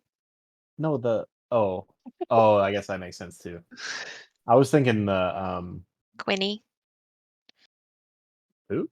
Quinny, the one who made the Sphinx. No, I was thinking the Battle Mind. That is Oh. the other. Ammon. Yeah, but I can see that making sense. I think we should take this key right now and go to these infinite rings as soon as We'll do Griffel's that right resurrected. now. Yeah. Oh, we have to go back and talk to Mab, but then yes, we should go pretty quickly, I think.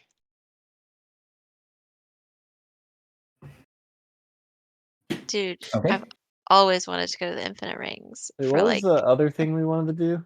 years it's been on my vision board. We had to do something for Mab first. Oh, we had to go to the planet to free the shield. Oh, you're right. I'm not saying we had to do that now, but yeah. So you step back through the door, back into your dements. Then once you do step back in, it's a very easy thing to use the mechanism to go back into your body. You shift back into the world, and you find yourself back in your body, back in the incredible cold that is the interior of the comet. And disturbingly, you guys see a sort of frost-covered, like a statue, basically, of Griffle that sort of slowly switches from being pure ice to being like a perfect ice sculpture of Griffle into being like flesh over the course of about 20 seconds. And Griffle, you feel your like the warmth of your body slowly spread through as you kind of fall into this construct body. It takes a couple of minutes for it to be your body and not be a mannequin you're walking around. What the fuck? You get used to it. It's okay. I hate Yeah. this. When you guys appear, you look around. You see over by the lodestone, you see Queen Mab, who is sort of sitting kind of like side saddle. She's sitting on a low bench made of frost. And she has one of her hands sort of, sitting on her lap. And there is this strange looking gray striped, kind of like a cat, kind of looks like a big short-haired lynx with black stripes on it. That's in her lap. She's stroking the cat, and then with her right hand, she is like her right arm is behind her and is like almost shoulder deep in the stomach of the warden, and she's like just sort of casually digging around. just feeling it. She's so scary, man. She's a little freak. Yeah.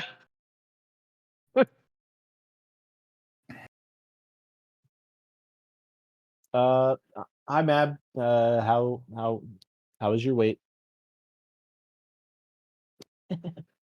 It was but a moment. But you took your time. I have much more rearranging to do of this one's basic programming. Are you ready to go?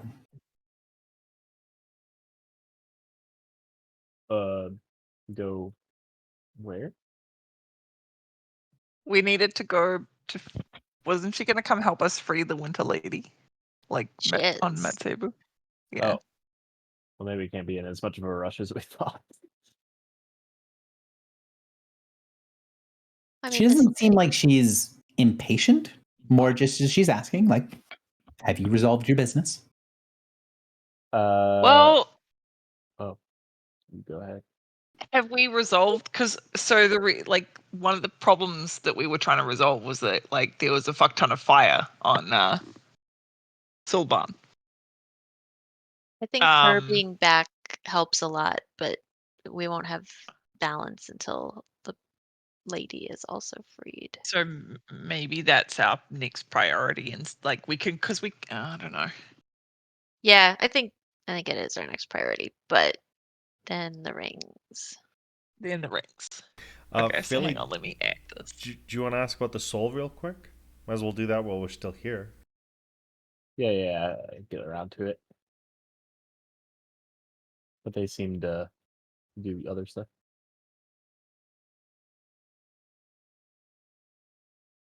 Queen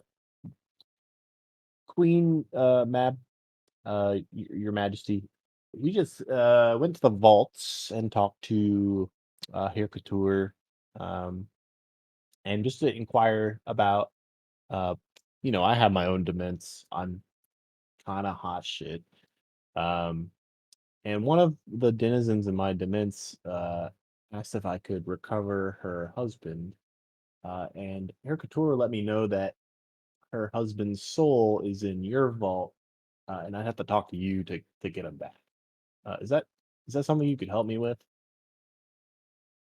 She kind of like looks over towards you, and you see that sort of strange look where she's very clearly getting extra information, where she's drawing on her winter power. And she goes, "Ah, yes. There is one that is connected with your demence that is connected with mine. He lived with a true heart of winter in him. You wish that he is transferred to your care?"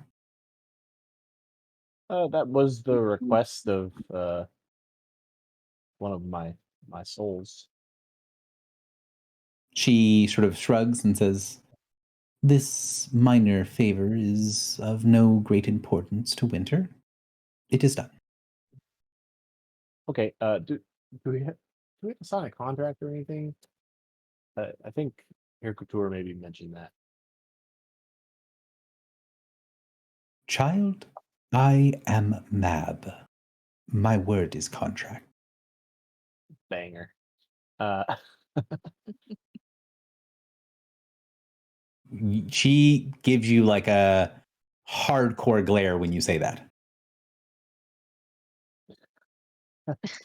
what do you mean? When he says which part, the banger? No. When he said the, is there a contract? When she said her comment back to you, she gave you a glare that went with that contract, or that comment. Like the implication that she would need to sign a contract to live up to her end of the bargain hit a nerve. No, that makes sense.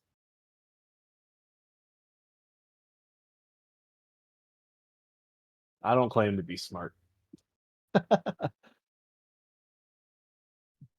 Okay, well, I appreciate you doing me this favor. I'm sure Patsio will be joyous. And it's a sign of our new friendship. You and I. Winter claims what is winter. Winter does not force things to be anything but themselves. I would say the same for me.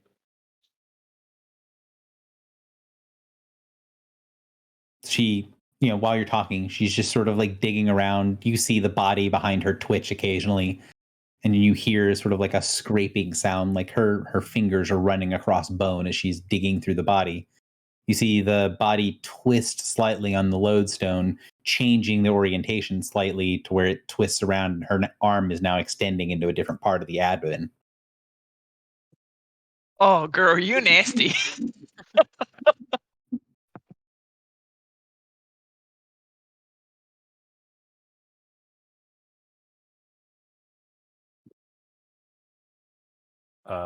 Okay.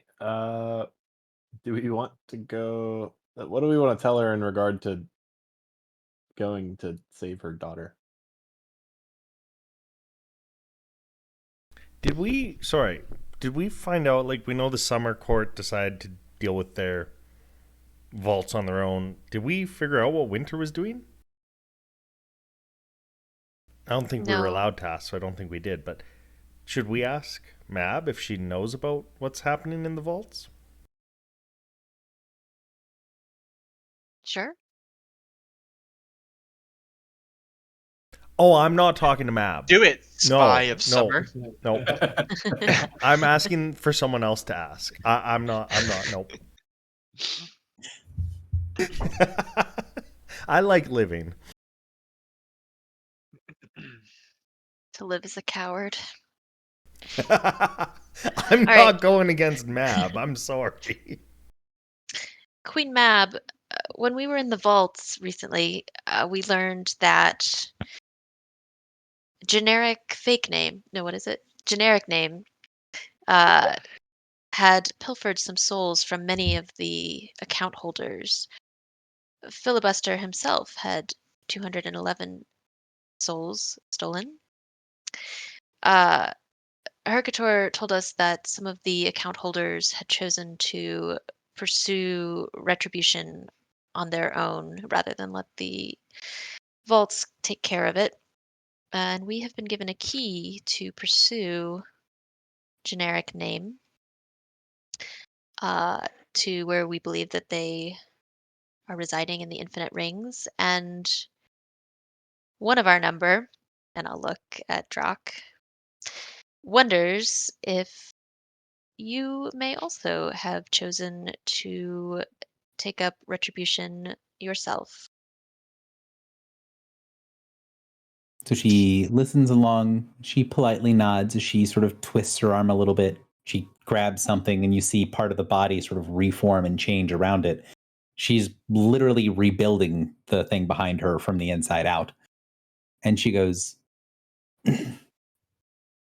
"Child, in winter, you do what needs to be done. And the winter account has seen changes to it that are unauthorized. They will be handled in kind. You have a location to a tool.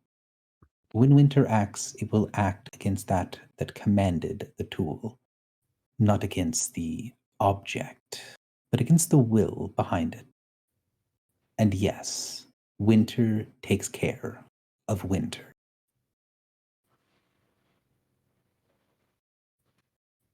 Translation of, yeah, she's going to handle it, but also that there's some steps that she seems like she's going to be taking between now and handling it.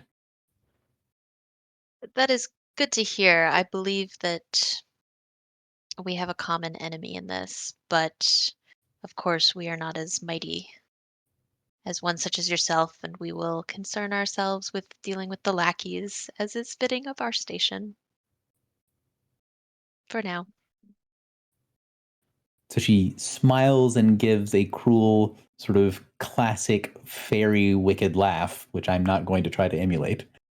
But she seems delighted by the, we're going to keep doing what our station is, you do you. And you can tell that they're like, that does seem to have genuinely delighted her.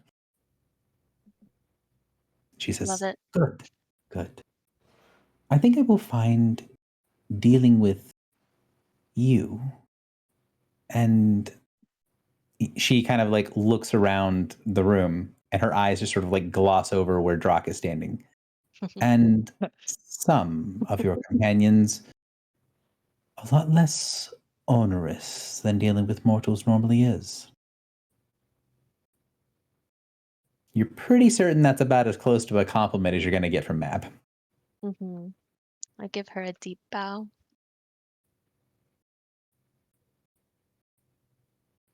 So she stands up, and then she sort of like lifts up her arm, and then she turns away from her little bench that she was sitting on, and then she shakes her arm, and you can just hear sort of the clitter clatter of little bits of like frozen blood just fall off of her arm and start to litter all over the floor. She shakes her arm clean.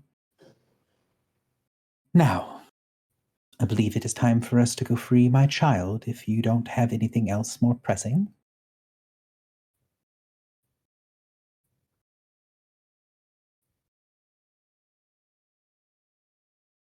I am ready.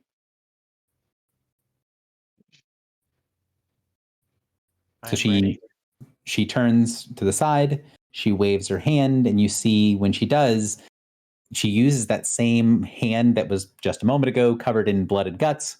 And she waves her hand, and like she's pulling back a curtain. And you see when she does it, she pulls back a like curtain of mist and ice.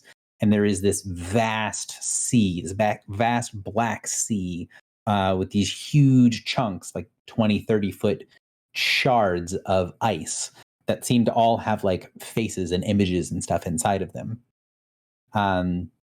She like goes and steps into it, and she kind of holds the curtain open behind her, and you see that there's a platform of ice next to her that she just sort of gestures towards. I'd follow her.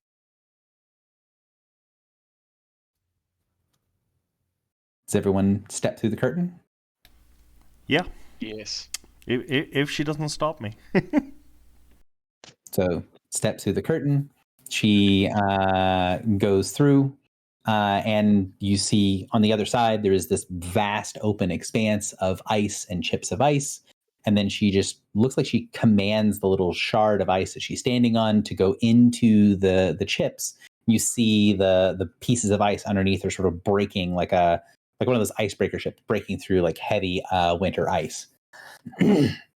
And like as it's coming up, the howling wind gets brighter. You see these shadows start to form around. You get the sensation that all around you there's dark, hungry eyes, predators turning your way, realizing that you are in their domain. You get the feeling like you're in the lair of something that is not hateful, but quite hungry. And as you guys go away, you hear the sort of like crackling howls behind you of things starting to come your direction. And then Mab says as she goes forward, "Now it is easiest to go winter to winter, but I've been silent and still long enough. If you wish for there to be a non-violent solution to things, I believe you need to find different allies." She reaches her hand into the water and puts her other hand, the one that she wasn't opening the curtain with, down into the water, and she pulls up in the distance that you're rapidly coming towards this massive monolith of black ice. You've seen something that looks very similar to it in a vision in the past. This thing that she sees and she's rapidly rocketing towards is getting bigger and bigger, and it doesn't look like the ship is going to be stopping when it gets there. Is there anything you want to do before the shard of ice, the little speedboat of ice that you're standing on, crashes into the mountain of black ice inside the winter domain?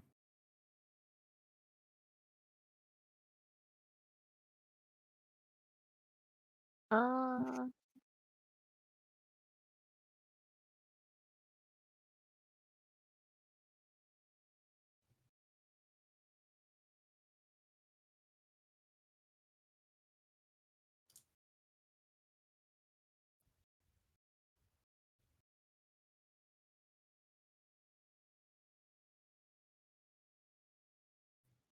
I'm not hearing anything from people, but if you are good to go and ready for me to change the scene, which will be kind of the end of session today, please type a 1 in chat. I was also thinking we should have done a long rest before this, but too late now. You'll be okay. would she assist us with a quick ritual? What do you want to do?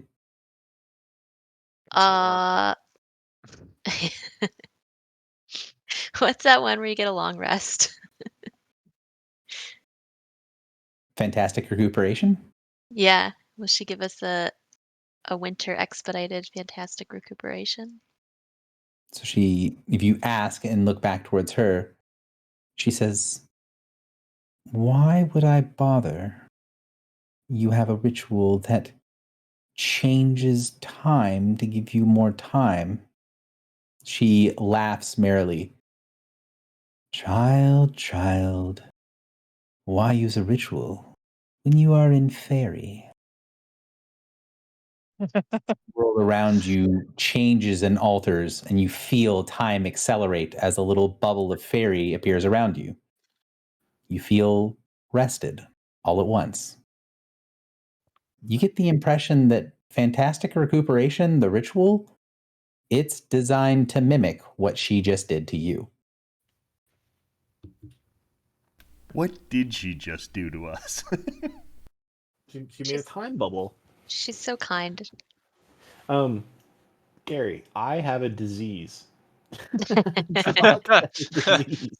Uh-oh. It is going to tick. Yeah. You will have to make a check at the end of the extended rest. Can Griffle help me with the check? I thought that was like a. So at the end of the thing, someone can make a heal check. So it's normally endurance, and then you can make a heal check at the end. Right? So Draw can make an endurance check, and I can get healed. Yeah, because didn't I have a thing of that as well? I didn't track it. We were all on stage. Everyone's on stage 1 who ever has it, and I think it's you, me, and I don't know if someone else has it. There were 3 of us. Yeah. Maybe Griffle. Not me. Griffle definitely Griffle- almost died. Wait, Griffle died. So that Griffle was- did die, so so it doesn't she's matter. reset. Was it Does just Griffle us 2 have- then? It I might be didn't just get the 2 of you guys. Does Because Griffle I have think it minus was 1 to 3, everything? but then Griffle died. This is. I'm trying to see if I can. Where is the disease? It Isn't says it the disease from In the at Dements fighting the At witch? the end of each extended rest, the target makes an endurance check if it's at stage 1 or 2.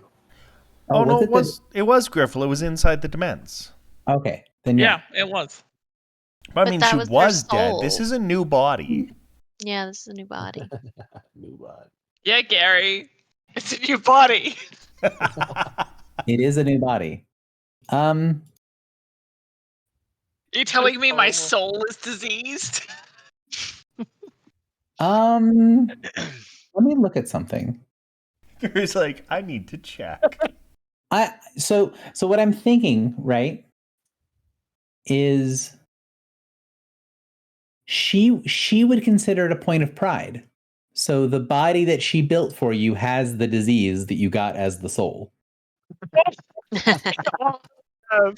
Mab funny is as such a dick. She would consider it Not a from her pride perspective. that she gave you back your original body. She would consider it a point of Disease pride and all. that she rebuilt the body to match the soul, because that's what she said she did, right? She built her a new body from the soul. So if the soul had some sort of affliction, she would consider it to be, or like an affliction or an imperfection. Like if Griffle had a scar that she got from something in childhood, the body that she's in now will have that scar, because Mab would make a point of making it exactly the representation of, as close to the soul as it can be. Fine. Do I also have to cop res sickness as well? No, that was the other thing that I was thinking about, is like she would make a point of making it as it should be, and that doesn't include res sickness. Cool. Okay. Well, that's good. At That least. balances out. All right, so I might have to look up the thing again. Hang on, I always forget where. Oh, it's because it's in the It's under Sphinx. Sphinx. Yeah, because I thought that's where you guys were going to go into it. The touch of anathema. There we go. All right. It does not say what the DC is. Oh. Oh, yes, Does- it does. Just It's under at the it. very bottom. But we also then messed up your healing, Philly. Target regains half health. Half. Yeah, you should have gotten half health from the stuff, but it's fine. You're taking an extended rest anyway, so it's not going to be relevant. Yeah. We didn't do a fight. It was just, I'm just trying to remember all the pieces. So at the end of the rest, people can either make a endurance check, or someone can make a heal check for them to try to recover. So Drock, are you making endurance for yourself, or are you asking someone else to make a heal check for you? I mean, so what's the DC on My- this? 19 or lower increases it. 20 to 24. My heal is 20, so I can only either get no change or positive. Yeah, but you can only use the heal check on one person. Oh, so I'll do me, because I have 19 like endurance 30 bonus, billion. so. Oh, so you can only get positive. Exactly. Let's see. Yeah. Now it might matter on your sheet. Do you have a armor bonus or armor check penalty? Me? Yes. I think 1, yeah. Okay, so you won't have the armor check penalty at the end of the extended rest because you don't sleep in your armor. Oh, so I'd be at plus 20. So yeah, I'll do me. That's easy enough. So do yours first. Yeah, And then, I'm trying to find the button and the things and the everything's just in the wrong place. then Philly is the next person. Yeah. I So could fail really easily. So is that forgetful to use heal on you? So Drock covers. yeah, I don't have the plus 1 in there anyway, so But I don't want 26. Griffo to fail. But don't we have a bunch of like rerolls and stuff right now? Or can we not use a reroll on the disease thing? You can, but it'll count for the next day. So it'll be Yeah. Yeah. But I What do you mean, mean re-rolls? like Right. it's a skill check to heal. Yeah, if you have things that allow you to reroll a skill check or things like that, you can definitely work with it. But mostly, I just want to get this resolved real quick so we can try to get to the end of session, so I can put people on the maps and stuff. Yes. Drock is healed. Okay, so Billy, What is what's your your heal endurance? check? What's your endurance? 11. It's fuck all. Oh, yours is worse than mine, funnily enough. Does My anyone else heal have is- heal or just But I Griffle? can't heal myself, can I? You guys You can could heal make- each other. you could make heal checks for each other, but you can't heal yourself. I have a 15 heal, which is But pretty don't good. you have like guidance of the past and stuff you can use? Oh, there you go. Billy Buster recovers. Philly recovers. So I could. Oh, I guess Guides of the Past would work. And it doesn't feel worth it to use it daily for this. Okay, if I do a roll twice, take the higher, would that suffice? For guidance, yeah, that's fine. That's what you're going to use for Foxy? guidance. I'm asking Foxy. I guess I don't have a choice now because Foxy already healed me. Yeah, so your other options are letting her recover by herself. Okay. So 20 that guidance will already work. So that's I 26. guess it's- Oh, I crit anyways. 35 will definitely work. Oh, You're super nice. healed. My Am I concern for you immune were to the disease? Do. Oh no. I guess we knew this was happening. Look at Stint. So drag your tokens and place yourself into the blue box. The blue box. Why are we in the middle? Blue box. Blue box. Because that's you're a box. stepping out of the giant pillar of black ice in the middle that is the defenses of the Winter Queen. Remember, we've Gary, got all of our surges. I don't want to fight Karina because that character is fucked up. Like that character is broken. I don't know if they're gonna fight like that or if they're gonna fight like the Star Shadows. Both suck. We got our surges back. Did we get a long rest, essentially? Yeah. Yeah. So she. Oh, are we Yeah, gonna you get the temporary hit points that someone did? Yes, Oh, yeah. That's gonna be a question for Philly. I will So do lyric mode. you're going to be filibuster. So yes, everybody gets their surge in temps to start off with. Yes, I think what I'll do, Gary, is any situation in like quote unquote the real world will be filibuster, and any situation in like a demence or demence adjacent will be Philodin. Is that acceptable? Sure. That sounds fine to me. Do we get Drock's surge value in temps? I don't believe so. Okay. It's 'Cause you It's don't only when actually we- spend a equal to surge. surge value, but you're not spending a surge. I see. Yeah. Okay. Yeah. Just checking. So I mean, it's good in the way that you're not getting you don't have to spend a surge to get the temps, but it's you don't get the benefit of. His Maureen, thing. can I change you to this token? Is that allowed? Yeah, it is. You know, like a stretchy little square? I'm a square. Put yourself in the Uh, blue box. Where the hell is your actual sheet? Oh, there it is. I've hidden it. You'll never find it. So I don't fix know that. why. I go to my sheet and I hit edit and I say upload a new photo, and it just like totally fucks whatever photo I put in there.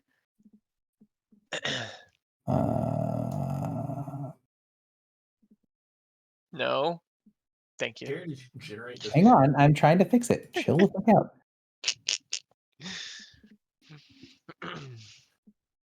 And then this is healing surges.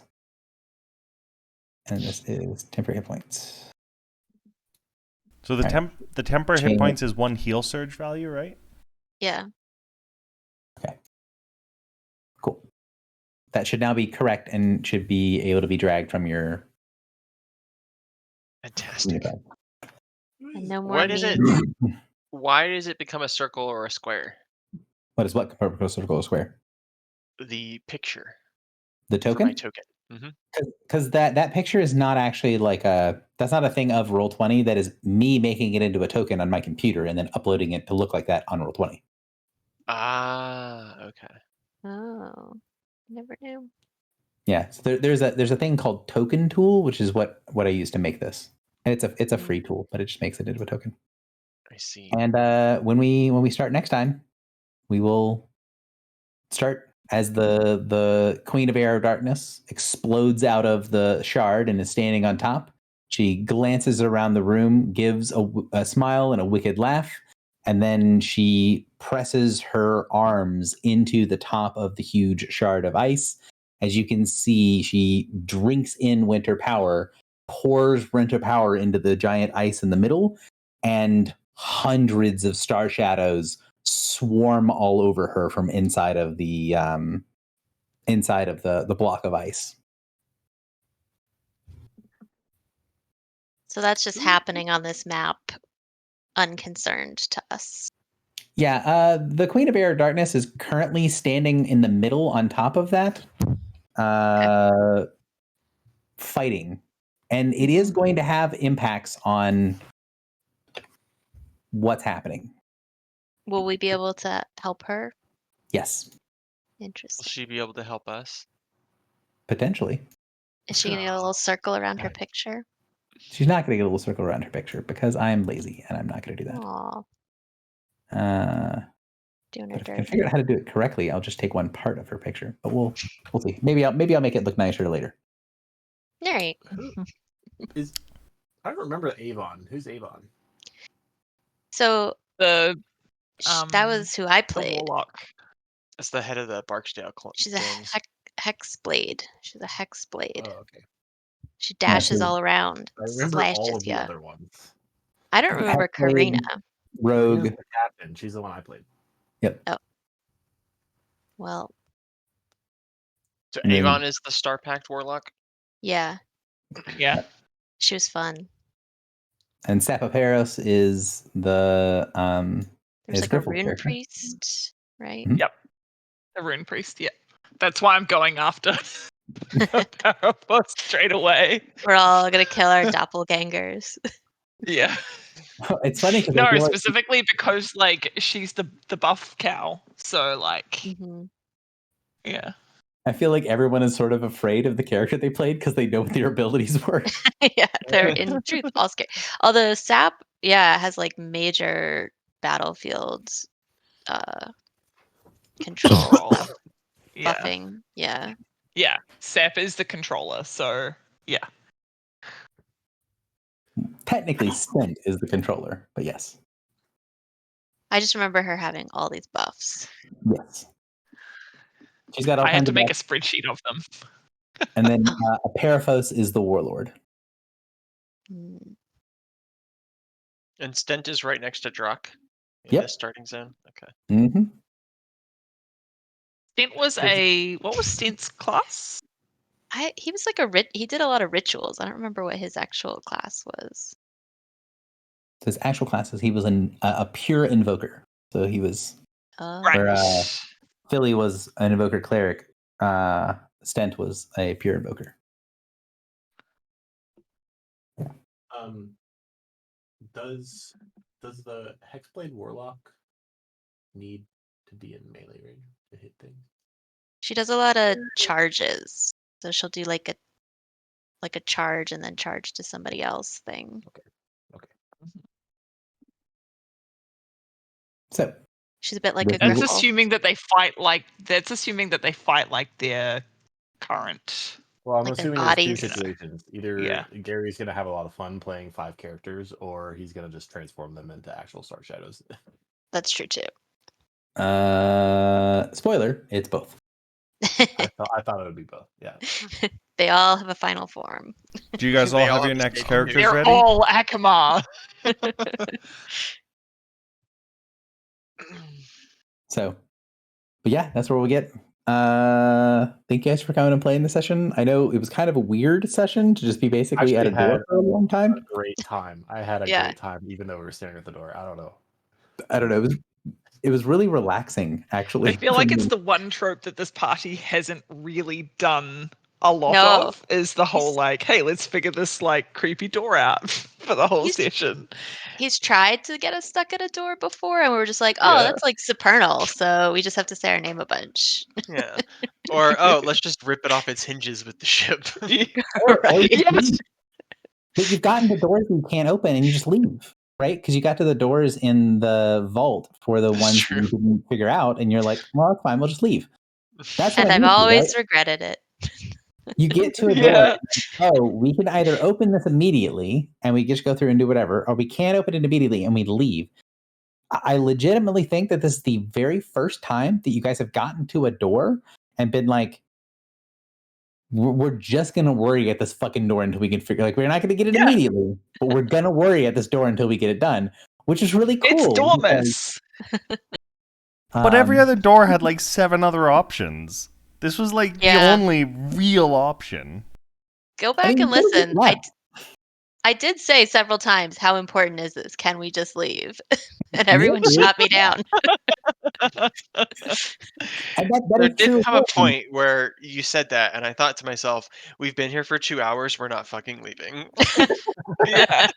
It's a sunk cost fallacy at this point. It is.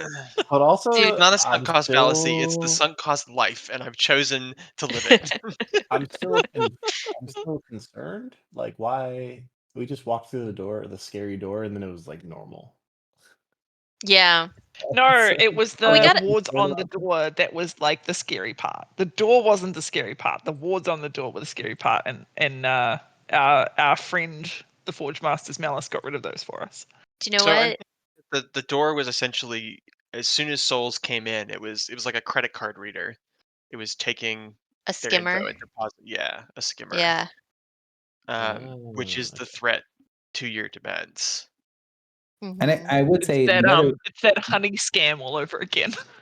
well, the other piece to it is designed to be a big, obvious, interactable thing that has a whole bunch of traps and shit on it, so that when you try to press the door, as you know, when you try to go in and be like, oh, someone's violated security, I'm going to go clean up all this stuff.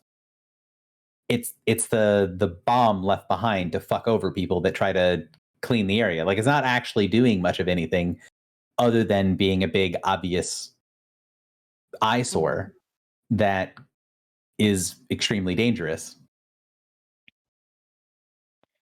But we got a key to the infinite rings, so that's pretty amazing. Yeah, And one. That's true. also that scene inside of the orb was badass as hell. With the angel. Loved it. With the Forge Master, yeah. Yeah. Well, Forge Master and the Forge Master protecting Iris. Yeah. Awesome.